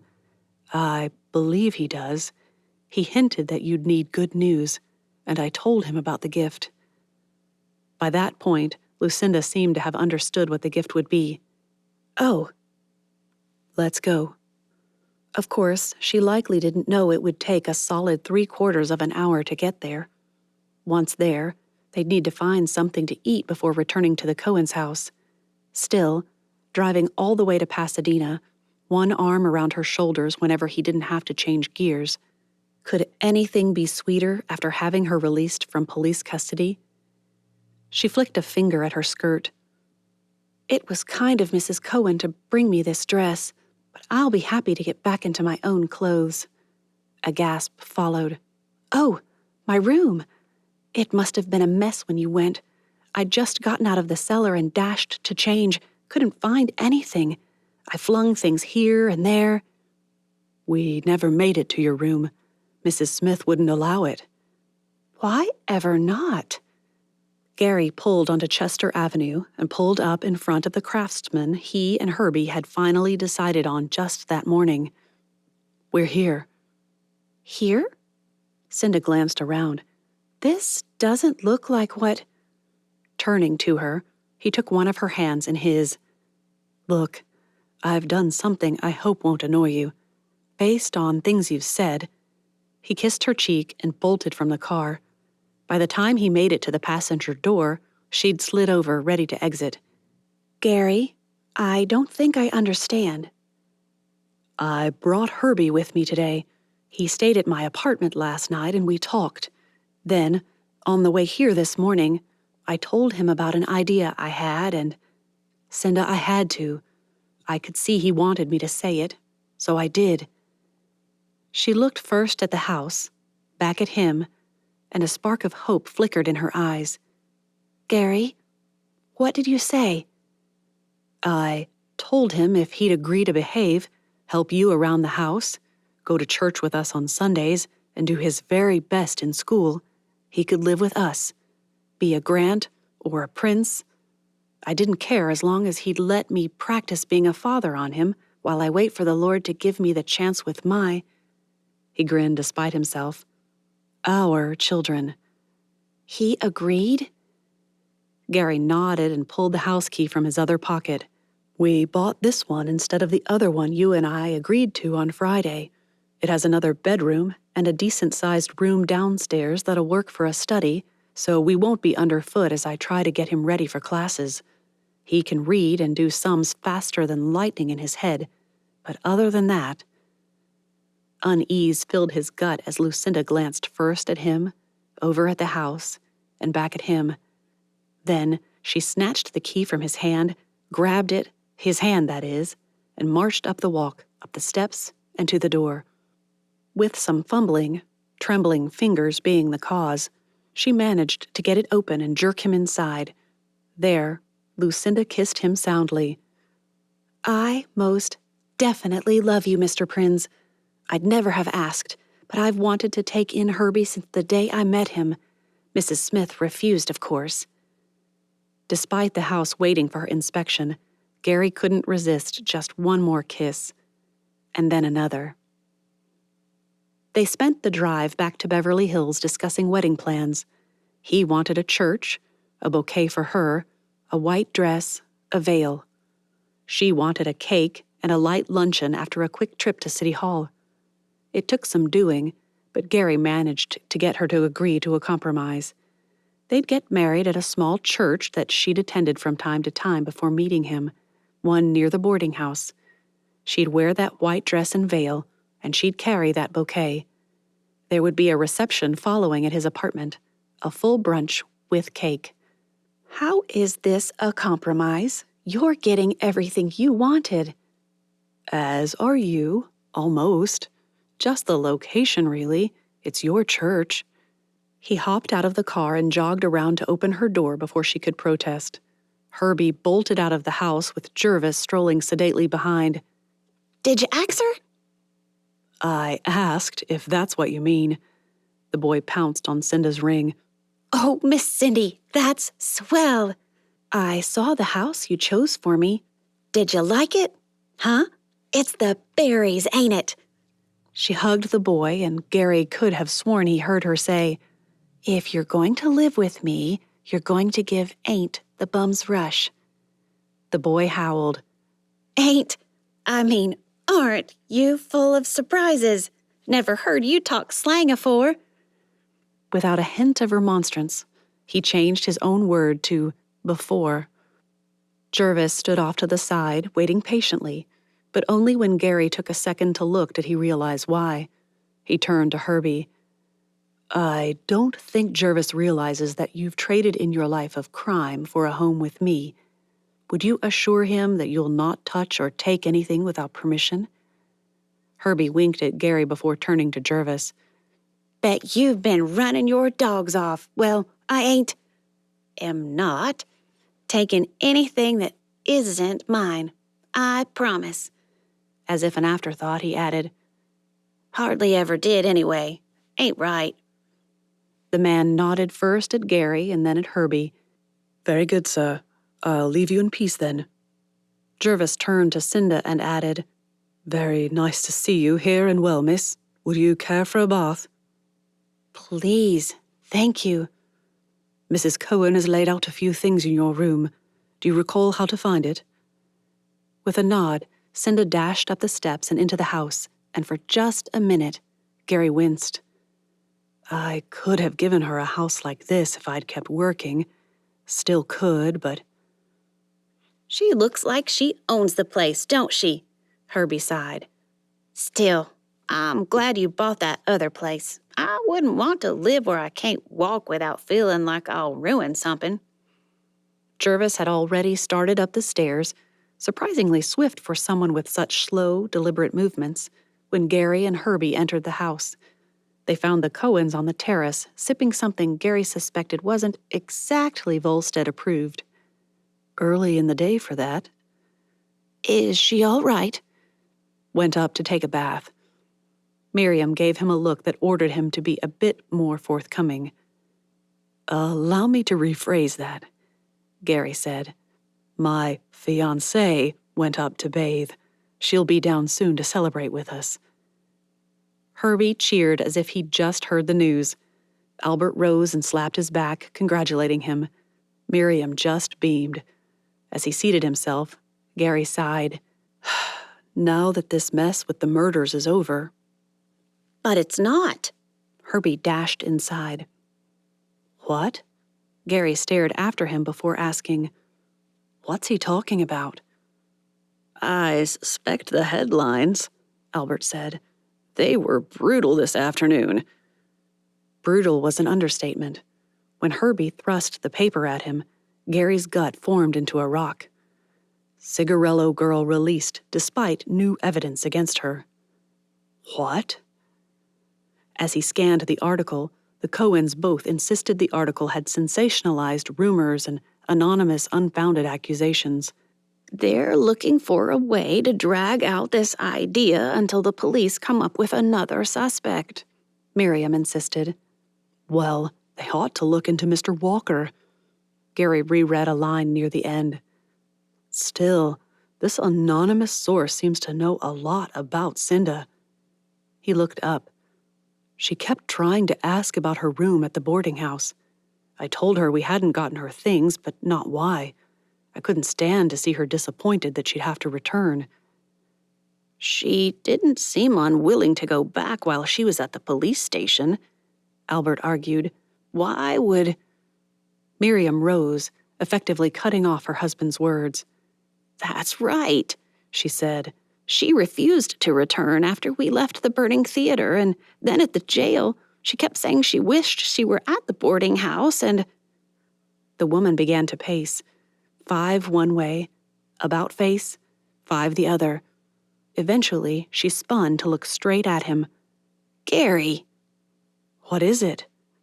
When you saw her, she brought it up. Am I correct? Gary nodded. She kept saying she wanted to go back. And she said she had a cellmate. A rat, yes. The pacing resumed. Gary shot a look at Albert, who shrugged his shoulders and watched his wife. That's when Gary understood.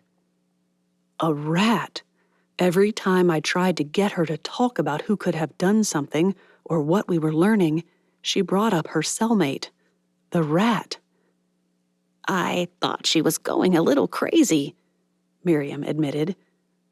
Well, I certainly am. Albert downed his drink and rose. Will you tell me what's going on? Lucinda was warning us not to talk, dear. The police guard was her cellmate. Even as they spoke, the words swirled in his mind. What did Cinda want from her room? What would be so important? Her shoe, of course. But why? Gary and Miriam spoke in unison. We need to go there. Chapter 16. Refreshed, Lucinda tripped down the stairs, eager to show off her ring and tell Miriam Cohen all about the darling bungalow Gary had purchased. If half the houses nearby weren't nearly large enough to be mansions or actual mansions, it would be too large to call it darling, but comparatively it is. And really, 4 bedrooms isn't that large. Not too much to keep up with the housework myself. As she neared the terrace, however, she heard an argument. No, more of a debate, she decided, raging out there. Couldn't have killed Helen. Eva, yes, but he was surrounded by people when Helen was shot. I just looked over that way before they came into the theater again. 2 murderers? Mrs. Cohen sounded doubtful. No, it was more intrigued. That could explain why not all the evidence aligns with one person. What if Walker did shoot Eva by mistake? Then a different person, knowing they were looking for someone for the first murder, took advantage of it. How? The question came from Gary. People don't just show up at a theater with a gun handy in case someone else tries to bump off someone in the audience. There, Mr. Cohen interjected his own idea. What if someone found the gun, hidden after the shooting, the moment arrives and bang! Mrs. Cohen caught sight of her. Congratulations, Lucinda. Let me see your ring. The men poured ginger ale and passed it around. Herbie insisted on calling his champagne and inhaled enough of the stuff to produce a frightful belch. Gary looked proud and happy enough to burst, and despite her damp hair, Lucinda felt like a princess. More like a prince-ess, or soon enough anyway. The discussion returned to who might have committed the theater murders the moment they all seated themselves. Lucinda turned to Gary. So, you didn't retrieve my things? You said Mrs. Smith wouldn't allow it? She frowned at his nod. Strange. What is strange? I would have thought she'd want to rent the room out immediately, what with me in jail and all. Why did you want to go back to your rooming house, Lucinda? Mrs. Cohen leaned forward. You were so against it before the police came. Should she tell them? Was she crazy? Of course she was. But did her being crazy mean she wasn't right?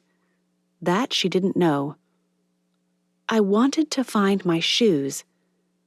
4 faces and 8 eyeballs turned her way. Herbie found his voice first. What for? You was wearing 'em. My old pair, yes. I had been breaking in new ones. I'd walk to work in them, swap out for old ones, and walk home. Next week, I'd have worn them there and back. But I couldn't find them before I left, so I just wore my old ones. No one seemed to understand the significance of her words. They still stared at her with blank expressions until Herbie asked, And? Well, the detective at the station. He showed me the shoe they found. It's mine. We know that, Cinda. That's why they arrested you. Lucinda turned and waited for him to look at her. To really look at her. Gary, it was my new shoe. One of the ones I couldn't find before I left for work. Never had Gary felt more ridiculous than the moment Lucinda said the shoe was the issue. Of course it was. He just said the same thing not 5 minutes before. And even as she explained it, you missed it. This time, everyone climbed into his Studebaker and he shot off for the Smith boarding house. What should we be looking for? He asked as he pulled out of the driveway and onto the road down toward Hollywood. Well, my other shoe, of course. That would be important, I think. Lucinda frowned. Well, if Ruby were responsible for any of it, surely she'd put everything back in my room, so we should count my uniforms. She's a fool if she did, Gary growled. Miriam protested. No, if Ruby Smith is responsible for any of the murders, returning everything to that room would make any claims Lucinda had of missing things suspect. Right. Gary's mind raced with possibilities. So, let's say Ruby put on Cinda's uniform and walked to the theater. She goes in the back where... Joe, Cinda choked out. Poor Joe. Right. Joe saw her. Would she have worn a wig? That hair is too dark. Theory after theory exploded at once. She'd worn a wig. Joe was colorblind. The brightness from outside had blinded him to her. Herbie put a stop to it all with one word. Name, rather. Opal. Cinda gasped. Of course. Her hair is just a little lighter than mine. She's closer to my height, too. She got in, let Ruby in, and then changed out of my uniform? Gary heard the doubt in Cinda's voice, and he shared it. That made no sense. Possibly. But Herbie piped up. That's what I'd do. I'd give my clothes to Ruby, come in Miss Cindy's things, like when others are going in so's I wouldn't stand out.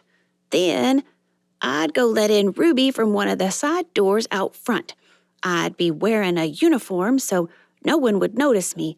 Not then while everyone's trying to get to work. But why would Ruby put on the uniform? Cinda shook her head. It all makes sense until right then. Not until they pulled up to the boarding house did anyone come up with a credible answer. Albert sounded lost in thought as he said, Maybe she wanted a reason to be able to talk to people like Walker and me. People who could get her auditions. If someone invited them to a party, she could always change clothes in the ladies' lavatory. Right. Herbie's voice nearly deafened them all. And when Miss Cindy came in, she had to get out of that uniform before someone noticed. That's why she threatened her. Miss Cindy. No, Ruby. We follow you, son. Albert sounded pleased as punch at the boy's logic, and Gary couldn't blame the man. It did make sense. But as Gary looked back and saw the glower on the lad's face, his gut clenched. Herbie, I need you to do something for us. Something difficult, but probably the most important thing you could do. He winced at the eager expression on the boy's face. It won't feel like it. In fact, it's going to feel like we're just fooling you. But I mean it. If either of these girls know who is responsible for the murders, it might ensure Cinda's safety. Do you understand? Even as the boy nodded, Gary knew he understood. Really understood. I stays here. Watch. Keep out of sight in case you don't come back or something. Gary knew his smile probably looked more grim than reassuring, but he hoped his eyes conveyed his trust and the pride that welled up in him. He'll be like a son. My son. I hope Cinda and I have a little girl for him to protect from the bullies and the worthless fellows who come buzzing around. Gary? Cinda stood next to his window. Are you ready? Thank you, Herbie, he said as he climbed from the car. It was insufficient, but Gary remembered his own adventure-loving self as a boy. Being left behind had to gall. But it's true. We need him safe, and to get help if something goes awry. Anyone watching would have thought the Cohens, Lucinda, and Gary were making a casual social call as they strolled up the walk and twisted that old-fashioned door buzzer. The clatter of shoes on stairs preceded the arrival of Ruby herself. The girl gaped at the sight of Cinda. You! I've come for my things, Ruby. Your things? How dare you show your face? Albert cleared his throat and broke in. We didn't think we'd need a police escort, but if you would prefer that we request one. Although she opened the door at that threat, Ruby didn't stop her tirade. She just shifted it in a different direction. I cannot believe we must allow a criminal in our house. What will the neighbors think? They'll think, Cinda said with that quiet grace that belied the steel behind her words, that you are well rid of someone when they see us carrying out my things. You should have to forfeit everything after killing those people. Gary would have protested, but Cinda laid a hand on his arm. Mrs. Cohen can go with me. We'll be down in just a few minutes. Perhaps you might call a taxi for the Cohens. I'm afraid my things will fill your back seat. We weren't thinking clearly." With that, Cinda dashed up the stairs, and Ruby flounced out of the room. Marian hadn't made it halfway up when Cinda came rushing back. "Gary, my room is empty. There's nothing in there. Not a stray button or scrap of paper. It's all gone." The imprint of her bare room refused to leave Lucinda's mind, even as a whispered debate raged around her. "It looks just as it did the day I moved in. Exactly the same.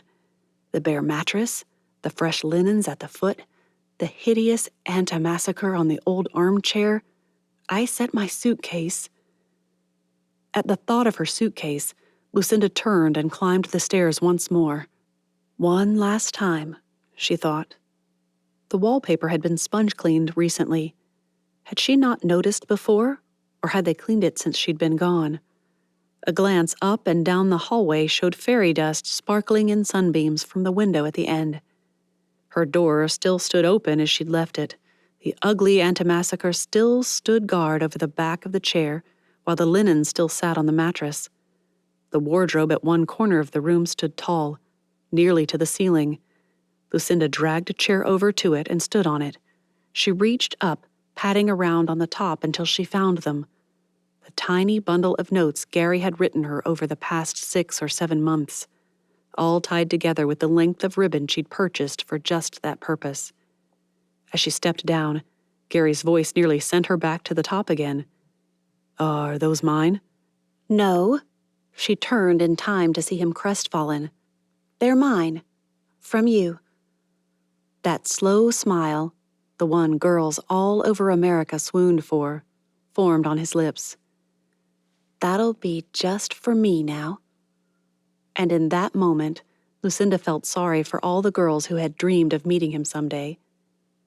"I scoffed at one of the girls at work a week ago." He leaned against the door jamb and folded his arms over his chest. "Scoffed?" "Abby said she'd be truly happy if you would just notice her, and I said I didn't understand why everyone raved about you like that." "You crush my heart." "Then," she added, stepping just a bit closer, "Abby said, not everyone has a handsome boyfriend who wants to be a seminary student." Another step. Another. Lucinda paused just shy of touching him and cocked her head, really looking at him for what might have been the first time. And neither of us knew we were talking about the same man. They stood there, gazing at one another until Lucinda couldn't bear the intensity any more. She glanced away, taking one last look around the room.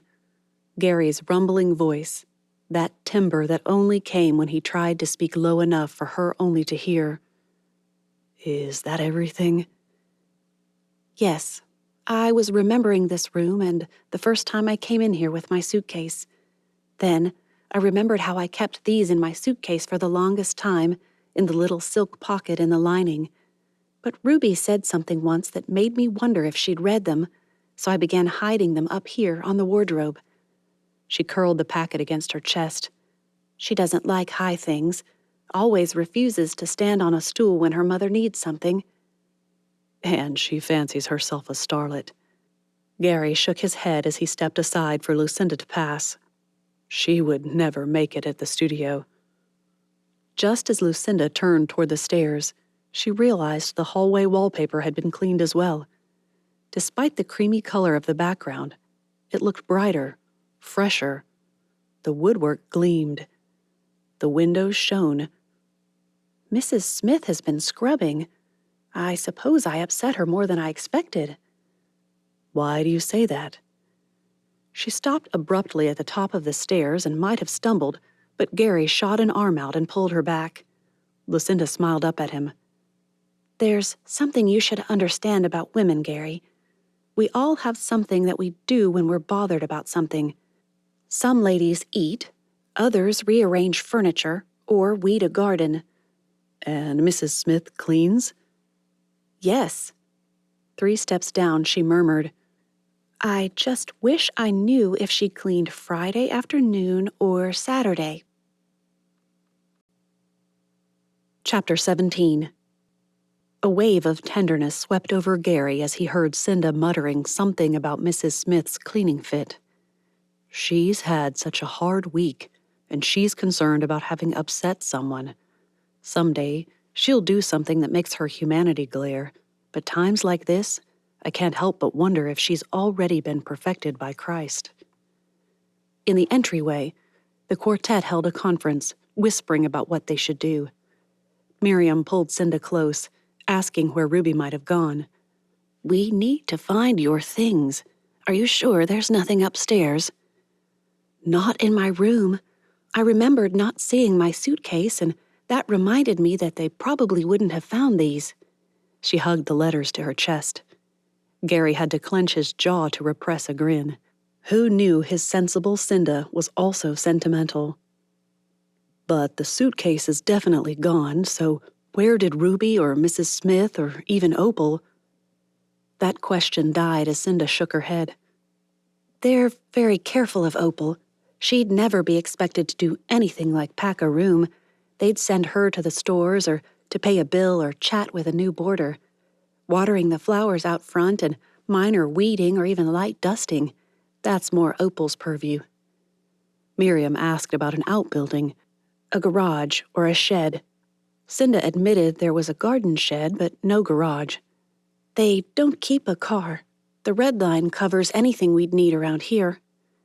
That caught Albert's attention. "Did you take the streetcars to the theater the other night?" "No. Ruby could have. I usually save the fare. It's not too far to walk, usually. Friday, I considered it for a moment, but decided I might get there just as quickly if I didn't have to wait." Cinda glanced around her. "I wonder where Ruby went. If we don't hurry, we'll start seeing the other boarders coming in. Things could become awkward." "I've been thinking." All eyes turned to watch Albert. "Well, that idea about someone taking an opportune moment. No one came into the theater to kill that detective." Gary had to agree the idea seemed impossible. "That was a murder of perceived necessity or something similar. The first one has to be the planned one, but—" He glanced around him before adding in an even lower tone, "What if someone decided to help the situation somehow? Divert suspicion or even to complicate the case?" When no one responded, he explained. "Gary said that Walker wasn't in his seat at the time of the first shot, although he had been earlier. What if Walker did kill Eva, trying to shoot Gary?" Miriam picked up the narrative there. "Then, if Ruby knew it, perhaps she, in an attempt to ingratiate, protect, blackmail. That would explain his behavior at Tromwood." Albert took his wife's arm. "We'll go talk to him. Now that Cinda has been released, he has to know they'll come after him. Perhaps he's being blackmailed. You get her things." "How will you get to his place?" Cinda sounded panicked. "We should have brought 2 cars. This was foolish. What if—" "No time for that," Miriam insisted. She patted both Cinda's and Gary's arms, gazing from one to the other. "Just get her things and get out of here. We'll try to get a confession out of Walter and send the police the minute we know something." Gary and Cinda watched from the door until the couple was out of sight. He gazed at his car but saw no sign of Herbie. "I hope he's all right." "He's a smart boy. He'll be fine. Let's get my things and go. I'll find Ruby." Ruby is right here. They turned to find Ruby Smith holding a gun pointed straight at Cinda. "You stupid girl. Always sticking your prissy nose where it doesn't belong." Beside him, Cinda stiffened and would have protested, but Gary squeezed her elbow in a silent plea for her not to respond. She relaxed. Maybe it would be foolish, but he had to try to get Ruby to put down the gun. "We're not here to hurt anyone, Miss Smith." "Sterling!" "Just so, Miss Sterling. We're here to retrieve Cinda's belongings and let you be." To his relief, she lowered the gun a couple of inches. A shot could still be fatal, but It didn't look aimed at Cinda's heart any longer. I must protect my mother, but if you want Cinda's junk, you can clear it out, I suppose. Thank you. Where would we find it? The shed out back? Ruby had stepped aside for them to pass toward the kitchen and the back door, but once they entered the narrow hallway to the kitchen, she said, No, too filthy out there. We take care of our boarders' possessions, even if they turn out to be criminals like Cinda here. They're in the cellar. Ahead of him, Cinda shuddered, and no wonder. I'll just go down and retrieve them. There's a suitcase and a box or a crate or two. She's a pack rat, this one. All sorts of doodads and geejaws. A packed suitcase? We tied a rope around it so it wouldn't burst. 3 boxes and a crate. Labeled. With an indifferent shrug, Ruby opened the cellar door. I don't know what Mother did with them. I don't go down there. A high-pitched giggle escaped. But Cinda does. The glee in the girl's tone shifted to steel as the gun rose again. She'll have to help you. If we step into that cellar, you're going to shut the door on us, Cinda protested. You can't imagine that we're that gullible. Not again. Of course you're not. We underestimated you. Everyone thought you were just a Mrs. Grundy, but you weren't. Just another gold digger, aren't you? Found yourself a daddy and... You don't have to insult my fiancé, Gary protested. She didn't even know who I was. But Cinda interrupted him. We don't owe her an explanation or a refutation of her erroneous assertions, Gary. While Gary had never considered Cinda to be undereducated, her vocabulary tended toward the pedestrian. Hearing her throw out a sentence like that, heavy-handed with the word choice, confused him until he saw Ruby equally confused. She doesn't know what you said. Never mind all that. The girl waved the gun with reckless abandon. Get a wiggle on. Locked in the cellar might be safer out of range of that gun. Of course. When can we expect to be released? Before or after our friends return with the police? Police? Someone shot 4 people on Friday, and they want to know who did it. The girl's head wagged as if controlled by a force outside herself. No. Only 3 shots fired. Only 3. Her gaze darted from Gary to Cinda and back to Gary. I didn't kill anyone. And we didn't accuse you of it, but we think you know something about what happened. After all, you weren't supposed to be there, but you were. It had been the wrong thing to say. Ruby aimed once more. Get down there. Ruby. She swung to where Cinda took a step forward, trying to calm her. Her eyes flashed and her voice went cold again. Go. Cinda turned and started for the stairs, but Gary chose to go first. I'll make sure everything is all right. Turn on a light. Then you... He hadn't made it 3 steps down when Cinda screeched and tumbled into his back. He stumbled. Hands gripping the rickety railing, he felt it give way, but it had helped break his fall. Cinda, half past him, kept going even as they heard a bolt slide into place. He reached out one hand to grab her, but all he managed to do was slow her progress down to the floor. Muffled words followed from above. She was just trying to help. I couldn't let him kill her, could I? One moment, she'd started to take her first step down, ready to call out to tell Gary where to find the light chain, and the next, Lucinda felt a shove to her back. Arms flailing, she heard a horrible screech, one that misnamed Western owls would have envied. The moment she collided with Gary, Cinda realized the screech came from her. That collision halted her forward projection for only a moment. Gary grabbed for her, but she slipped from his grasp and skidded head first down the wooden steps to the floor. Her head hit the ground at the same time the clatter of his feet followed her down the stairs. From above, Ruby shouted something, but the instant pounding in her head and the clattering of his feet made it impossible for Lucinda to hear. Are you all right? Gary's foot landed on her ankle, and he too went down. She heard a crack that sounded painful. Are you all right? Sounds worse than it is. I have a knee that pops. Despite his cheerful words, Gary sounded a bit pinched. But you? Scraped, I think. Hit my head. Probably ruined this dress. She tried to stand and sat down hard. Twisted an ankle and dropped my letters, too. Perhaps it wasn't the right time to ask, but Lucinda couldn't help it. What did Ruby say? Something about how she was only trying to help. Then, had it been as Mr. Cohen said, Ruby had done something that night. Did she say she hadn't killed anyone? Yes. His shuffles told her he was trying to do something, but what Lucinda couldn't imagine. Where's that blasted chain? A spider crawled across her hand, and Lucinda screeched again. I thought I killed you last time. What? Spider.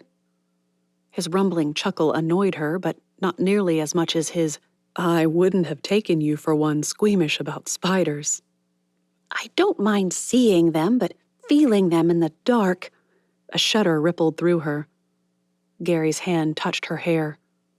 Cinda, if I help, could you stand? I think so. I don't think it's a bad wrench. Supporting her first as she stood, and then as she limped, he shuffled her one way and then another until he cried, Eureka! What have you found? The stairs. I thought you could sit on a step.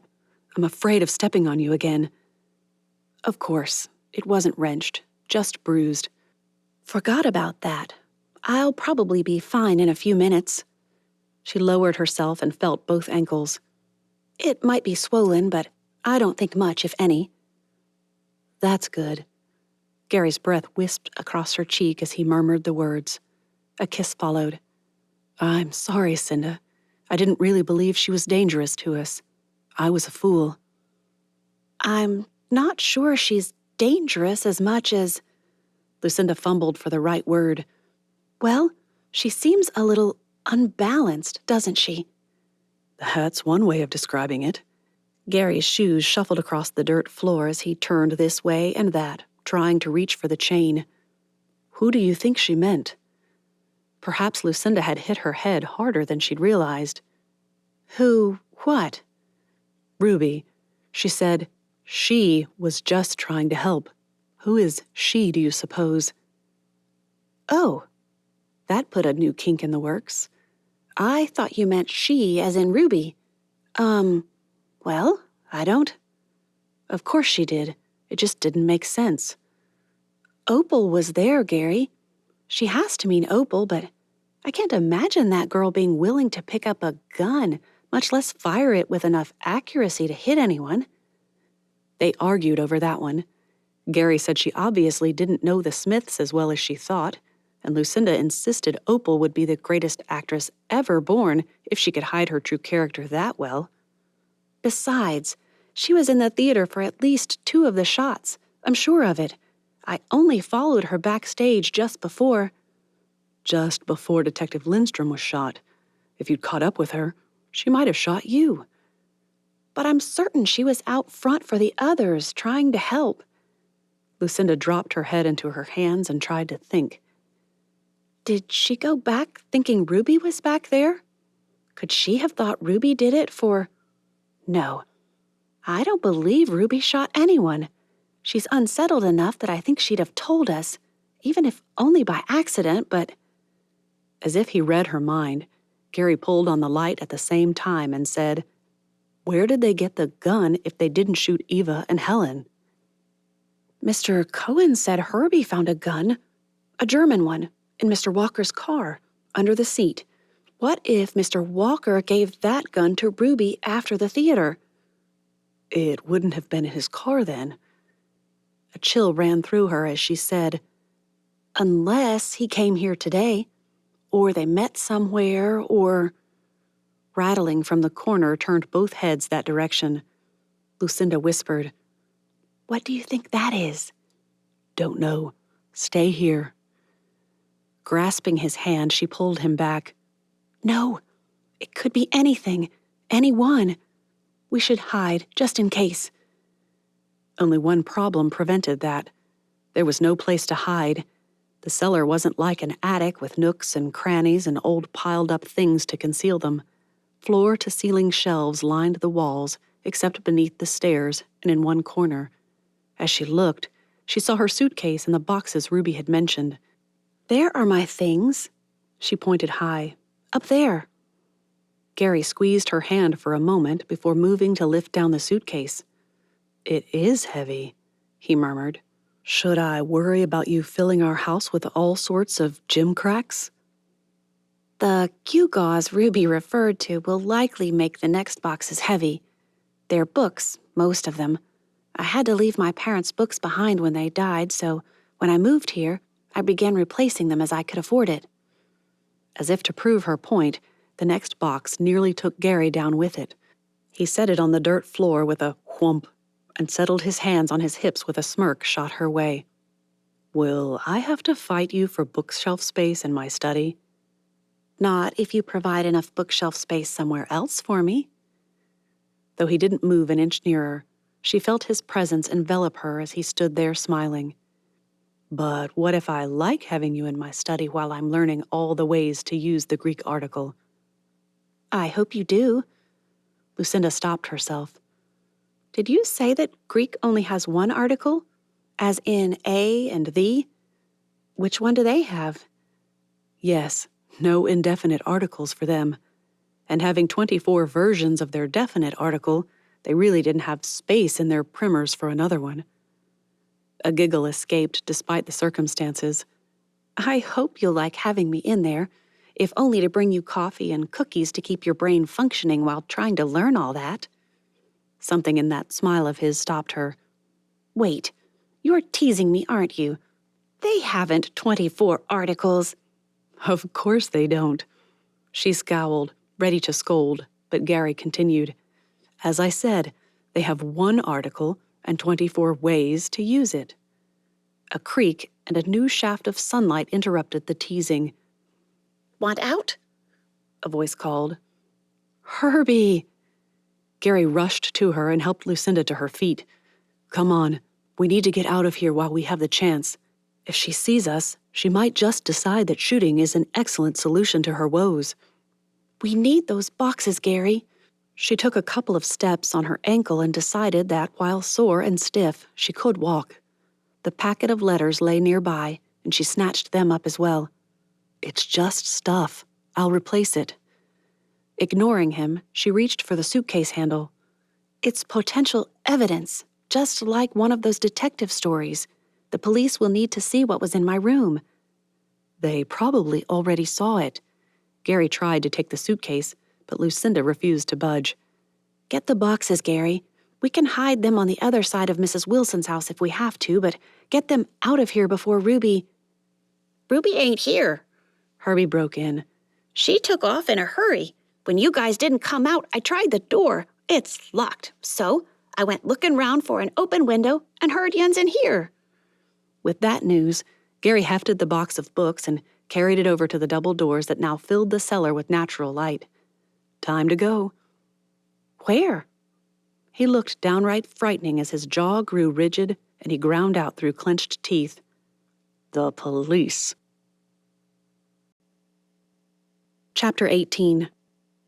When Gary lifted the last box of books off the ground and turned around, he nearly dropped them again. There, Cinda stood frozen in place, eyes wide, staring at something just out of sight. As she took a step closer, he saw them. Ruby and Mrs. Smith. Ruby, I'm going to need your father's gun again. You can't shoot them out here, Mother, Ruby hissed. The neighbors will see. With a reproving look on her face, the woman turned to her daughter. Get the gun out of your pocketbook right now, young lady. Listening to her, one would assume a small child had taken a candy without permission. To his dismay, Ruby fumbled with the clasp. Dismay increased as he saw Herbie creeping up behind the women, with a bucket in hand. Just as Ruby reached a trembling hand into the pocketbook, water from the bucket hit her from behind. Both women screamed. Mrs. Smith dove for the gun as it fell to the ground. Gary and Cinda dove for it as well. Cinda cried, I'll stop her. Get the gun. As he dragged the thing away from Ruby's outstretched hand, Gary said, No, I think I'll take control of that. Give me my father's gun. Muffled from the grass, a hard, cold voice growled, You little fool. You've ruined everything. But, Mother, he has father's gun. Indignation transformed into a whine. He's pointing it at me. Instead of showing fear, the girl stamped her foot and planted her hands on her hips. You give me back my father's gun right now, Garrison Prince. Another voice broke into the melee. Mother, what on earth? Lucinda Ashton, get off my poor mother. Opal, dear, go into the house, up to your room and close the windows. But do as Mother says, for pity's sake. Ruby lunged at Gary, but he held the gun pointed upward and out of reach. The girl actually jumped for it, repeatedly. Or are you tall enough to get that gun? No, Ruby. Opal is going inside this minute. The moment they heard the screen door close, Mrs. Smith turned her head so she could be heard better. Opal has nothing to do with this. Do you understand me? Oddly enough, Gary realized he did. In that moment, he knew exactly what had happened. Opal didn't go into the back of the theater, did she? She came later and in through the side door while all eyes were on the cast arrivals. Cinda froze. Then Ruby did get past Joe. Sun blindness? No, Mrs. Smith has hair much like yours. I imagine hers was as light as Opal's when she was younger. She came into the theater dressed in your uniform. She shot Eva and Helen and Detective Lindstrom. He turned to Ruby. Who killed Joe? No one. I just hit him on the head when he was trying to grab Opal. Be quiet, Ruby. But Ruby wouldn't be quiet. He wasn't supposed to die. I had to do something, so I grabbed one of the shoes in my hand, one of Cinda's shoes, and whacked him hard across the temple. It worked. He just stood there for a moment, put a hand to his head, stumbled forward, and sat down hard. But why did you have Cinda's shoes? Why did you have them then if your mother wore a uniform that you changed into and out of again? Don't, Ruby. Ruby ignored her mother and spat out an answer. Because I had to get the uniform out of there. I was going to give it to Mother and hurry on out again, but Opal came in, and that man was following her. I had to hit him, but he was alive. I didn't kill anyone. Mrs. Smith tried to roll over, but Herbie plunked down on her heels. Stay put. Another woman came from the house next door. I don't know what's going on over here, but I've sent my boy for the police. Won't have these kinds of shenanigans going on around here. This is a respect. Miss Ashton? The woman stepped closer. Why are you sitting on Mrs. Smith? She tried to threaten us with the gun Gary is holding, Lucinda said, as if stating that they were playing a game of tag or hide and seek. Well, I never. A look at Gary prompted a gasp. But you're... Gary Prinz, ma'am. Sorry for the disturbance, and we appreciate you calling for the police. My friend, Mildred Holmes, has a telephone. He's calling from... Oh, look, there's the car now. He didn't have much time. Turning back to Ruby, Gary demanded, But why kill Ava? Was she aiming for me? For Cinda?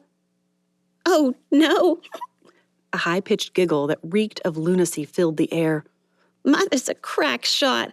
She got who she wanted. First Eva, then Helen. With them out of the way, we'll be called to fill a couple of lesser roles, then later, if we don't get better parts... Silence!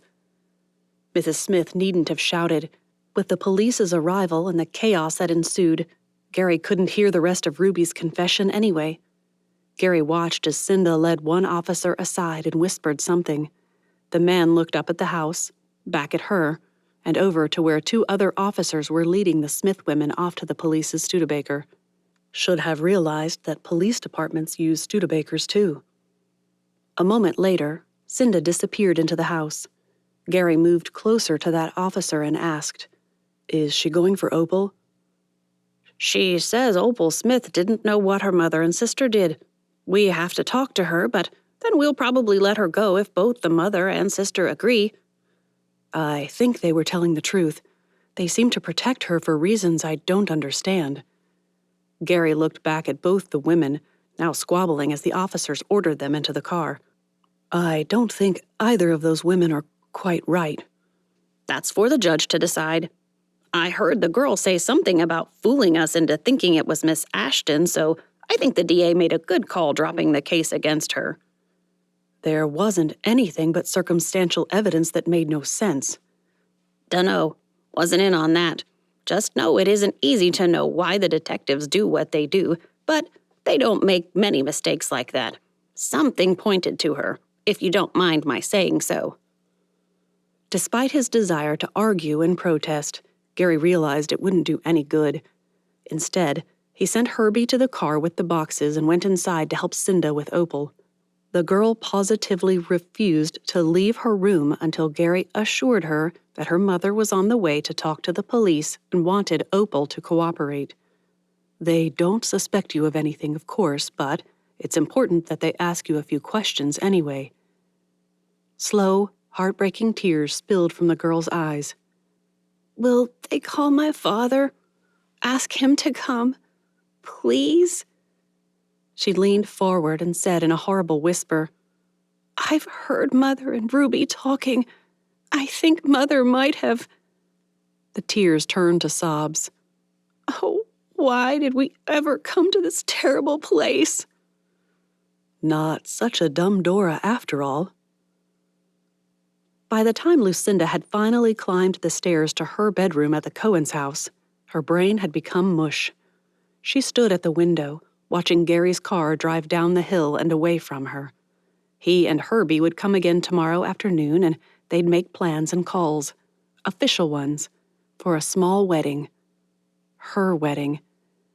It might be a bit early for bed, but exhaustion pulled her away from the window, and, almost unaware of her actions, she undressed, climbed beneath the covers, and relaxed for the first time that day. Tomorrow, I won't have a hearing, a proposal, a house viewing, and a showdown in front of my old boarding house. Tomorrow, I can relax. The rest of that thought never materialized. She dreamed of a leisurely morning, a long hot bath, followed by a filling breakfast, and a little time in the sun on the terrace before lunch. Later that afternoon, she and Gary would begin planning. Mrs. Cohen had other ideas. The moment she'd stepped out of her room, the woman had begun a whirlwind day. After a quick bath and a breakfast that she almost didn't taste, their driver had whisked them away to a small, well-lit studio where a snooty woman, a very strange man, and a few obsequious girls spent 3 hours draping and pinning diaphanous layers of fabric over silken cloth draped over her half-clothed body. Mrs. Cohen held up sketch after sketch as the men stared, drew, and stared some more before ripping off the final idea and flinging it at her. Each time, Lucinda found something to say she liked. That neckline is lovely. Or, I particularly love the longer length of that skirt. The petal treatment of the hem is also sweet. The word sweet had nearly gotten them kicked out. When a length of embroidered chiffon, a good 12 feet at least, was brought in, Lucinda gasped. Oh, that is exquisite. Finally, the man crowed. We have something the lady approves of. Put that on her. And the torture commenced. After that, as long as what he came up with wasn't hideous, Lucinda vowed within herself to praise it to the skies, truthful or not.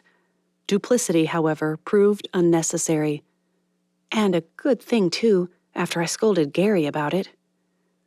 The final sketch showed the square neckline she'd admitted to admiring, with detail mimicking the petal-tipped skirt hemline and complementary sleeves that mostly allowed for bare arms. The bridal cap, holding an enormous veil, alluded to the same design pattern.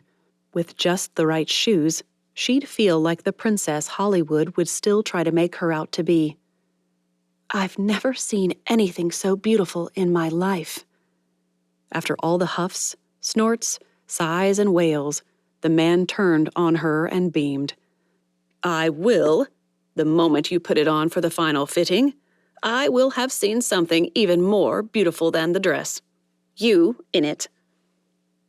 Had each word not rung with sincerity, Lucinda would have laughed. The 3 obsequious assistants all stood, gaping at him. Even Madame Snoot shot a look of surprise before turning up her nose and informing Mrs. Cohen that the dress wouldn't be ready for 3 weeks, and even then, only if Lucinda came for each fitting on the day required. "Each day she is late is another week. We maintain a tight schedule." "She'll be here." The statement made Lucinda feel as if she were 12 again and had gotten caught throwing eggs at Mrs. Dexter's mean old bull. Again. They hadn't made her scrub the bull, but she had been required to clean and scrub the chicken coop, inside and out, the very next Saturday. She'd never been fond of chickens since. Her stomach clenched and her breathing, well, was she? A great gulp of air hinted maybe she hadn't been. Mrs. Cohen gave her a funny look when someone squeaked out, "Gary won't expect me to keep chickens, will he?" That someone must have been her. "I doubt it, Cinda. Come on, let's get you home." The woman may have commented to the others about a stressful week. Lucinda couldn't be sure. All she could think of were rows of beady eyes lined up along a chicken fence, beaks punctuating the spaces between those eyes, and the certainty that every last one of the creatures waited to pounce on the slaughterers of their sister's unhatched chicks. She shuddered and burst into tears. Gary paced the Cohen's terrace. Albert had gone to work that morning, as any responsible studio owner might. The ladies had gone shopping and returned with Cinda in what, for her, amounted to hysterics. "It's all hitting at once," Miriam said as she led Cinda upstairs. "She'll feel better after a nap, I imagine." And so he paced. Jervis brought out coffee, a sandwich, and the evening papers that ruffled in the breeze. "They'll be dining late, sir. I thought you might like something while you wait." A glance at his watch showed just after 5. "Thank you." He pulled the first paper near him, the Los Angeles Examiner. Instead of a headline announcing the capture of the Taj Mahal murderer, it announced, "Amy McPherson believed drowned." Gary's gut clenched as he read about the last sighting of the popular Angelus Temple's charismatic woman preacher. Below the fold came the lesser headline, "Starlet's mother kills in insane rage." The breeze grew stiffer, forcing Gary to fight to keep the pages flat as he read. Friday night's murderous shooting spree has dark motives. According to sources within the Los Angeles Police Department and neighbors of the accused, police believe Ada Smith, Mrs., shot and killed actress Eva LaBelle, Edith Flint, and starlet Helen Fenwick in a ploy to give her own daughters Opal Sterling, Smith, and Ruby Sterling, Smith, an advantage at upcoming roles in Imperial Studios' next picture. According to sources, Mrs. Smith is known back in New York State as an excellent shot. Rather than a wonder that she was able to fire and kill 2 people at such a distance, it seems that the true mystery is how she missed killing Detective Carl Lindstrom of the Los Angeles Police Department, the 4th victim of the Taj Mahal massacre. Gary huffed at that. While 3 people had been killed, it hadn't been indiscriminate. Sensationalist reporting. However, he continued reading despite his disgust. The 4th victim of the Taj Mahal massacre, Joseph Gorski, appears to have died from smoke inhalation. Rumors among theater employees hint at his having been hit over the head and stunned. At the same time, the electricity was cut, resulting in the fire that destroyed most of the building. While many employees first thought the fire was the work of one former and disgruntled employee, Theodore Walski, witnesses to Miss Ruby Sterling, Smith's, free and public confession state that she, quote, "didn't mean to hurt him, only stop him from accosting my sister," end quote. If the young woman's statements can be believed, his accosting would have taken the form of preventing the woman from cutting the wire and escaping with the gun used in the evening's killing spree. Again, awful, but not much of a spree, and I think they're mixing the ladies." Miriam's voice startled him as she stepped onto the terrace. A bit sensational, isn't it? "You've read it?" Jervis brought me a copy that I read before coming down. A quick scan told of a Mr. William Smith leaving New York to retrieve his eldest daughter and return home with her. It was supposed that both women would be sent to a mental institution should they be found guilty. With that information in mind, Gary refolded the paper and set it aside with his empty plate atop it. When did I eat that sandwich? Lucinda is fine. She fell asleep after mumbling something about being ridiculous. However, Miriam smiled at Gary. I do believe she has a powerful fear of chickens, and I wouldn't ever suggest she consider looking at a live one. Chickens? Miriam reached for a cup of coffee that Jervis brought her and nodded as the man carried away the newspapers and empty plate. Something about being literally henpecked at age 12. Disappointment raised up, stretched and settled somewhere in his middle. I'd half expected to have a few, for eggs and maybe a few fryers for Sunday dinners. I imagined Sundays in our little church, a nice short sermon, and a walk or leisurely drive home to a slow-roasted chicken. A touch of country living, but still in a nice town, you know? If you want chickens, you'd better be prepared to clean coops, gather eggs, feed, and butcher the things yourself. If you're not, I wouldn't be surprised if Lucinda handed you back that ring. Why would I give Gary back my ring? Lucinda breezed in, no longer looking wrung out and hung to dry. As if the most natural thing in the world, she paused by Gary's chair and kissed his cheek before settling in. I quite like it and what it signifies. Miriam informs me that you don't share my dream of chicken farming. That isn't a dream, Gary. It's a nightmare. She scowled at him before beaming up at Jervis, who arrived with a glass of milk and 2 ginger snap cookies on a plate. Thank you, Jervis. She eyed the man. You would never expect your wife to suffer at the tyranny of chickens, would you? Of course not, miss. Most ungallant. Cinda turned to him with a smug smile. Will you rise to that challenge, Gary? Would you suffer the charge of ungallant? Never. If chickens reside on Chester Avenue, then they will be my sole responsibility. He reached for her hand. Speaking of responsibility, when do you plan to allow me to assume the responsibility of being your devoted husband? He'd expected her to insist on some ridiculously long engagement, 6 months or a year or more. Instead, Cinda turned to Miriam and asked, Did that man say the dress would be done in 4 or 6 weeks? 3, although I imagine I could impress on him the urgency of sooner if necessary. His fiancée turned to him, all smiles and confidence again.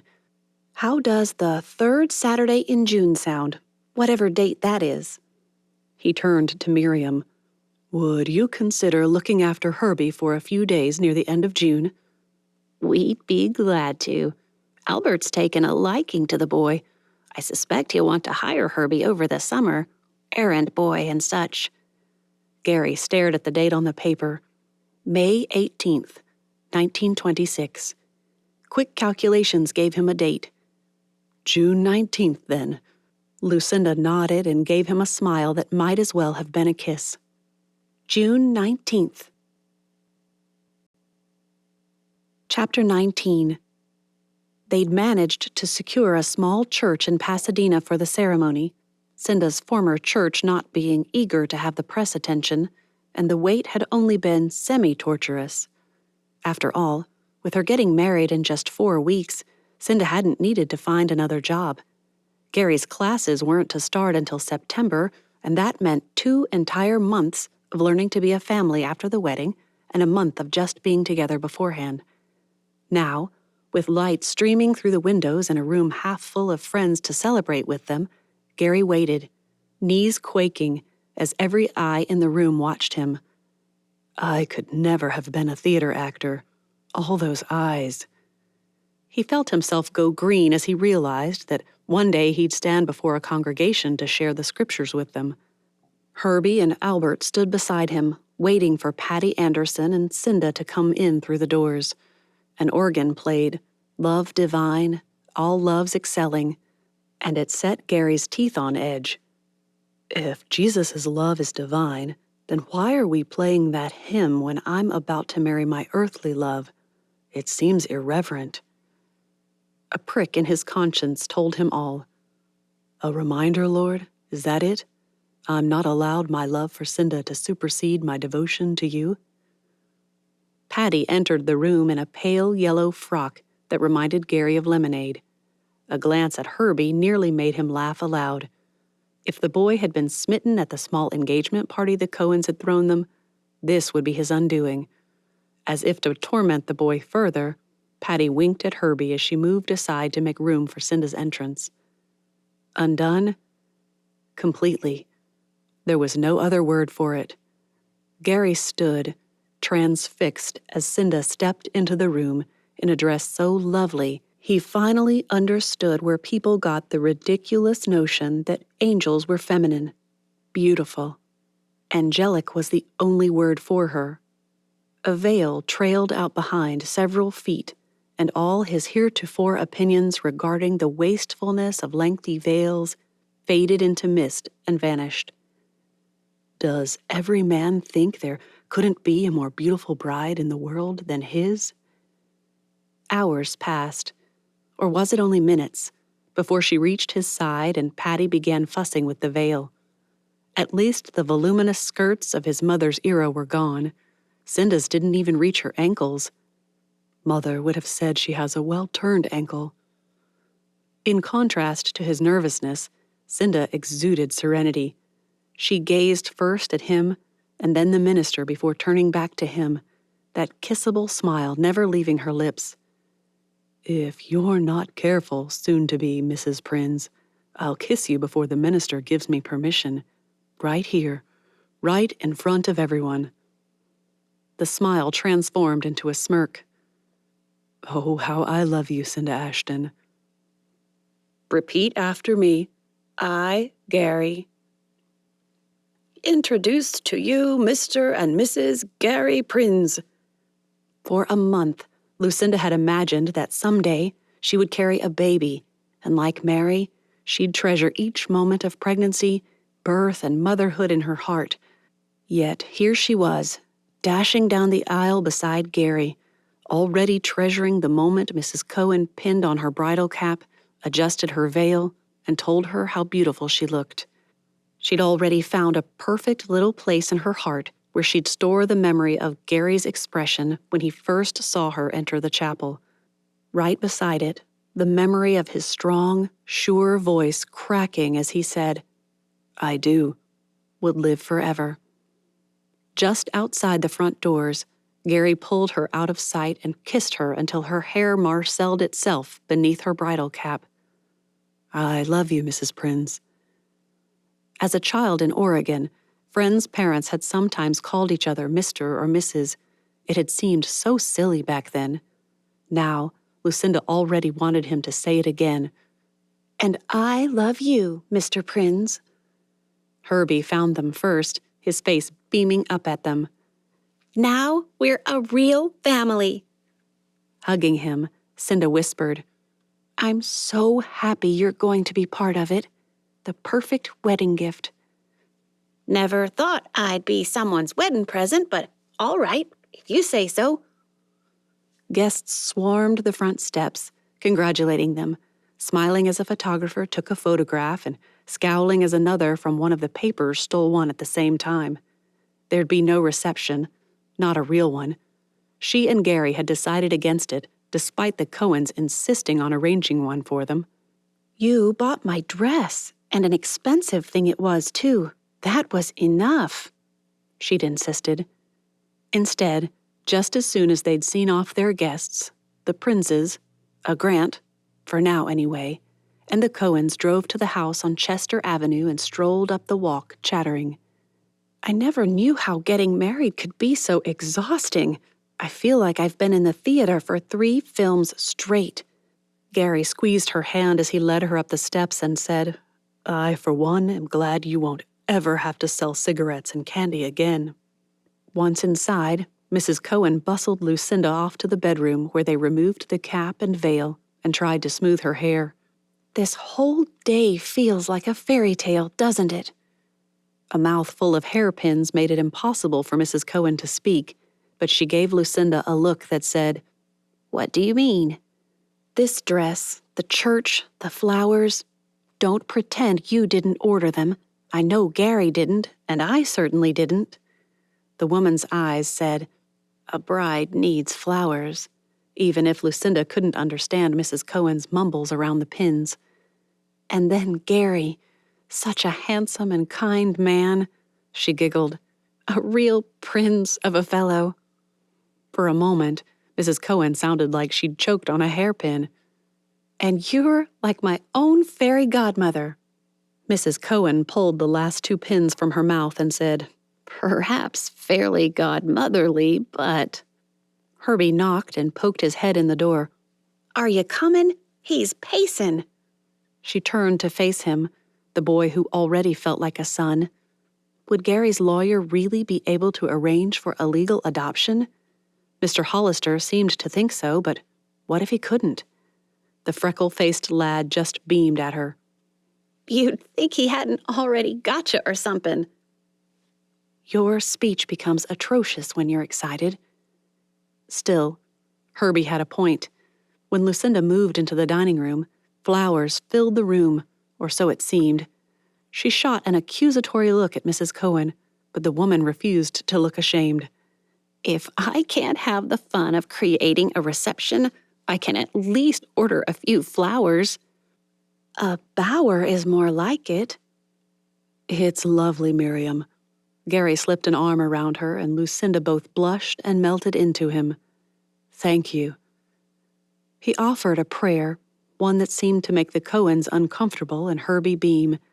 "Just think," the boy blurted out on the heels of the amen. "A month ago, I was living on the streets and Cindy was in jail. Now, we're all sitting in a flower shop eating cake." He eyed the center of the table with exaggerated interest. "Or we should be."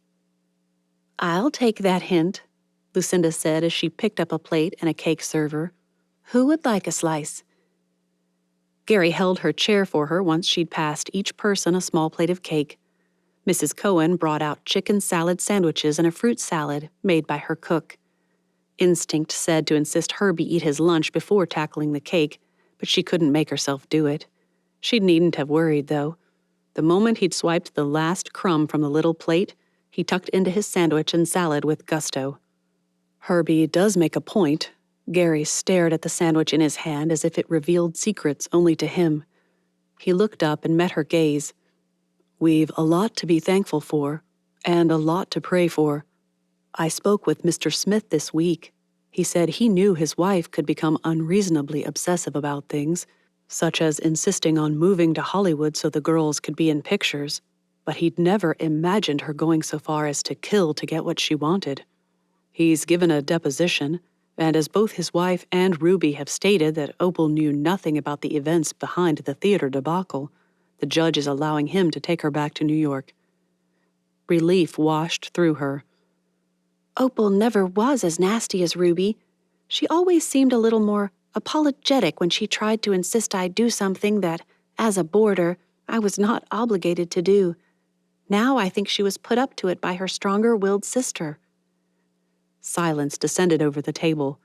Just as Lucinda would have commented on the warmth of the day, Gary leaned back in his chair and said, "This situation had many lessons for me, but the most disheartening was that I am not suited to be the next Hercule Poirot or Sherlock Holmes. Some things I still don't understand." He winked at Lucinda. "We could have been Tommy and Tuppence." "Who?" Lucinda speared a cube of melon. "I recognize the other two, but—" "Tommy and Tuppence are a team who become amateur sleuths who are hired to find someone. They will eventually marry." Gary winked. "We beat them to it, but they found their missing woman. I just missed every clue there was. In hindsight, Ruby should have been my primary suspect. An argument erupted. Mr. Cohen insisted they had considered her a possibility, but she'd not been in back when the first shots were fired. There was no reason to imagine Mrs. Smith would come to the theater and shoot anyone. Although she did lock me in the cellar that day, and Ruby had my uniform, I should have assumed there could be some connection, Lucinda put in. And who knew she could fit into my clothes? A thought explained it all to her.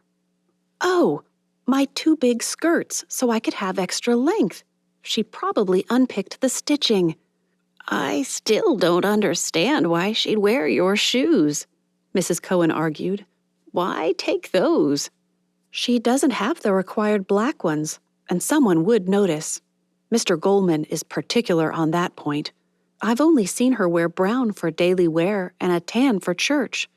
I suppose she gave Ruby the uniform to take back, and that's why Ruby was holding my shoes when she hit poor Joe. Again, Mrs. Cohen argued. But they seem to have thought out the scheme in surprising detail when locking you in didn't work. There, Gary spoke up. I think they had this planned all along, and Ruby thought up a way to make it easier. Get you to let them in instead of all the costume changes.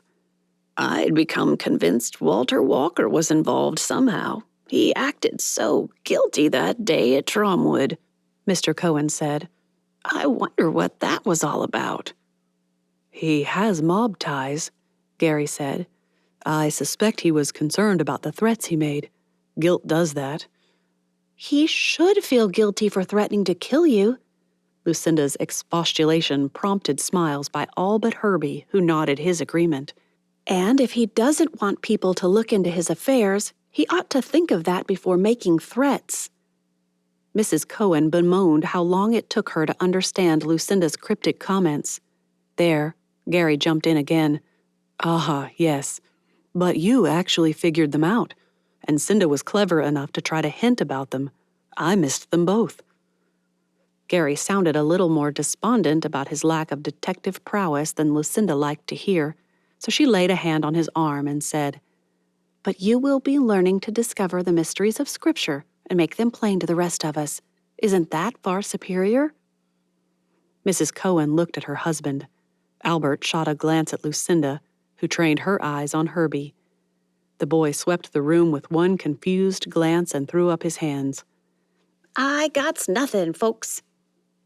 While the others laughed and began making plans for how they'd spend the next week, Gary leaned over, kissed Lucinda's cheek, and said, I'll be learning the mysteries of being a husband to the sweetest wife alive, too. That is far superior to the wonders of who stole your shoe and left it in the alley. Historical Notes and Acknowledgments. Los Angeles was a paradox in the 1920s. Just as Hollywood became the center of the movie scene, it also became a center of spiritual awakening and revival. The Bible Institute of Los Angeles, now known as Biola, began under the oversight of the Church of the Open Door. And as I wrote the story, I couldn't find out who was the pastor of the church that year.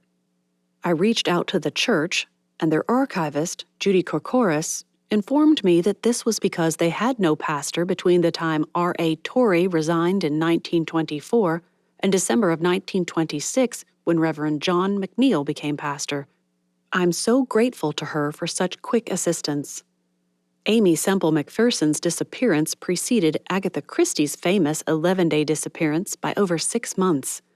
Miss McPherson was the minister at Angelos Temple and the founder of the Foursquare Church. I did extensive research on her disappearance, and despite the rumors of the time, I did not find evidence against her to be compelling enough to prove her guilty of faking the kidnapping. Certainly not the evidence the police and legal teams tried to use. However, as I read the story, it seemed plausible that either she or Agatha Christie could have gotten the idea from the other.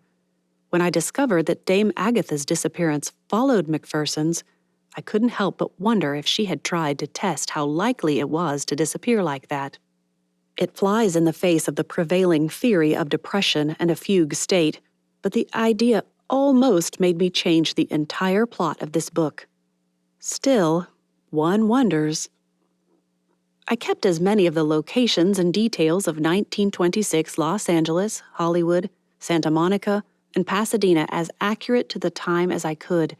Los Angeles first planted the jacaranda trees in the 20s and 30s, so I had to include my favorite part of visiting the Los Angeles basin, those lovely purple-flowered trees.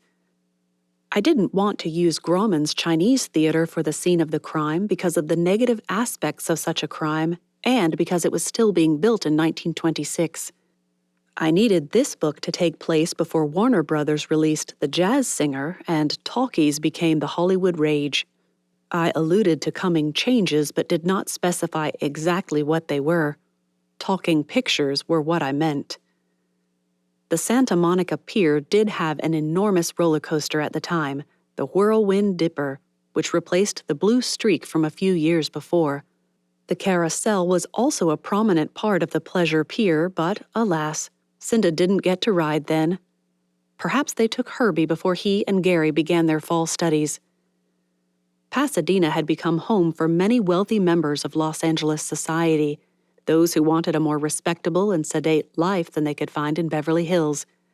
I originally put the home Gary and Lucinda bought on Orange Grove Boulevard, but because it has become known as Millionaire's Row, I shifted the choice to one on Chester Avenue instead. In fact, I even chose specific houses that are for sale today just to ensure they were there. Finding all the details, the gun that someone might have brought home from World War I, the dress lengths and styles, stockings, and the salaries of Hollywood stars of the time took hours. I've no doubt that I both made small errors, I hope small, and took a few too many licenses. There is no park near where Cinda would have lived, and likely no boarding house there at the time either. But I strove to stick to as much accuracy as humanly possible. Named churches and restaurants are real. I almost used an actual fire captain's name, but didn't. Imperial and Sunset Studios, by their exact names as written, have never existed as far as my research informs me.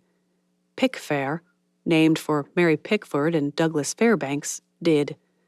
And the annexation issue that Gary mentioned, it was a thing many Beverly Hills stars fought against and won by a vote of, reportedly, 507 to 337. Of everything I learned during research, the paradox between the speakeasies and revivals of the time surprised me most. I hope I did history justice. The end. This is Krista Del Sorbo. We hope you have enjoyed this production of The Last Gasp, an ever-after mystery, written by Chautona Havig. Thank you for listening.